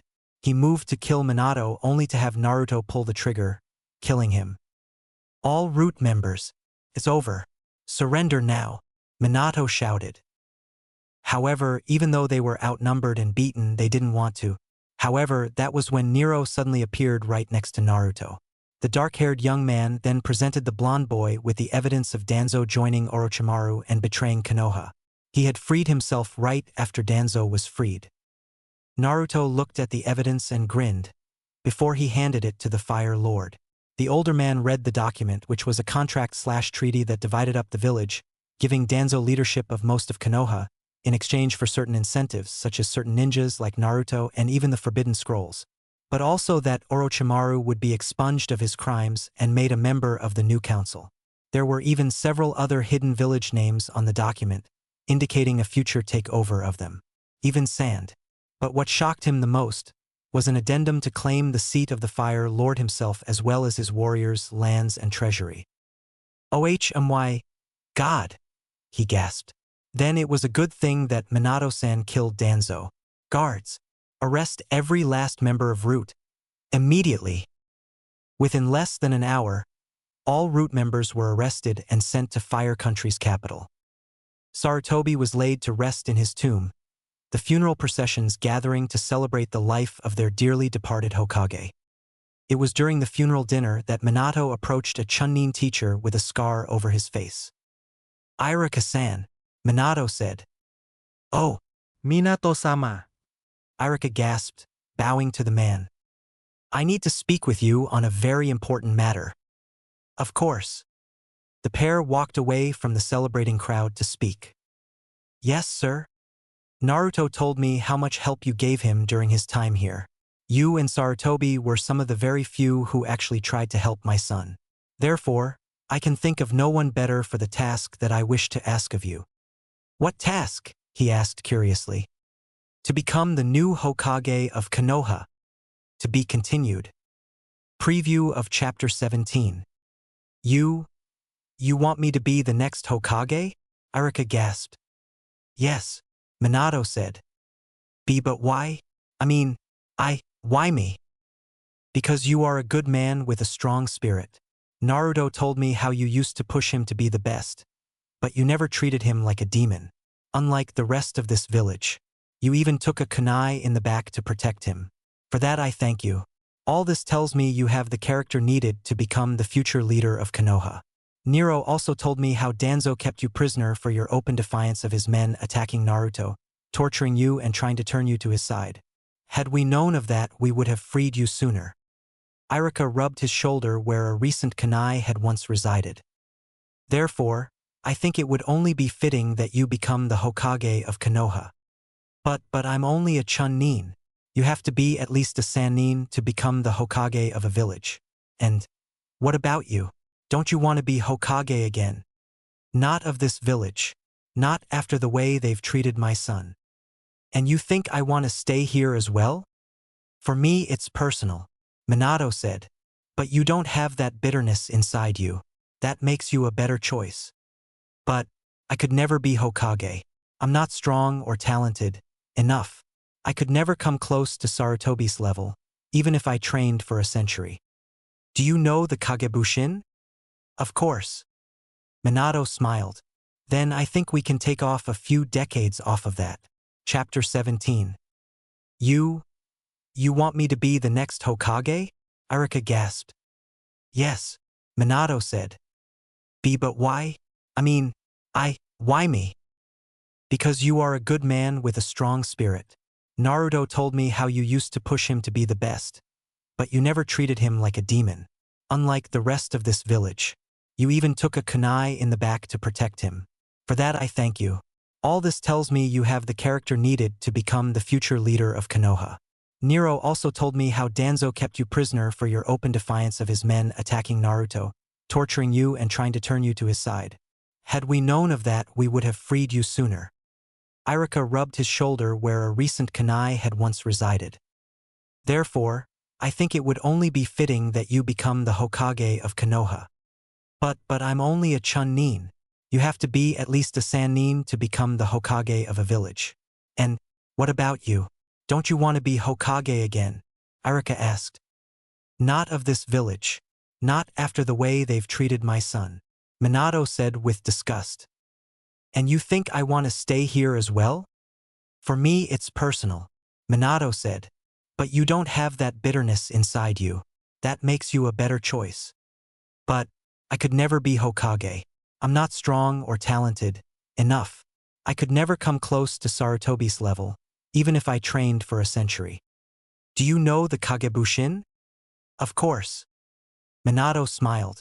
Then I think we can take a few decades off of that. But, wait, what about Asuma? He's Sarutobi's son. Shouldn't he get consideration as well? Asuma is, for all intents, a good man, and while he was one of the few who abided by Sarutobi's decrees about my son, he never really gave him much consideration.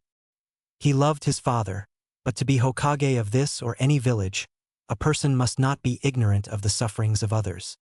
Irika hung his head for a few seconds, as if trying to figure out something to say. I still don't think I'm the right person for the job, Irika said. That's why I've given it to you, Minato said with a grin.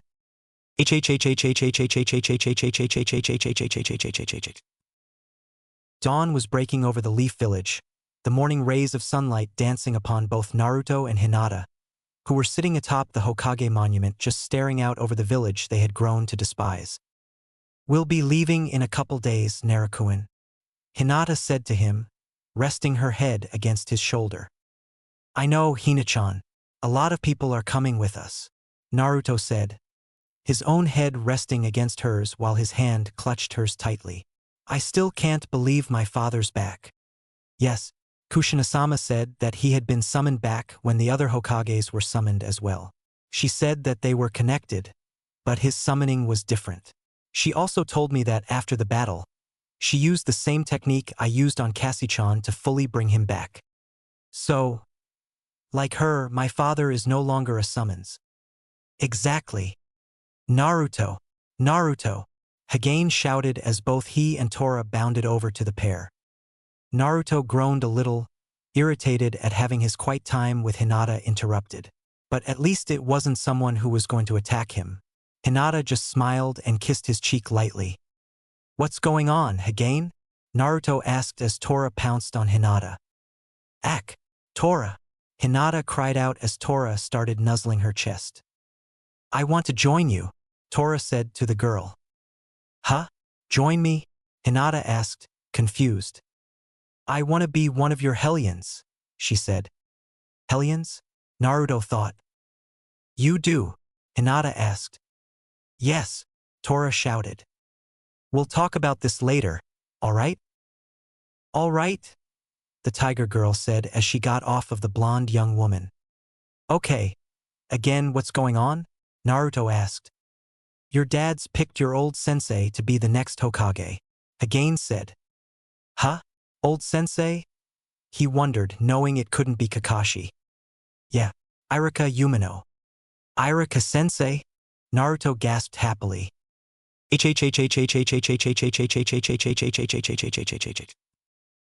In one of the training fields, Minato was busy training Irika. Kakashi, who was walking by, saw what was going on and walked over. The Cyclopean ninja froze when he saw who it was, stunned to see his old master. Sensei? Kakashi gasped when he saw Minato. Minato and Irika paused for a second and glared hard at the man. You! Irika hissed. Minato had to hold him back as he tried to leap at the Jounin. You bastard! I heard about what you did to Naruto. I only wish I could learn some deadly chakra attack so that I could ram it down your throat. I can arrange that, Minato said to the scarred ninja, before turning to his former pupil. And you, Kakashi, are a huge disappointment. I can't believe you tried to kill my son over something I did to save your sorry ass. I thought I trained you better than that, to look underneath the underneath. But I guess it doesn't matter just as long as the Uchiha gets trained, right? You had my son on your team, the son of two Kages. Not one, two, and you left him out to fend for himself for a little red eye. Take some goddamn eye drops. But Minato-sensei, But what? I never chose favorites on our team now, did I? Did I?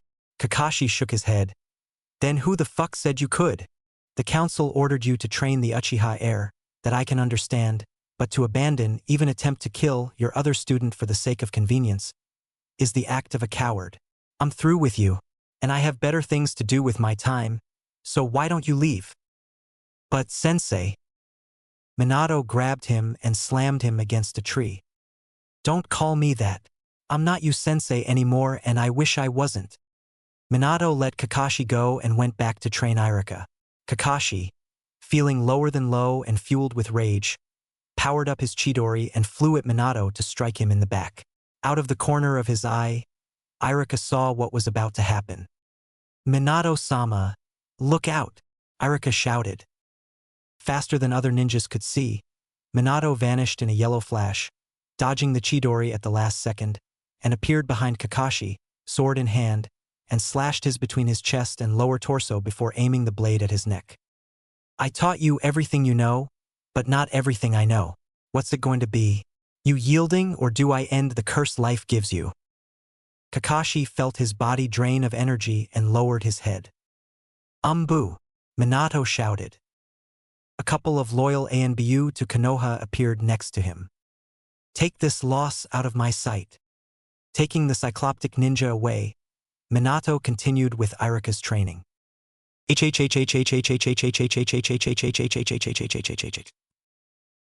was just before noon when Naruto, Hinata, Hagane and Tora arrived at the training field to find Minato and Iruka still training. They saw dozens of Irukas all over the area training in various ways. Some were doing taijutsu, some were doing ninjutsu, some were doing genjutsu. Seeing one of the Irukas over by Minato, the group proceeded to them. Father, Iruka-sensei, Naruto shouted. Son, Minato said. Naruto, Iruka shouted. Naruto hugged both men and then introduced everyone else as the other Irukas disappeared. Lady Hinata? Iruka gasped at the blonde young woman, marveling at how powerful she had become since he last saw her, which was months ago after he had given her her genin headband. Iruka-sensei, Hinata said with a bow. I'm sorry I missed your fights, he said, sheepishly. All of your fights, he said to the group. It wasn't your fault, Iruka-sensei, Naruto said. Nero told me about how you were captured by that bastard Danzo, and… Why are you here, son? Minato asked. Hagane told me that you were training Iruka-sensei to be the new Hokage, Naruto said. A good choice, if any, Hinata added. So, I just thought you could use this, Naruto said as he handed the scarred man a scroll. Iruka opened it up, but saw nothing on it. I don't understand, Iruka said. You have to use your blood to activate it, Hagane said. Of course, Iruka said and pulled a kunai from his vest. He cut his finger and let a drop of blood fall onto it. The scroll glowed and a ghost-like image of Sarutobi appeared in front of him. Sarutobi-sama, he gasped. Hinata, Hagane and Tora gasped as well, remembering having attended the Hokage's funeral. Ah, I see Naruto's trick worked, the elderly man said. Naruto? Trick? Iruka gasped. Orochimaru impaled me with his sword during the attack on Konoha, just after the Chunin exams. I was bleeding, dying from my injuries. I would have passed on had Naruto not pulled my soul into the summons contract.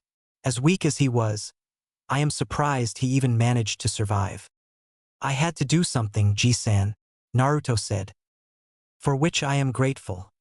The old man nodded. Then we can bring you back the same way Minato-sama was brought back. You can be the Hokage once again, Iruka stated with relief.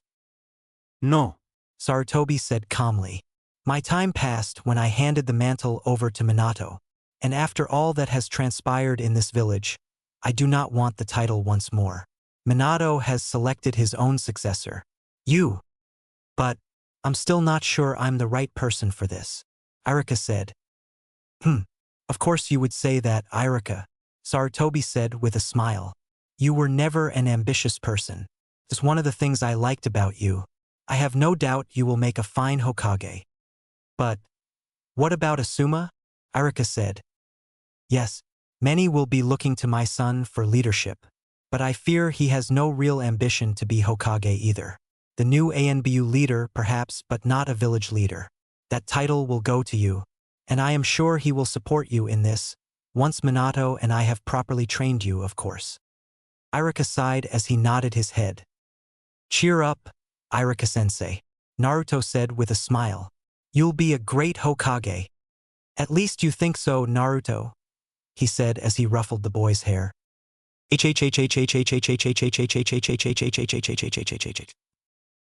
The next morning, Team Whirlpool was packing up their bags and was getting ready to leave.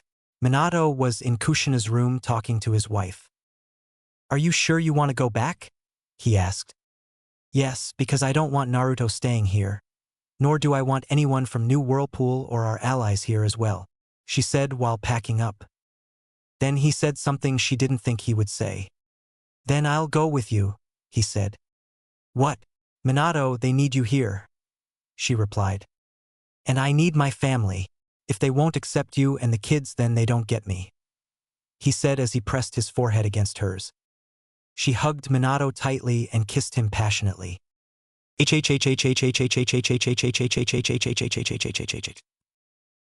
Later, Minato was in the council chambers.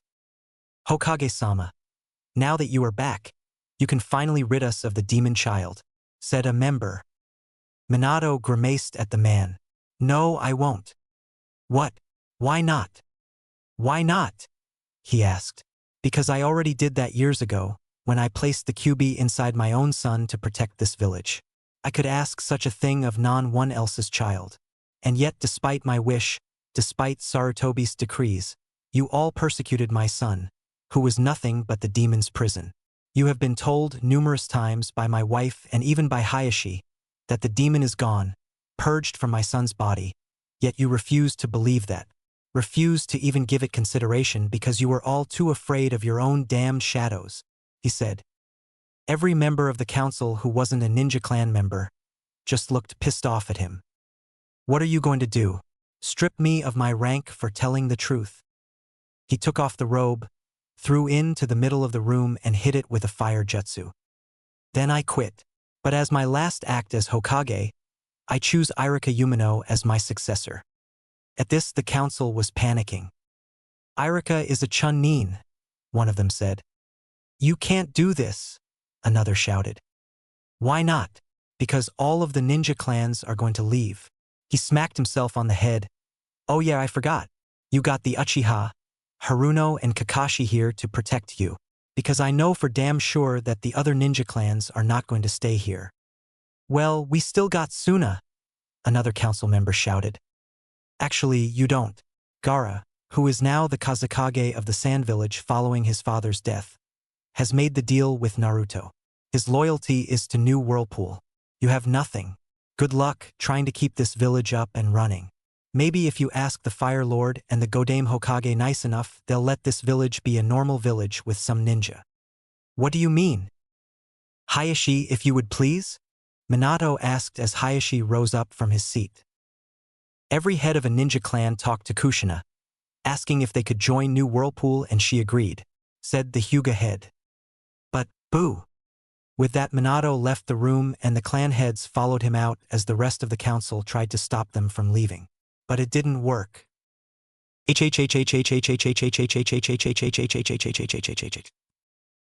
Everyone was getting ready to leave, their things packed and ready to move to their new home. Naruto was waiting by the main gates when Anko snuck up and grabbed him from behind. Hey kiddo, she said. Hey Anko-chan, he said. So are you okay? Yeah, I'm fine, she said. I can't thank you enough for all you've done for me. Hey, you're my fiancé. He hugged her back and gave her a kiss. Hinata smiled as Ino and Rin approached them, trying to get in some hug time with Naruto as well, which was much to his comical chagrin. Eventually, the large group was ready to go. Naruto and the others lead the group away, while Kushina and Red Swirl followed behind them. I'll follow you as soon as Sarutobi and I have finished training Irika, Minato said to his wife. Kushina smiled as she kissed Minato on the lips. Your family will be waiting for you in New Whirlpool, she said before leaving. Chapter 18. The trip to New Whirlpool was simple and easy, especially since no one in their right mind would dare to attack an entourage comprised of ninja. As they walked, a young samurai was keeping an ear out for the two adults behind him. He looks so much like his father, Erashur said. I know, and his potential is even greater than Toshi's was at his age, Taicho said. Does that make you nervous? A little, Erashur said with a smirk. I just don't know if he'll accept me as his father. Musaka would say that to be married to the man of my choice is my choice. But considering what we went through in Konoha, I have no doubt he will respect you. I'm sure he respects me as a ninja, but I don't see him calling me father anytime soon. Taicho reached out and took Arashi's hand with her own, giving him a firm squeeze. I wasn't aware you were so nervous, she said with a smile. Taichan, I love you, but I think you'll agree that people in love have reason to be nervous.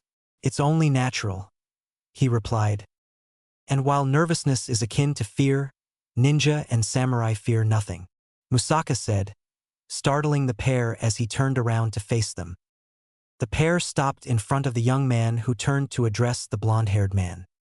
You are a strong and honorable man, Arashi-san, who truly cares for my mother, but until you officially marry her, I see no reason to call you father as yet, Musaka said in an even tone with a bow, before turning around and continuing down the road. Well, glad we got that settled, a slightly stunned Erashur said as Taicho leaned in to give him a kiss on the cheek. While the group continued on their way, Hinata noticed that Naruto was slightly lagging behind. Naru-kun. Are you all right? Hinata asked her fiancé. Just a little tired, I think. I'll be fine once we reach the village, Naruto said with a smile and hurried to keep up. But as he did, Kushina just looked back, narrowing her eyes at her son.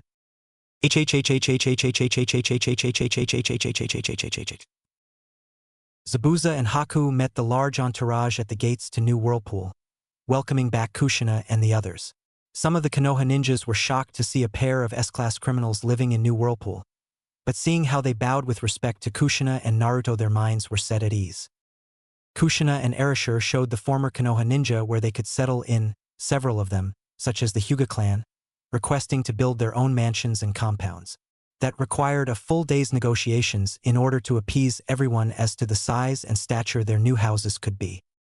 After everyone had finally managed to get settled in, Hinata and Tora were talking about her joining the Hellions. Why do you want to join us? Hinata asked the tiger girl as the pair were outside in the garden at Kushina's mansion. Because like you, I love Narukuin and I want to protect him, Tora said. He means a lot to me as you do. Hinata smiled. She was about to say something when Ino stepped into the garden. She was in a black short-sleeved belly shirt with a golden lightning bolt symbol on her chest, a black swirl around her belly button, black hot pants, and open-toe boots. She also had her new whirlpool plate on a sash around her curvy hips. Hey guys, what's going on? Ino asked the pair. Hinata looked at her fellow wife and smiled. I'm glad you are here, Ino-chan, Hinata said. Please join us.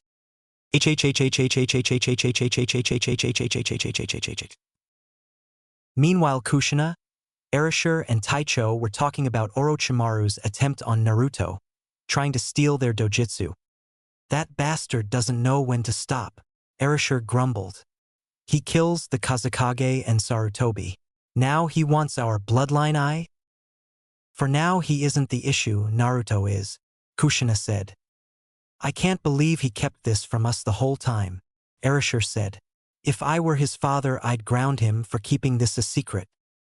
As I'm sure Minato will when he returns to New Whirlpool.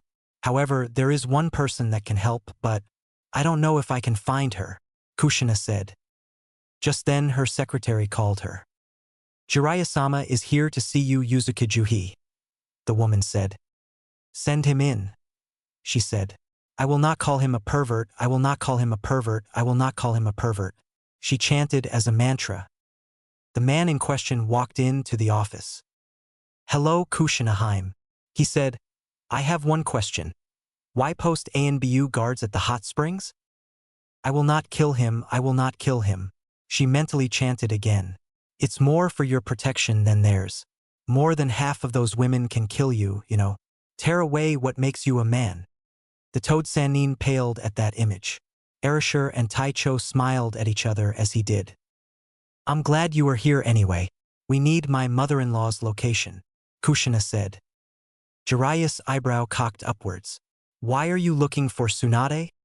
Did Naruto tell you what happened to him during the second part of the exams? No, he didn't, he said. Kushina then had told him what had happened, and of course everyone, even those who knew, were pissed about it. So we need Tsunade's location, Erasure said. All right, I have an idea where she is, but I can't go, and she might not come willingly. I'll send Team Whirlpool with some extras, Kushina said.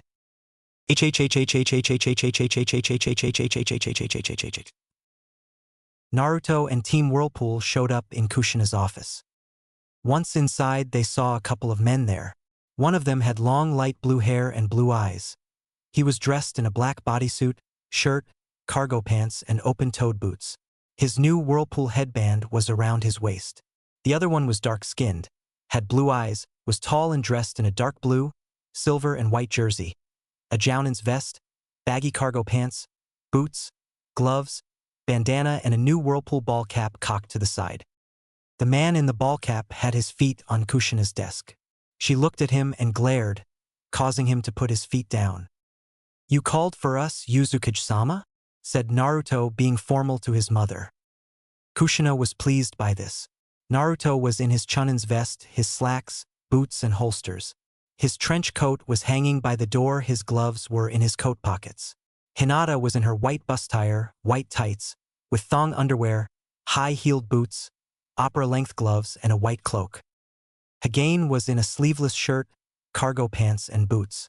Tora was in her bikini top, tights, boots, and jacket with an H with a pitchfork pointing up in the middle. Rimaru was in a shirt, slacks, boots, trench coat, and sunglasses. Reiko was in a shirt, cargo pants, boots, her glasses, and was reading her book. Hinaru was in a shirt, Hakuma pants, and boots. Good, you're all here, said Kushina. Naruto, allow me to introduce an old friend of the family's. This is Blake Stanford. He is former Black Ops codenamed Blaze, she said, pointing to the man in the ball cap. Naruto looked at the man and nodded. Nice to meet you, sir, Naruto said. Sup, kid, he said. And this is your grandfather, Dan, she said, pointing to the man with the long light blue hair. Naruto raced over to the man, hugging him tightly as Dan hugged him back. Okay, now the reason why I asked you all here, Kushina said. We know about what happened to you during the second part of the exams. Naruto gulped, trying to look innocent. Oh, come on, Kitkuin. You actually thought you were going to hide that from me? Let's see the wounds. Hinata and Hagane were in shock and looked at him. Wounds?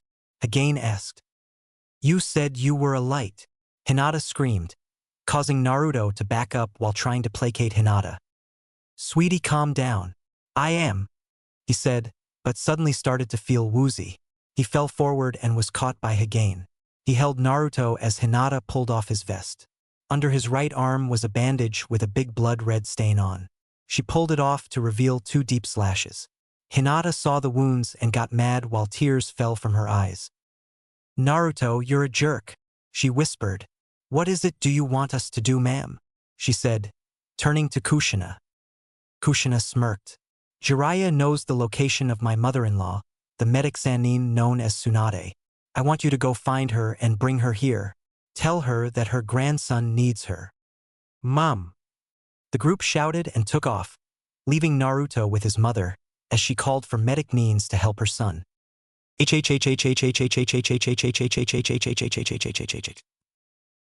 On the way, the team was talking about things. Hinata was still fuming about Naruto lying to her. I am going to strangle him, she growled. Tora was trying to calm her down and Hagane was trying to keep the peace. Hina-chan, he didn't want to worry you by telling you about that, Tora said. She deflated and sighed. I know, but he should trust me. I'm his fiancée, she said. How do you think I feel? I'm his sister, Hinaru practically shouted. Guys, he only did it because he didn't want you worrying about him, Rimaru said. Granted, it was wrong to keep this from all of us, but it just proves how strong he is. That's right. He was poisoned by that snake bastard for more than a month.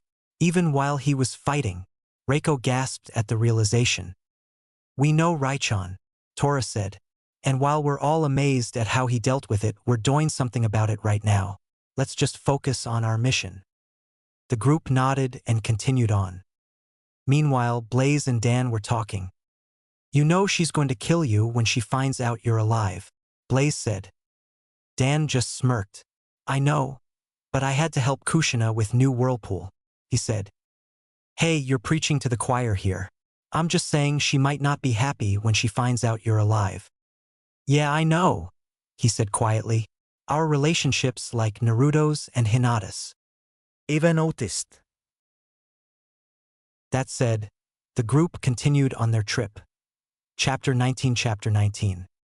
As Team Whirlpool went to find Tsunade, Kushina had ordered a red swirl captain to take her son to the hospital. She was tall, very tall, around 6'8", very well built, around 320 pounds, and dressed in a black sleeveless top and low-rise tights. Fingerless gloves and open-toed boots completed her outfit. But the one thing about her that stood out was that her hair, skin, and eyes were all green. Naruto, meet Jennifer Walters, Kushina said to her son. She's going to be your new best friend. Naruto looked up at her and continued to look up. She looked down at him and smiled at him. Jen, this is my son Naruto, Kushina said to the taller woman. Jennifer picked him up and held him tightly in her arms. He stared into her emerald green eyes and grinned nervously. Nice to meet you, Naruto-kun, she said, hugging him. Yeah, and nice to meet you too, Walter-san, he stammered as the woman carried her to the hospital.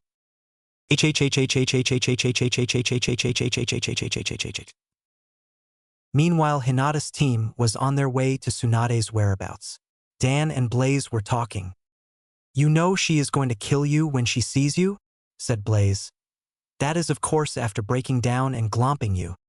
I know, Dan sighed.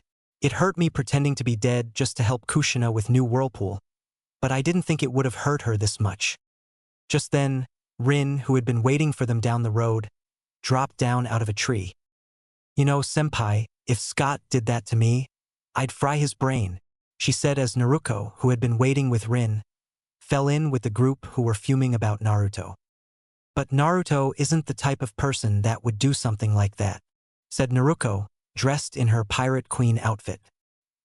He'd make sure someone knew that he was all right and make sure we'd know. You mean like he did during the second part of the exams? Hinata huffed. Everyone was quiet about that. I'm pretty sure he didn't mean anything by it, Naruto said. He was poisoned and didn't tell us, Naruto, Hinata yelled. Well, neither would you if you had to worry about Orochimaru, the sand, the sound, and Danzo's root ninjas trying to kill you and everyone you loved. Not to mention his own father returns from the dead. The man he considered like a grandfather gets stabbed through the heart, saving his life, and then of course the mass exodus of people to New Whirlpool. If I were in Naruto's shoes, I wouldn't have told anyone about my problems either.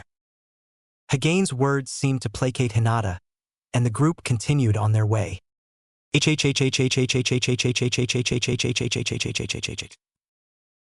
Jennifer carried Naruto to the hospital and got him situated into a room. Once that was done, she called up one of her teammates. One of them had long blonde hair and blue eyes, was dressed in a black bodysuit, white armor with a gold lightning bolt on her chest, and tapped up fists with the words Marvel on the right and Warbird on the left. She also wore open-toed boots and her headband. Carol Danvers was an ordinary woman. Nothing ready to special about her. That is, if you can call being able to deadlift Mount Hokage more with one arm and not struggle, nothing. She was highly skilled and very powerful. She had thought that she was the only one of her kind, until she met Ino Yamanaka, that is, once she had seen the girl with her powers and style of dress arrive in New Whirlpool. She wanted to meet her. Once they did, Ino couldn't help herself.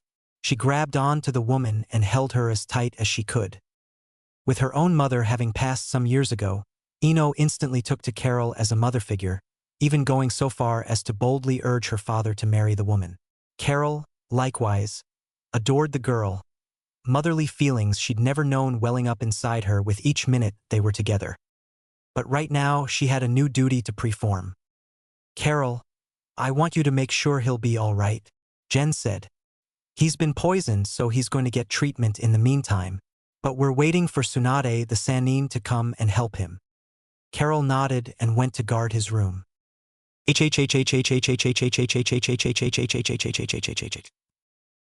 While Carol watched the outside of his room, one of the boss Amazon summons had came out of the scroll that Naruto still carried. It was Diana. She looked down at her charge with some sadness, softly stroking his hair before kissing his forehead and then flying out of his room.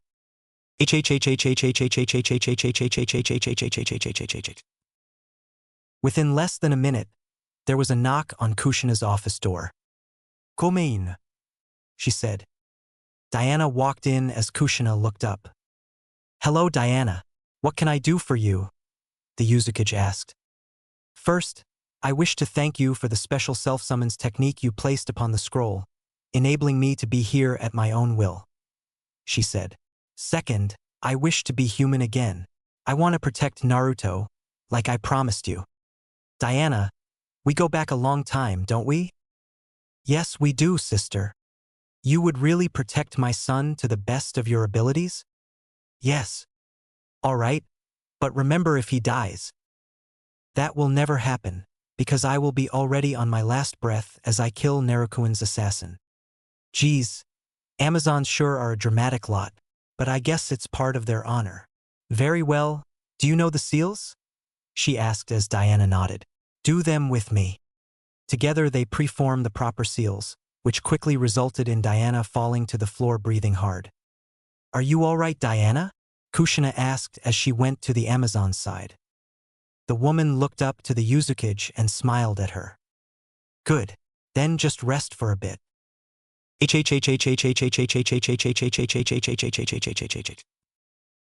Meanwhile, two cloaked figures had appeared in New Whirlpool. They went to the hospital and quickly located Naruto's room. They managed to sneak into Naruto's room without anyone seeing them, and started down at the young blonde ninja. The first one was tall, blue-skinned and looked like a man-shark. The other was Sasuke's brother, Itachi, who looked like an older version of the emo nin. "Are you sure this is him? He looks half dead," said the man-shark. "Doesn't matter, Kisame," Itachi said, not sensing the presence of someone behind them. "We must grab him before." "Before what, Itachi?" Kushina asked the older Uchiha. "Before I come and separate your head from your shoulders? Or before Taicho makes shark fin soup for a month out of Kisame?" Itachi looked over and saw a woman with two sword crisscrossing the blades at Kisame's neck, like a pair of scissors. Kisame looked scared. "You even attempt to touch Naruto, and I assure you that you will live long enough to regret it," Kushina said. Itachi just smirked as he stared at the woman. "You may have caught us, woman, but how do you know we came here by ourselves for the greatest of the tailed spirits?" His question was answered as a pair of bodies exploded into the room and slamming up against the far wall. Itachi's eyes went wide as he recognized his backup team, Haiden and Kazuku. His eyes turned again to the blown open hole to see two attractive and powerful women step through into the room.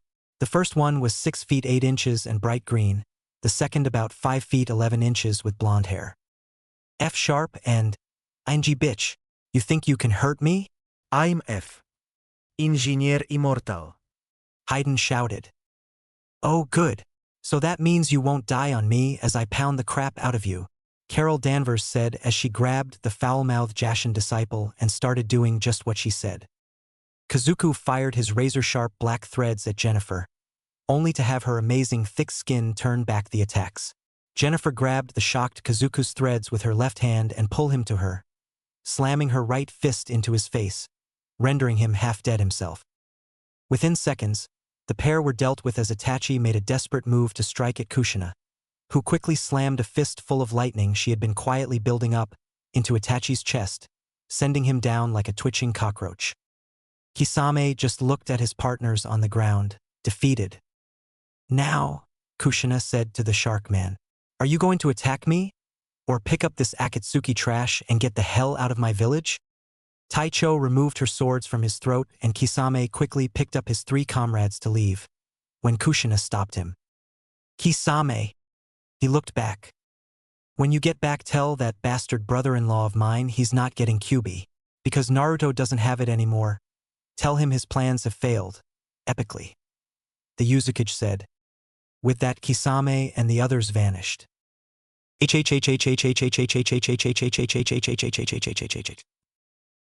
Meanwhile, Hinata and the others had arrived in the town where Tsunade was said to be.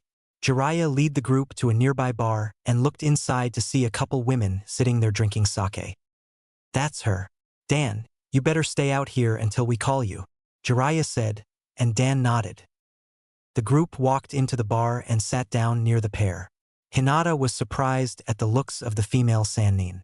She was very beautiful, with long blonde hair, caramel eyes, gorgeous skin with a tiny blue diamond in the middle of her forehead, and was stacked like a brick house. She was in a gray, sleeveless GI, black pants and spats, and a green overcoat. She also had a green gem hanging from her neck.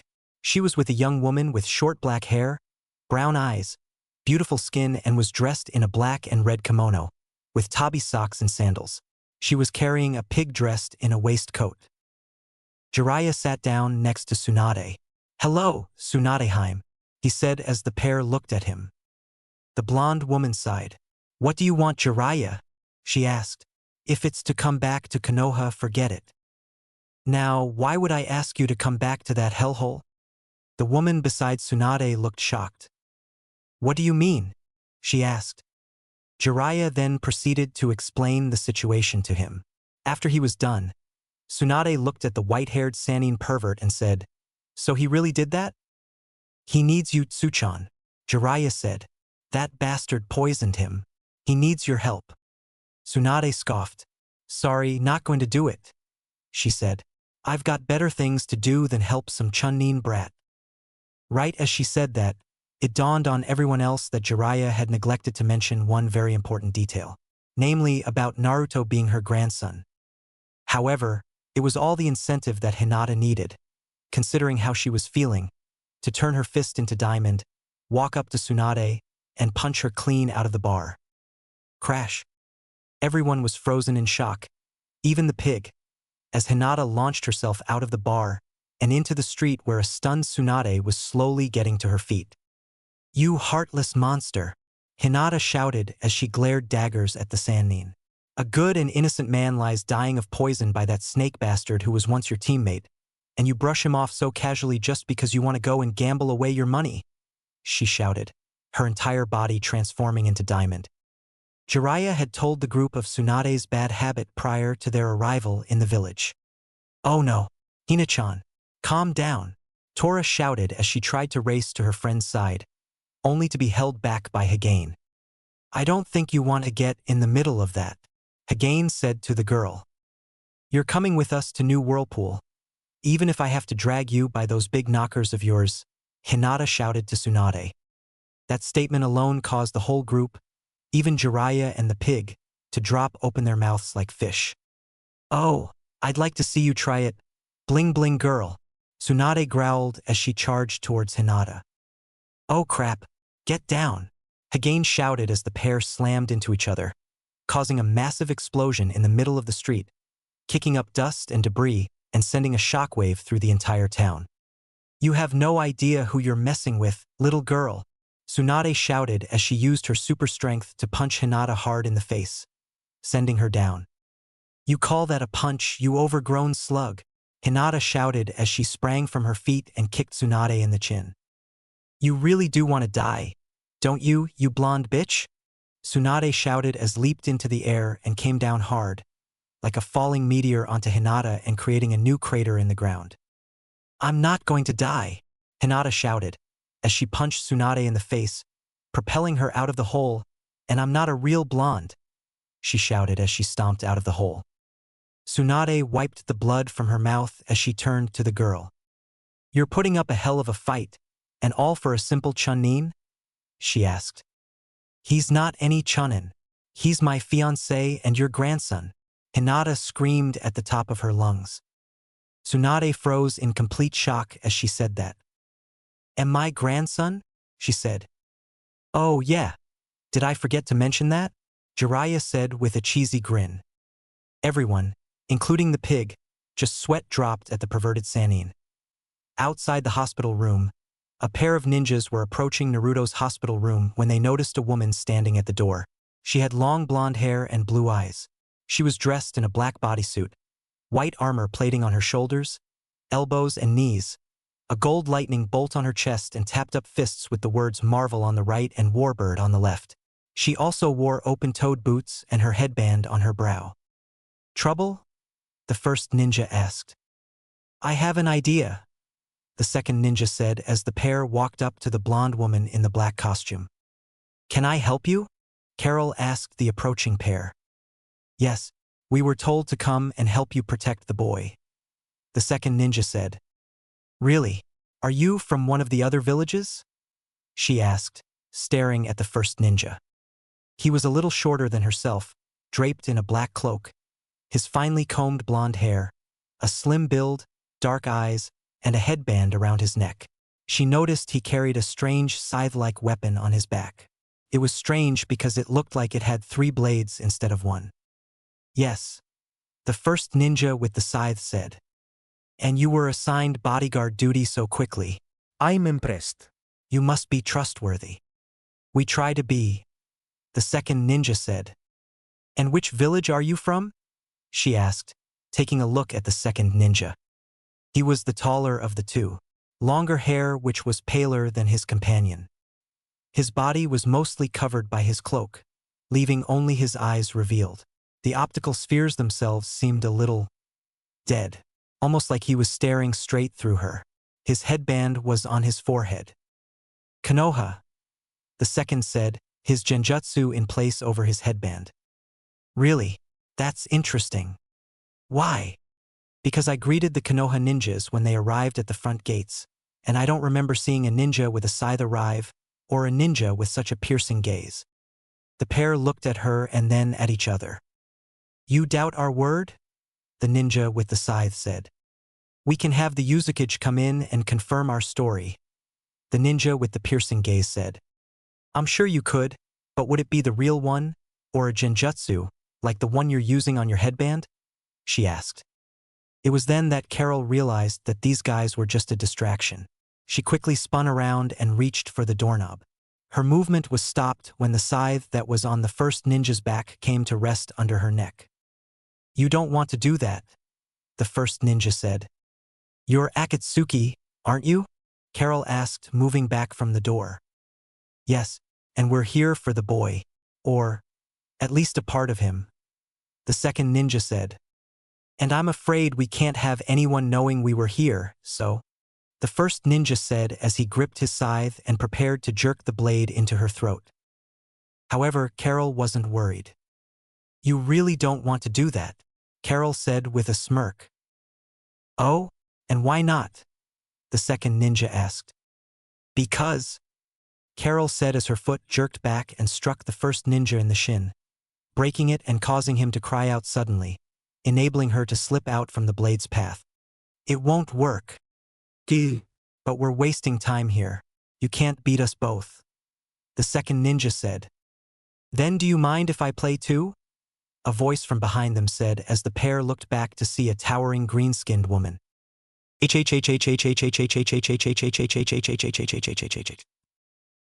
Meanwhile, 2 other cloaked figures had appeared inside Naruto's room at the hospital. They had managed to sneak into the room before the blonde woman outside noticed them. Their friends would see to her as they dealt with the young ninja. The first one was tall, blue-skinned and looked like a man-shark. The other was Sasuke's brother, Itachi, who looked like an older version of the emo nin. "Are you sure this is him? He looks half dead," said the man-shark. "Doesn't matter, Kisame," Itachi said, not sensing the presence of someone behind them. "We must grab him before." "Before what, Itachi?" Kushina asked the older Uchiha. Before I come and separate your head from your shoulders? Or before Taicho makes shark fin soup for a month out of Kisame? Itachi looked over and saw a woman with two sword crisscrossing the blades at Kisame's neck, like a pair of scissors. Kisame looked scared. You even attempt to touch Naruto, and I assure you that you will live just long enough to regret it, Kushina said. Itachi just smirked as he stared at the woman. You may have caught us, woman, but how do you know we came here by ourselves for the greatest of the tailed spirit beasts? His question was answered as a pair of bodies exploded into the room and slamming up against the far wall. Itachi's eyes went wide as he recognized his backup team. Haiden and Kazuku. His eyes turned again to the blown open hole to see two attractive and powerful women step through into the room. The first one was 6 feet 8 inches and bright green, the second about 5 feet 11 inches with blonde hair. F sharp and, Ing bitch, you think you can hurt me? I'm F. Ingenier Immortal. Haiden shouted. Oh good, so that means you won't die on me as I pound the crap out of you, Carol Danvers said as she grabbed the foul-mouthed Jashin disciple and started doing just what she said. Kazuku fired his razor-sharp black threads at Jennifer, only to have her amazing thick skin turn back the attacks. Jennifer grabbed the shocked Kazuku's threads with her left hand and pulled him to her, slamming her right fist into his face, rendering him half dead himself. What's wrong with me? This woman, her strength is inhuman. Haiden mentally groaned as he felt Carol's fists slam into him again and again. He couldn't even regain himself enough to try and counter or even block. He wondered if that would have done any good against such a woman. Kazuku's threads weakly lashed out and stabbed at Jen's face, only to have the emerald-skinned Amazon grimace at the attempt. What are you trying to do? Ruin my complexion? Jen asked as she grabbed the threads and whipped him around the room, slamming him into several walls. Kazuku pulled his kunai and shurikens and hurled them at Jen, which only bounced off her skin. And now you're just annoying me, she growled as she pulled hard on the threads, pulling him towards her, allowing her the necessary range to cold-clock the ninja in the face, hard. Haiden was tossed up into the ceiling, hitting it hard, and falling down into the hard floor. Carol was on him in a second, pulling him up to crush his hands and then punched him out again. Within seconds, the pair were dealt with as Itachi made a desperate move to strike at Kushina, who quickly slammed a fist full of lightning she had been quietly building up into Itachi's chest, sending him down like a twitching cockroach. Kisame just looked at his partners on the ground, defeated. Now, Kushina said to the shark man, are you going to attack me?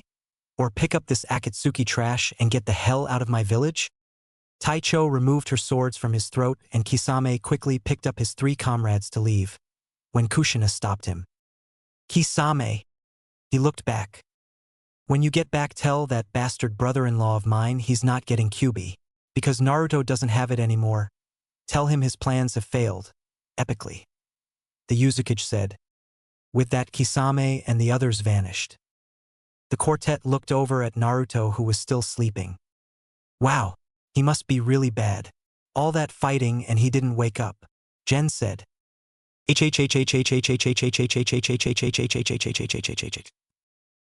2 weeks later. You seriously want to do this again? Kazuku asked. Yes, Haiden grumbled. I thought you were a religious man. Tempting fate is a seriously bad move. The discipline I study under, that I devote myself to, demands nothing less than absolute destruction and death. Anything less is AF. Hashtag and Sin.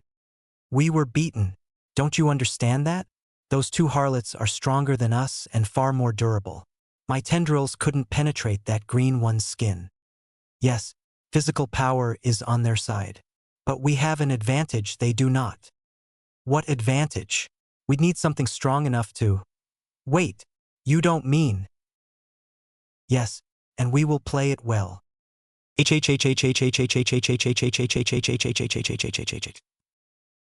New Whirlpool Village.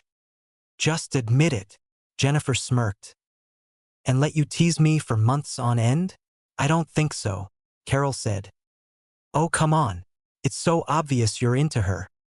You say that like I'm some kind of pedophile. She growled. I didn't mean it like that and you know it. I'm just saying. I know what you're saying, and I decline to answer. Ino reminds you of yourself. Young, enthusiastic, spunky, full of potential, and blonde. Carol stared at the taller woman, more like glaring. I'm gonna let that blonde comment pass. But, as much as I hate to admit it, you're right. I like her. It's like she's a carbon copy of me. Like a clone? Or a daughter? If she has her way, Carol muttered, remembering the subtle hints that Ino had been dropping left and right about herself and her father. While the pair continued walking through the village, they didn't notice they were being followed by a pair of masked figures. We should kill them now, the first man hissed. Patience, my friend, the second man said in a whisper. The longer they remain oblivious to us, the greater the advantage to us. I just can't believe you actually brought that thing with you. It'll all be worth it. Payne's going to kill you if he finds out. He can't kill me, you know? Fine, he'll do something worse. The other man grimaced at his partner as they continued following the pair of women. After several more minutes, they stopped on the outskirts of the village, in a large forest clearing. Why did they stop here? Kazuku asked. Maybe they're waiting for someone, Haiden said. Like us. Just then a pair of figures walked into the clearing towards Carol and Jen. Carol-chan, Ino shouted as she tackled the woman in a tight hug around the waist. Oomph, easy, Ino-chan, Carol said, patting the girl on the head as the pair laid on the ground. And you must be Ino's father, Jen said to the other person who had arrived with the girl. Yes, Inoichi Yamanaka, he said, shaking Jen's hand. Pleased to meet you. The man was going to be 40 in a few months. His blonde hair was darker, more reddish, than Ino's hair, his eyes a deeper blue hue than her own, and he was dressed in a jounin outfit with a new whirlpool headband on his forehead and a red vest over his shoulders. To Jen he looked handsome and seemed like a nice guy, but there was something about him that seemed a little skittish. I've been looking for you, Ino said. Yeah. And right now I really wish you hadn't, Carol said. What? Why? The younger girl asked. Because of the fight we're about to get into, Jen said, turning around to where the two Akatsuki members were hiding. Oh, come out. We know you're there. Haiden and Kazuku sprang out from the bushes and landed a couple meters from them. Who the hell are these guys? Ino asked as the pair dissolved their genjutsus to reveal their black cloaks with the red clouds on them.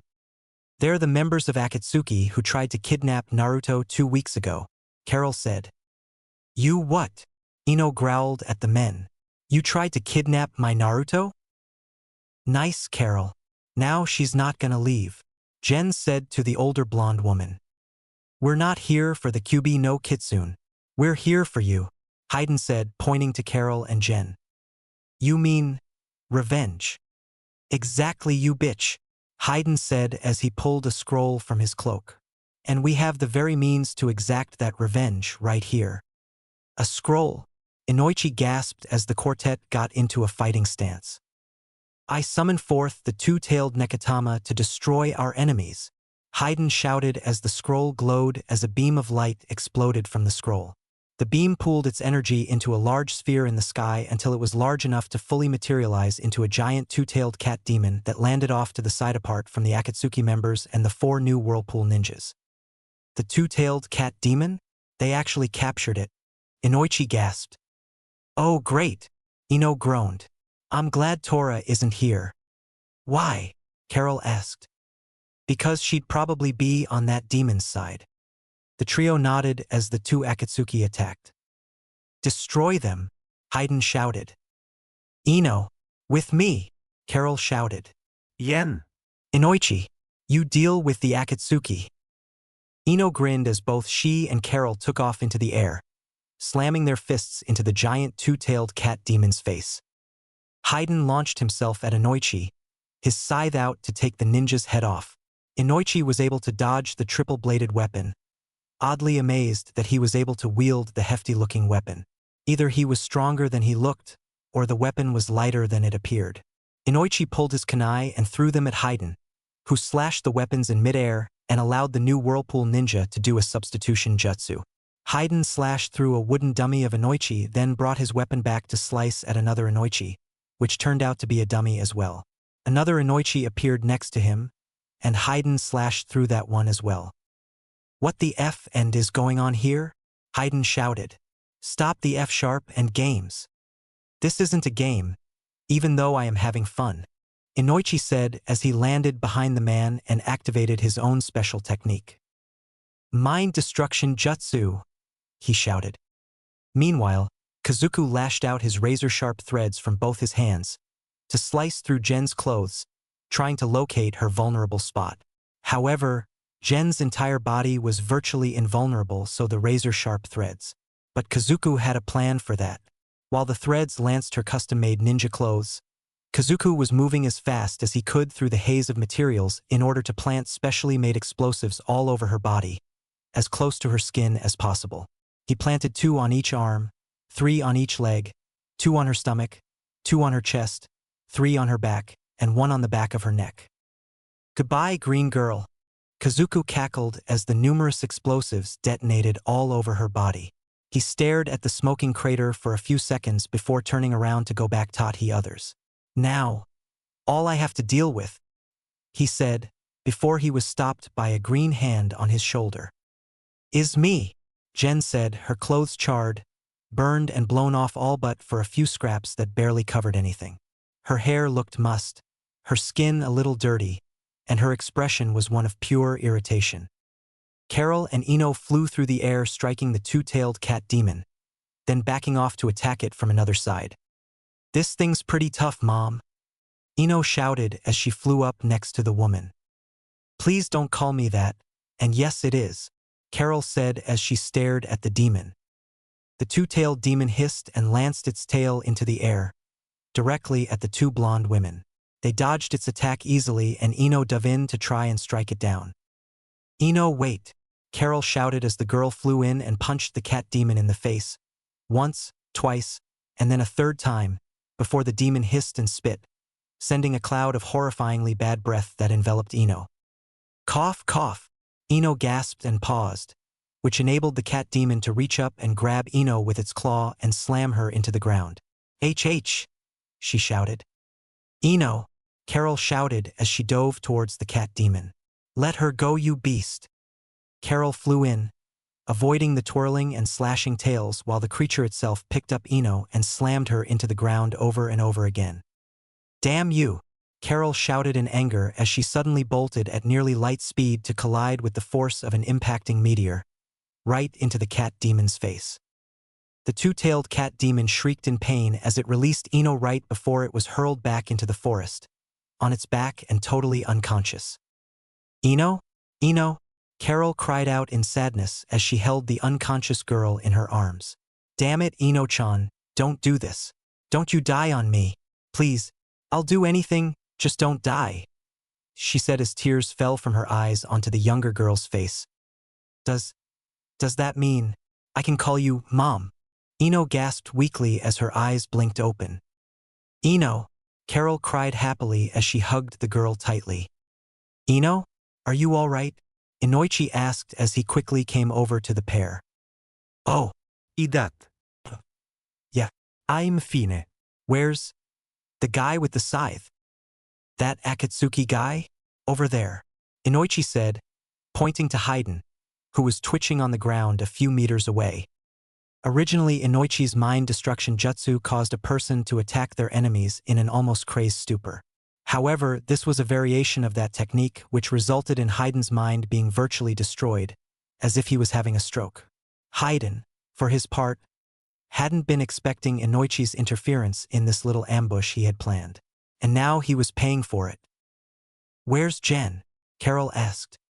"Over here," a voice said as the trio looked over. Though Inoichi blushed heavily and looked away when he realized that Jen was missing more than 95% of her clothes thanks to a bomb blast or something. She dropped the unconscious Kazuku onto the ground next to Haiden as she walked over to the others. "So, did I miss anything?" Jen asked. "Not much," Carol replied as a group of new whirlpool ninjas came running up. We heard explosions. What's going on? Ayanatsum asked as she approached the group. Oh, nothing much. Just an Akatsuki ambush, a tailed spirit beast attack, and I got a new mommy, Ino said with a smile. Ino, Carol and Inoichi said in unison. Well, you said you'd do anything, Ino said with a smile. Can I at least ask Ms. Danvers out first before you start calling her mom? Inoichi asked. Carol turned to the man and blushed a little. He did the same thing. So, dinner? He asked sheepishly. She quirked her head to the side. Do you cook? A little. I'd love to, she smiled. As cute as that is, does anyone have a spare set of clothes I can borrow? Jen asked as Maya pulled out an extra set of her clothes that she had handy. So, what are we going to do about these two? Maya Natsum asked as Kushina approached them. You mean these three? Carol asked, pointing to the two-tailed cat demon. We'll put the two Akatsuki in the brig, and send the demon to be with its brothers, Kushina said as she preformed the proper seals, sending chakra into a scroll she happened to have with her. When I heard we had a tailed beast here, I didn't think it was brought here by Akatsuki. Still, it's time for you to be free. The still unconscious two-tailed cat demon glowed brightly and then vanished in a giant explosion of smoke. Aya and Maya hauled the two Akatsuki to the special holding cells they had, while Ino tugged on the arms of her father and future mother. Despite the teasing Carol was enduring from her friends, she actually found the whole idea rather appealing to her. Chapter 20. Tsunade stared in shock as she looked at the glowing, shining Hyuga girl. Not only had the girl put up an incredible fight against her, but she had hit her with a hell of a bombshell that she had a grandson. I have a grandson? She gasped. Yes, you have a grandson, Hinata shouted. His name is Naruto Uzumaki Namikaze. Tsunade's eyes widened further. The Jinchuriki was her grandson. Wait minute. You mean the Jinchuriki is my grandson? She said. Former Jinchuriki, who once held the nine-tailed fox demon inside his body before his mother, Kushina the Uzukage, removed it from him, she said as charged up her shining diamond fists. So if you call him a demon, I'll show you how I passed my Chunin exam. Tsunade stepped back to placate her. Look, I didn't know. I was told that my son and grandson died when the nine-tailed fox attacked the lead village, she said before a voice behind her spoke up. No te escuchan. That was a lie, Dan said as Tsunade turned around and gasped. Minato was injured in the Kyuubi attack, so I managed to put him into a summon scroll to save him. Naruto was left in the care of the third Hokage, but that didn't go too well. Tsunade was still staring at the man in shock. Hi Tsuchan, you're looking good, he said with a smile. Breaking out of her stunned stupor, Tsunade didn't know what to do first. Kill him or kiss him. She made her choice rather quickly, leaping at the man and punching him hard in the face. He went flying and crashed through a wall, coincidentally back into the bar Hinata had punched her out of. That was for lying to me, she said as she stalked into the bar and walked up to Dan, using her painful sky leg move on him, but at a quarter of the strength, she kicked him across the bar into the far wall. That's for dying and leaving me alone. Dan was bleeding as he staggered to stand up, and saw her rush up to him. She grabbed him and pushed him back down to the floor where she hugged and kissed him passionately. That was for coming back to me, she said, pressing her forehead to his own. The pair eventually walked out of the bar, Tsunade supporting him as they came over to the others. Then she looked over Jiraiya, gave Dan to Blaze, stepped over towards the Toad Sannin, and slapped him with enough force to send him flying through another building. Ouch! Blaze winced as Tsunade leaped into the building. 3 seconds and 2 punches later, Jiraiya was back out in the middle of the street. You knew about this, didn't you? Tsunade shouted as she emerged from the building. I might have, Jiraiya said weakly as Tsunade wrapped her hands around his neck. Why didn't you tell me he was alive? She shouted. He asked me to. He choked out before Dan gently pulled her off. Tsuchan, I did ask him not to tell you. he said and looked at Jiraiya.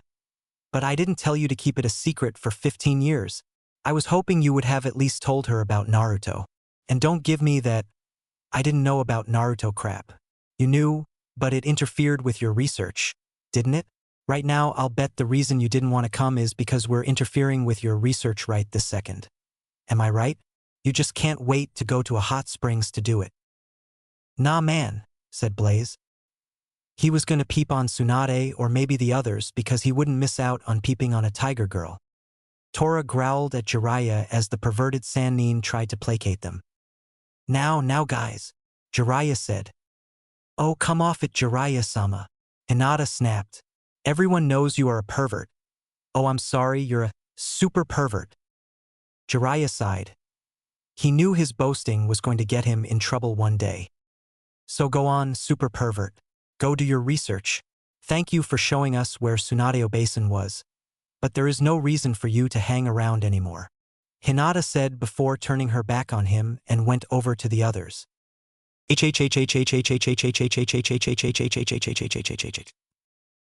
Meanwhile, in Konoha, Minato and Sarutobi had finished Irika's Hokage training. With the blessing of both the third and fourth Hokage, Irika was made the fifth or Godame Hokage, and right now he was standing on the balcony of the Hokage Tower making his speech to the village. My first rule as Hokage is that Naruto Uzumaki Namikaze will be seen as the hero he should have been in this village. There will be a statue and plaque made for him. My second order of business is to dissolve the council. It's time for everyone in the village to know where the true power lies in Konoha. Yeah, with the council, yelled someone. Demon lover, another person shouted, actually hurling a jagged rock at him. Irika caught the stone with his teeth and crushed it between his canines. He then activated his big head no jutsu. Quiet! Everyone was suddenly cowed. This is what I'm talking about. With the way you people act, I'm not surprised the clans left this piece of crap village. But as I have the opportunity to change things, I am not going to be lax in that responsibility. If any of you don't like it, leave now because all the attacks on innocents I will not tolerate anymore. Any takers? Maybe we should leave, a person shouted. Yeah, another shouted. Fine, go. But I'm pretty sure that you're not going to find a village that will let any of you get away with half of the crap you've pulled here in Konoha. Those of you that want to stay, know that I will be following in the Uzukage's footsteps, not only to uphold that which is right, but to take in blood-lined people. Everyone was in shock, but as it stood, they knew they could do nothing about it. Irika had been trained by the third and fourth Hokage, and if they thought he was ready to take the mantle of Hokage, then he would not easily be influenced or defeated in this.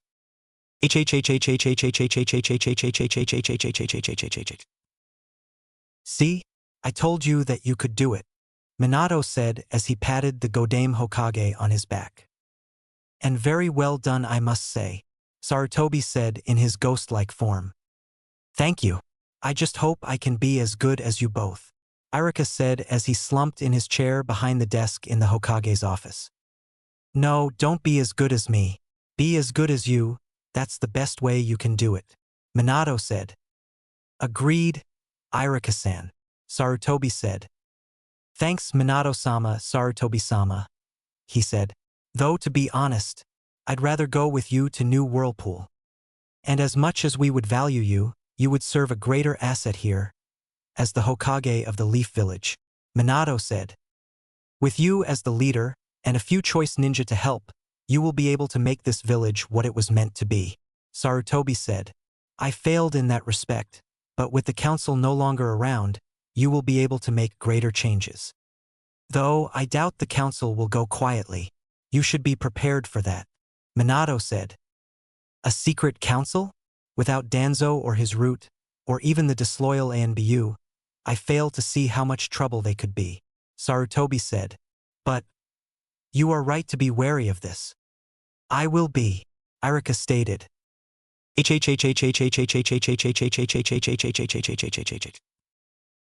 Team Whirlpool and their special guests were headed back to New Whirlpool, with a disgruntled Jiraiya bringing up a distant rear. So, you're my grandson's fiancé, are you? Tsunade asked Hinata, trying to make conversation. Yes, his first, actually, Hinata said, still upset over everything that had happened. Oh, he has more.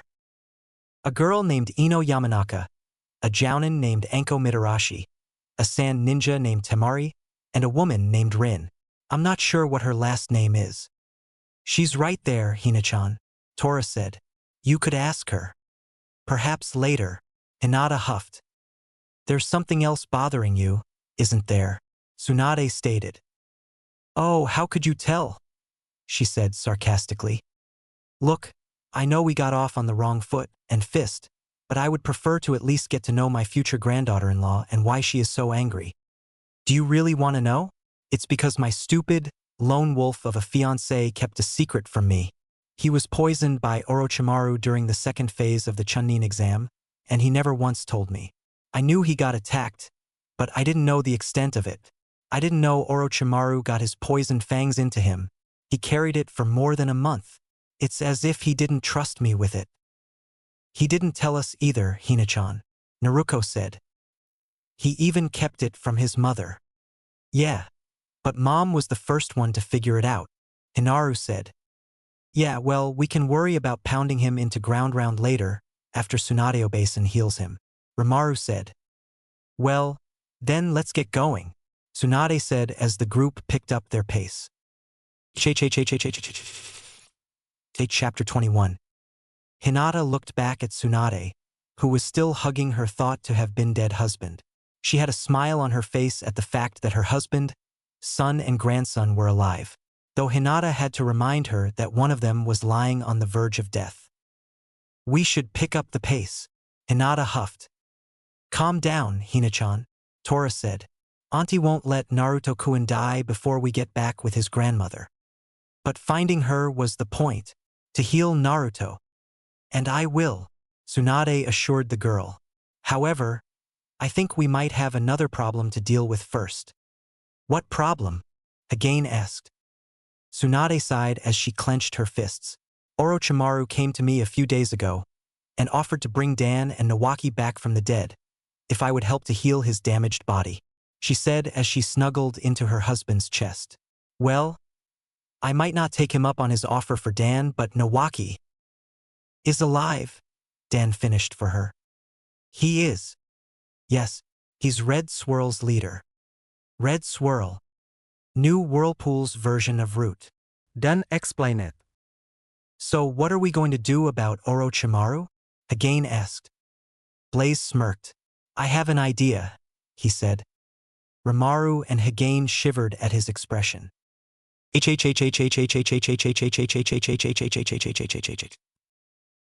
Meanwhile, in New Whirlpool, a couple of visitors had come up to the gate. More like limping.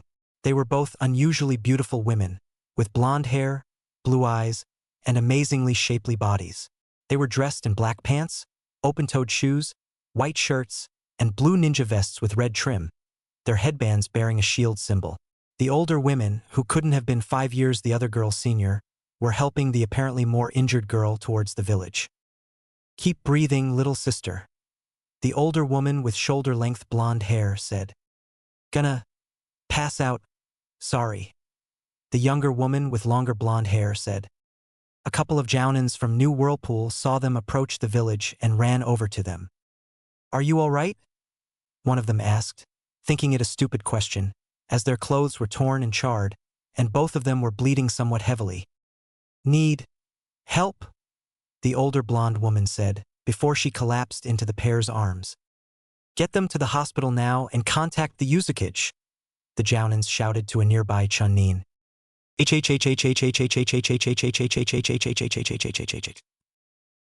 The younger blonde with the longer hair blinked her eyes, noticing that she was in a hospital bed.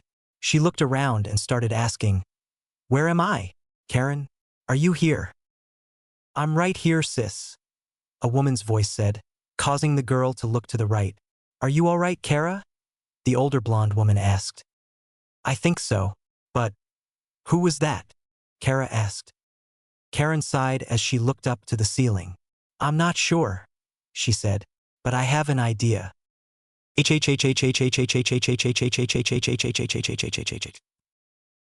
Flashback.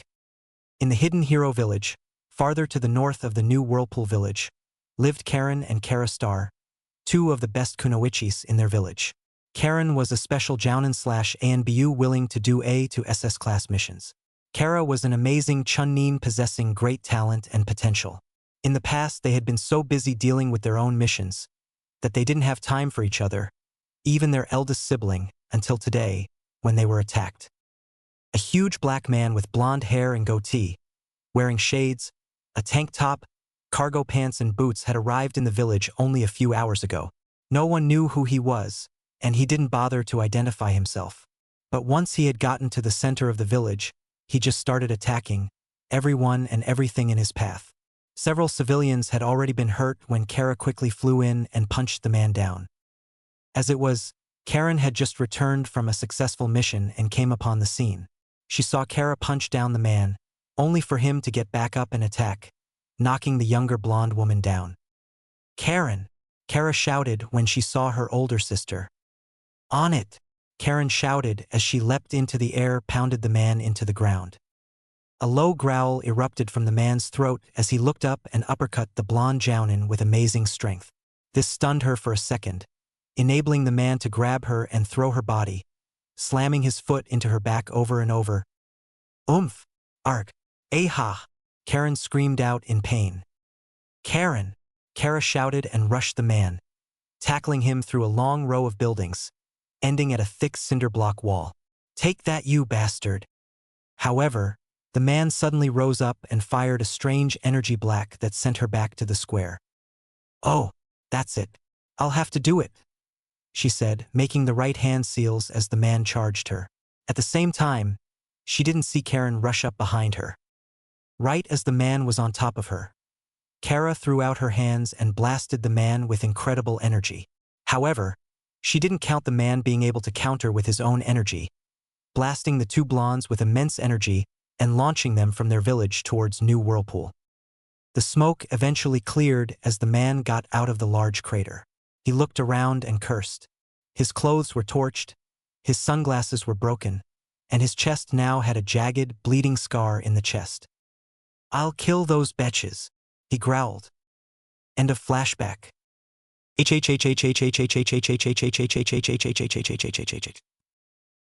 Karen came out of her daydreaming as Kushina walked into their room.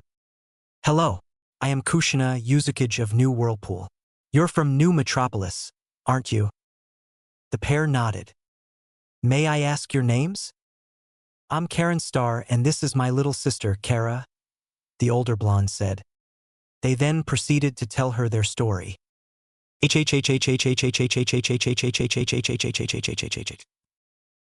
It was dawn in Team New Whirlpool.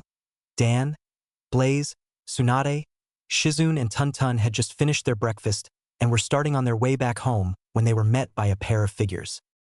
Orochimaru and Kabuto. "I never would have taken you to be selfish, Tsuchan. Taking so much time to respond to my offer," Orochimaru said. "Don't you want to see your loved ones again?" Dan smirked at the Sannin, because he didn't know that he and Nawaki were alive. Or he did and didn't think Tsunade knew that. "Oh, I don't need you for that, snake breath," Tsunade said as she clenched her fists, remembering what this man had done to her grandson. "Why not?" the snake asked. "Because I think Dan is right behind me," she said, thumbing to someone behind her. Orochimaru and Kabuto were shocked as Dan stepped out from behind Tsunade and waved at them. Both Orochimaru and Kabuto got mad at this, before lunging at the man. Kabuto hurled dozens of exploding tags at the group, disorienting and stunning several of them, as Orochimaru went for Dan. Blaze recovered quickly and moved into the path and threw his kunai at the snake Sannin, which Orochimaru failed to notice held a pair of exploding tags. The mini-bombs exploded and stunned him. Kabuto made a play for Blaze for what he did to his master, only to have his vision impaired by a sudden blinding flash.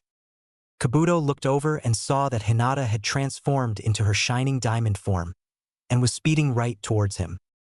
Shining Diamond's special technique, girl's best friend. Hinata shouted as she leapt into the air and threw her feet forward, spinning wildly like a human drill as she flew towards Kabuto. His defenses shattered like a brick wall, getting hit with a missile as she nailed him hard in the chest, slamming him into and through a large boulder, breaking nearly all his bones. Orochimaru looked over, seeing his assistant get served hard. Hinata leaped away from him, landing on her feet and still shining. She turned to Orochimaru and started stalking towards him, only to have Tsunade place a hand on her shoulder to stop her. "No, Hinata, I have him," she said as she launched herself at the snake Sannin. Orochimaru threw out several kunai, only to have Tsunade deflect each one with her hands before getting close enough to punch him hard in the face, sending him down. "Damn it, I didn't expect such resistance from her," Orochimaru thought as he tried to get up, only to have the busted blonde jump down on his stomach, wrapping her hands around his throat. "It's one thing to dangle the love of my life in front of me, but you poisoned my grandson, and that has consequences," she hissed as she pulled him up by his neck, twirled him around like a dead cat, and forcefully slammed him, head first, into the ground. She then proceeded to pummel him again and again with her fists, striking his body in various vital locations. "Have to get out of here," he gasped, his hands unable to perform any form of jutsu. He opened his mouth and was barely able to spit out a pair of needles at Tsunade, who quickly leapt out of the way the second he opened his mouth. Orochimaru pulled himself together as he painfully scrambled out of the hole and used all of his remaining strength to grab Kabuto and escape. "He's getting away," Hagane shouted. "Let him go," Blaze said to the boy. "We have other priorities to attend to."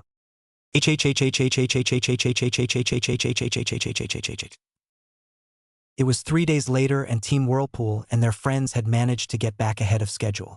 Tsunade insisted that they go right to Naruto's room. When they arrived, Hinata was happy to see that not only were Carol and Ino standing guard outside the room, but Anko and another red swirl captain named Jennifer Walters were standing guard inside. Right away, Tsunade and Kushina were using their skills to heal the poison inside of the blonde-haired ninja. "You know, I have to say, Kushina-chan, I have mixed feelings about this," Tsunade said. "What do you mean, Tsunade-sama?" Kushina asked. "He was poisoned by Orochimaru for an entire month, yet only recently did he start to feel it. And that was without the Kyuubi's healing chakra, correct?" Kushina nodded. I'm impressed. "He must be incredibly strong to have survived this long. Though I suppose I should be upset at him for keeping something like this from his own family. I can't really punish him for keeping a secret, at least until he's fully recovered," Kushina said. "There. All done," Tsunade said. Naruto's eye blinked open and turned his groggy eyes towards Tsunade. "Oba-chan?" he asked. The blonde woman smiled as she leaned down to gently kiss his forehead, stroking his hair as she did. Naruto yawned. "So sleepy. You've been through a lot, kiddo. You need to get some rest," Tsunade said. "Grandmother's orders." He smiled as nodded his head before closing his eyes. "He's gorgeous," Tsunade whispered to Kushina. "I made him well," Kushina joked. Hinata sat down next to Naruto's bed while Kushina ushered everyone out.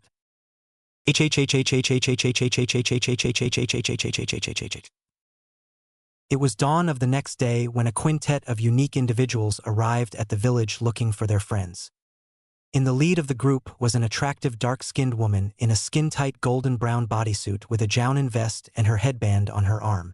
The second was an athletic young man with short red hair, a red bodysuit underneath a jounin vest, a bow and sheath of arrows on his back, his headband on his forehead. The third person was an athletic dark-skinned man in a blue and black bodysuit trimmed with yellow lightning bolts under his jounin vest, his headband on his forehead. The fourth person was a slim, but athletic young woman dressed in a hawk's headdress, green pants and a mace at her hip.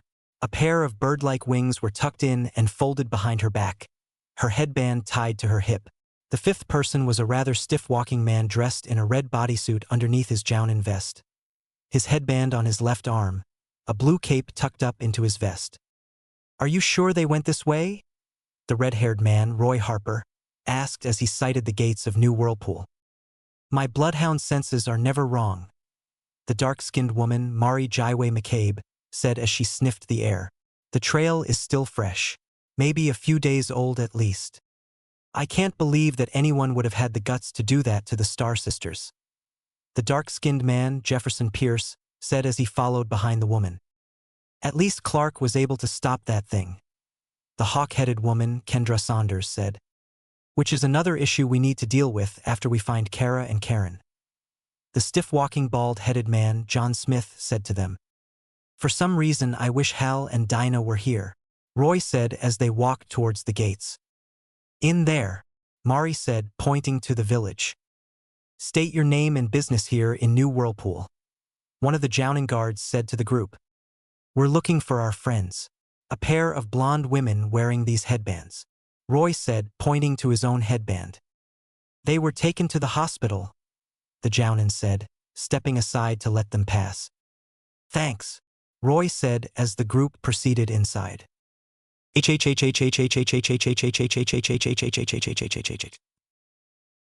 is ridiculous. Absolutely ridiculous. A blonde woman in black leather and fishnets with a Jounin vest and a hidden hero headband over her throat said to her companion.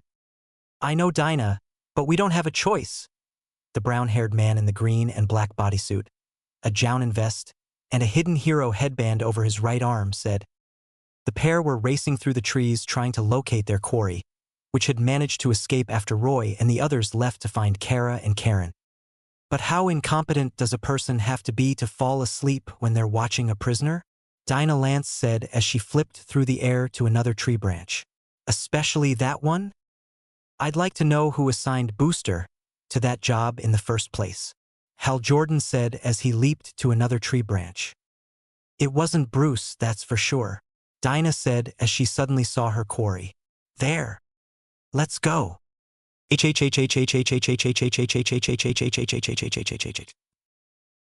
young man was walking towards the New Whirlpool village, his vest marking him as Chunin, his headband marking him as a range shinobi.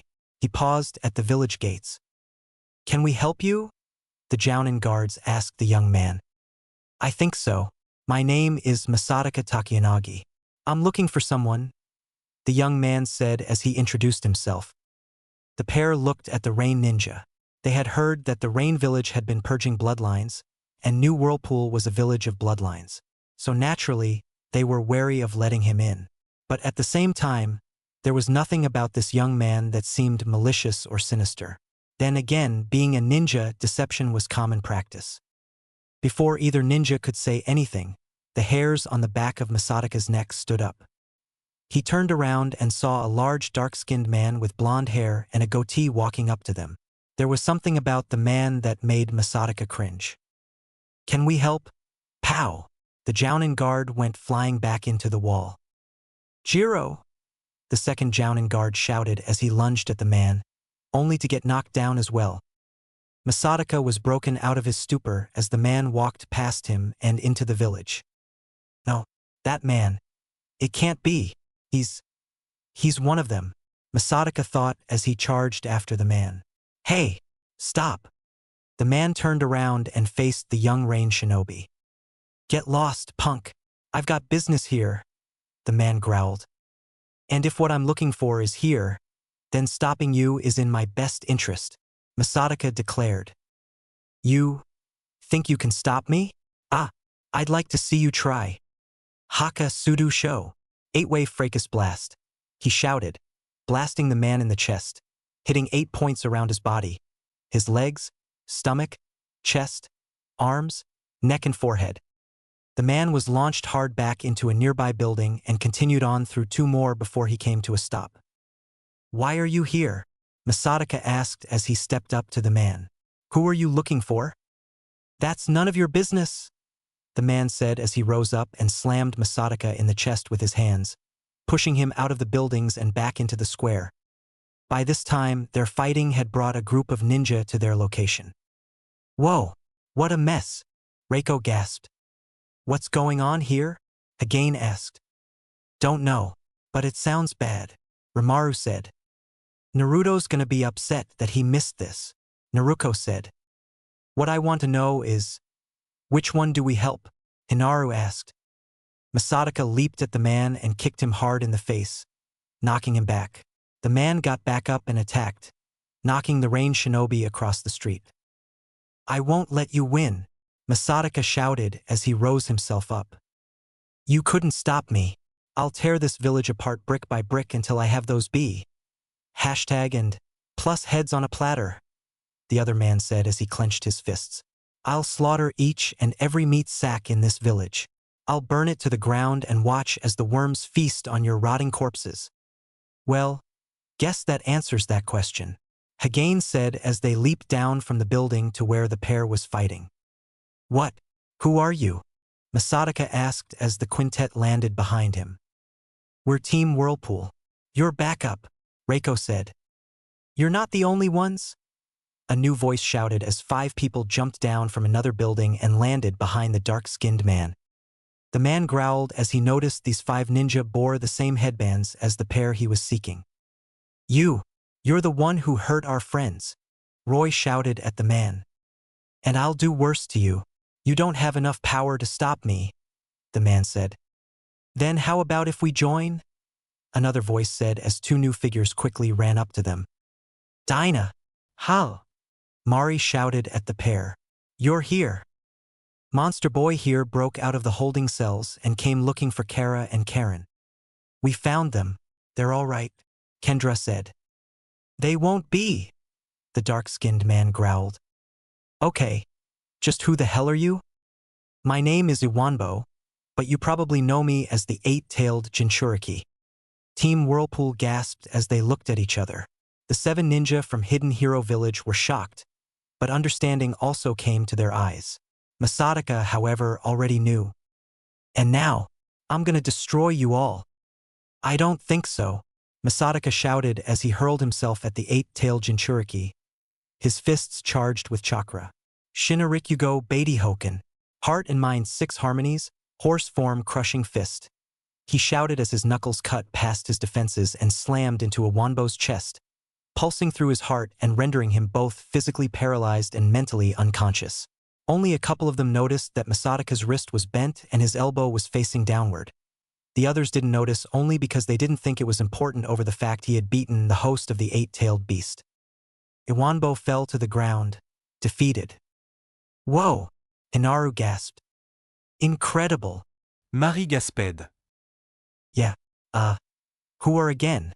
Hagane asked the young ninja. "My name is Masataka Takayanagi, and I came here looking for a woman." Several of the women in the group perked up at this, feeling instant respect towards the young ninja who had taken down the 8-tailed beast host. "Could you be a little more specific?" Rimaru asked.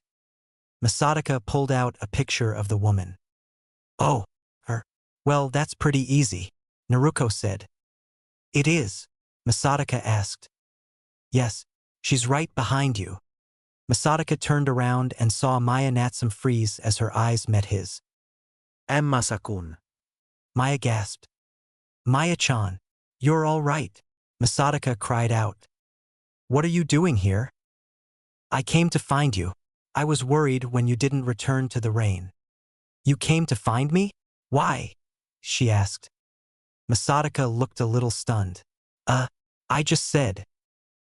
"You mean you're not here to take me back? Take you back? After what they were planning to do to you and Aya? Why would I take you back?" "But, Masakuin, your loyalty is to—" "My loyalty is to you. It always has been," he shouted as he pulled the headband from his forehead. "Not to the village, not to the council. Why do you think I'm still a Chunin? I'm not going to compromise the way I feel just to advance myself. That's one of the things you taught me, Captain." Maya smiled. "Guess I taught you a little too well."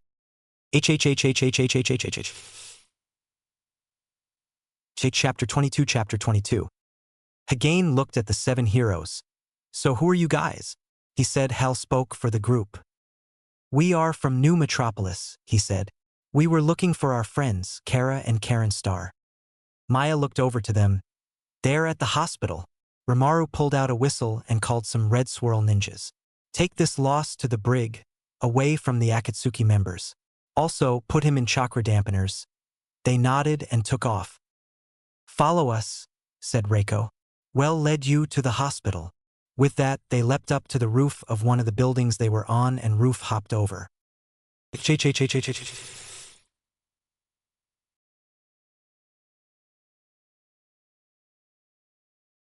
After her date with Inoichi, Carol had a smile on her face that wasn't going to be removed anytime soon.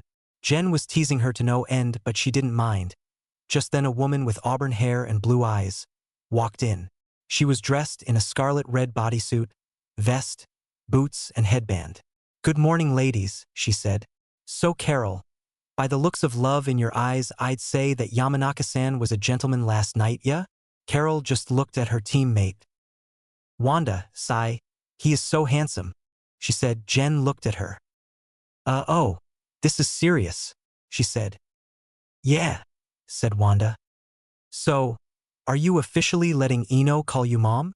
Jen said. Wanda cocked an eyebrow. Who's Ino? She asked, so Jen explained who the young Yamanaka girl was. Oh, I see. So are you? They started to giggle. Then they heard someone come in. She was petite. Around 5 feet 4 inches, she had short auburn hair and green eyes. She was dressed in a black and yellow bodysuit, a vest, headband, and boots. Hey guys, she said. How was the date, Carol? She's in love, January, said Jen. Oh really? Said Jan. Do tell.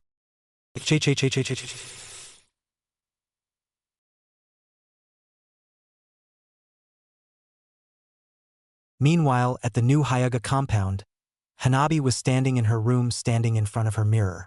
She was in a white baby doll shirt, a black miniskirt, white open-toed boots, and a cape tied to a choker around her neck. She also had long, dirty blonde hair. Her skin was now soft and beautiful. Hayashi looked at her. Are you all right, dear? He asked. She looked over to him and softly smiled at him. Why, yes, father, she said. I'm fine. I just think it's time for me to support Hinata Nizan. While I'm all for supporting Hinata in what she's doing, do you think this is a little too much? Father, I woke up a couple of nights ago with a migraine so bad. My nose was bleeding. What? Are you all right? I'm fine, but the next morning, I was able to read one of the servants' minds, who, by the way, is having a deal with the Cloud Kage for Neisan. Are you sure? Can you back it up? Hanabi nodded. Do you know who it is? She nodded. I can point them out. Very well. Was there anything else? Hanabi nodded. This? She turned her hand into diamond. Shining diamond? He gasped with that revelation. The future of the Hyaga clan had become clear. Sorry about the bad pun.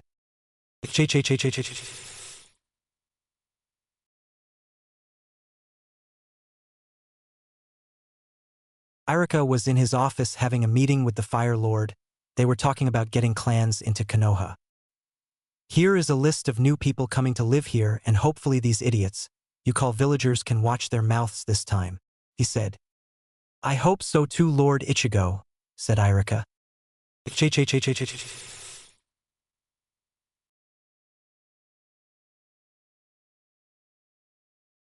Meanwhile, the remaining members of Team 7 were at their meeting place, still pissed off at New Whirlpool and Naruto's family.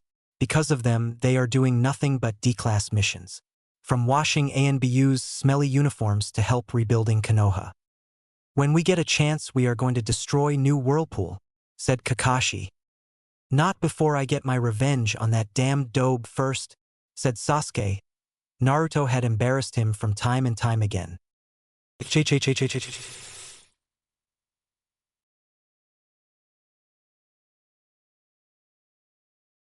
That night, Sasuke was trying to send a message to Sound to offer to help Orochimaru get Naruto, but he was stopped and thrown in the brig. Irika came to visit him. What the hell is wrong you? He said. Sending a message to Sound? Now I know why Mikoto said, you are so much like your father, because you both are morons. You're going back to the academy. What? Don't you know who I am? I don't care who you are. You're going back to the academy. Maybe a year back in training will teach you a little bit about respect. Irika left him in the cell, the door closed with finality.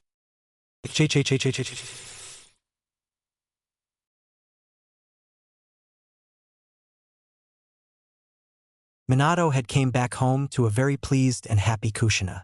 Tsunade hugged her son tightly and he hugged her just as tight. "Hello Minakuin," said Tsunade. Mama bear. He said. "So that's where he got that," said Kushina. "So where is he? Is Naruto all right?" "He's been healed. The poison has been purged." "That's good."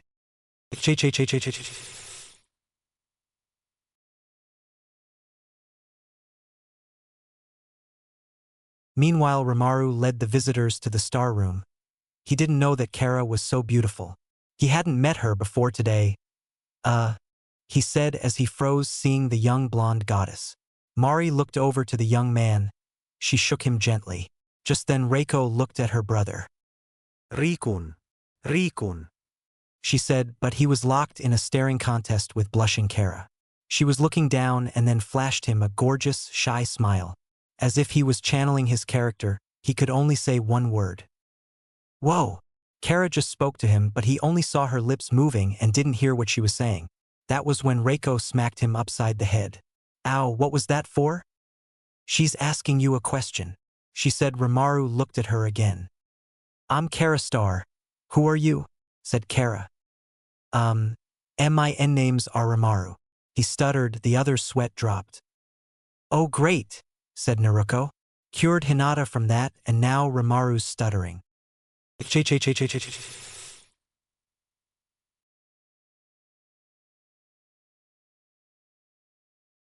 Meanwhile, a carriage was carrying a group of nobles from the country of metal.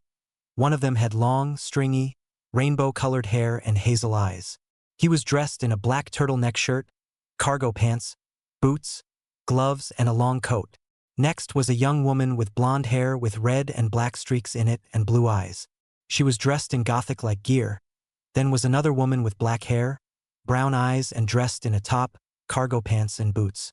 Finally was a young man with brown hair in a crew cut, brown eyes, and dressed in a dress uniform with dog tags hanging from his neck. "So, why are we going to New Whirlpool again?" asked the goth girl. "To offer an alliance to them," said the leader. "They need all the help they can get with the Akatsuki." "Well, what I don't understand in this," said the rainbow-haired man in a southern accent. "What do they need with the bijou?" "I don't know, we'll find out."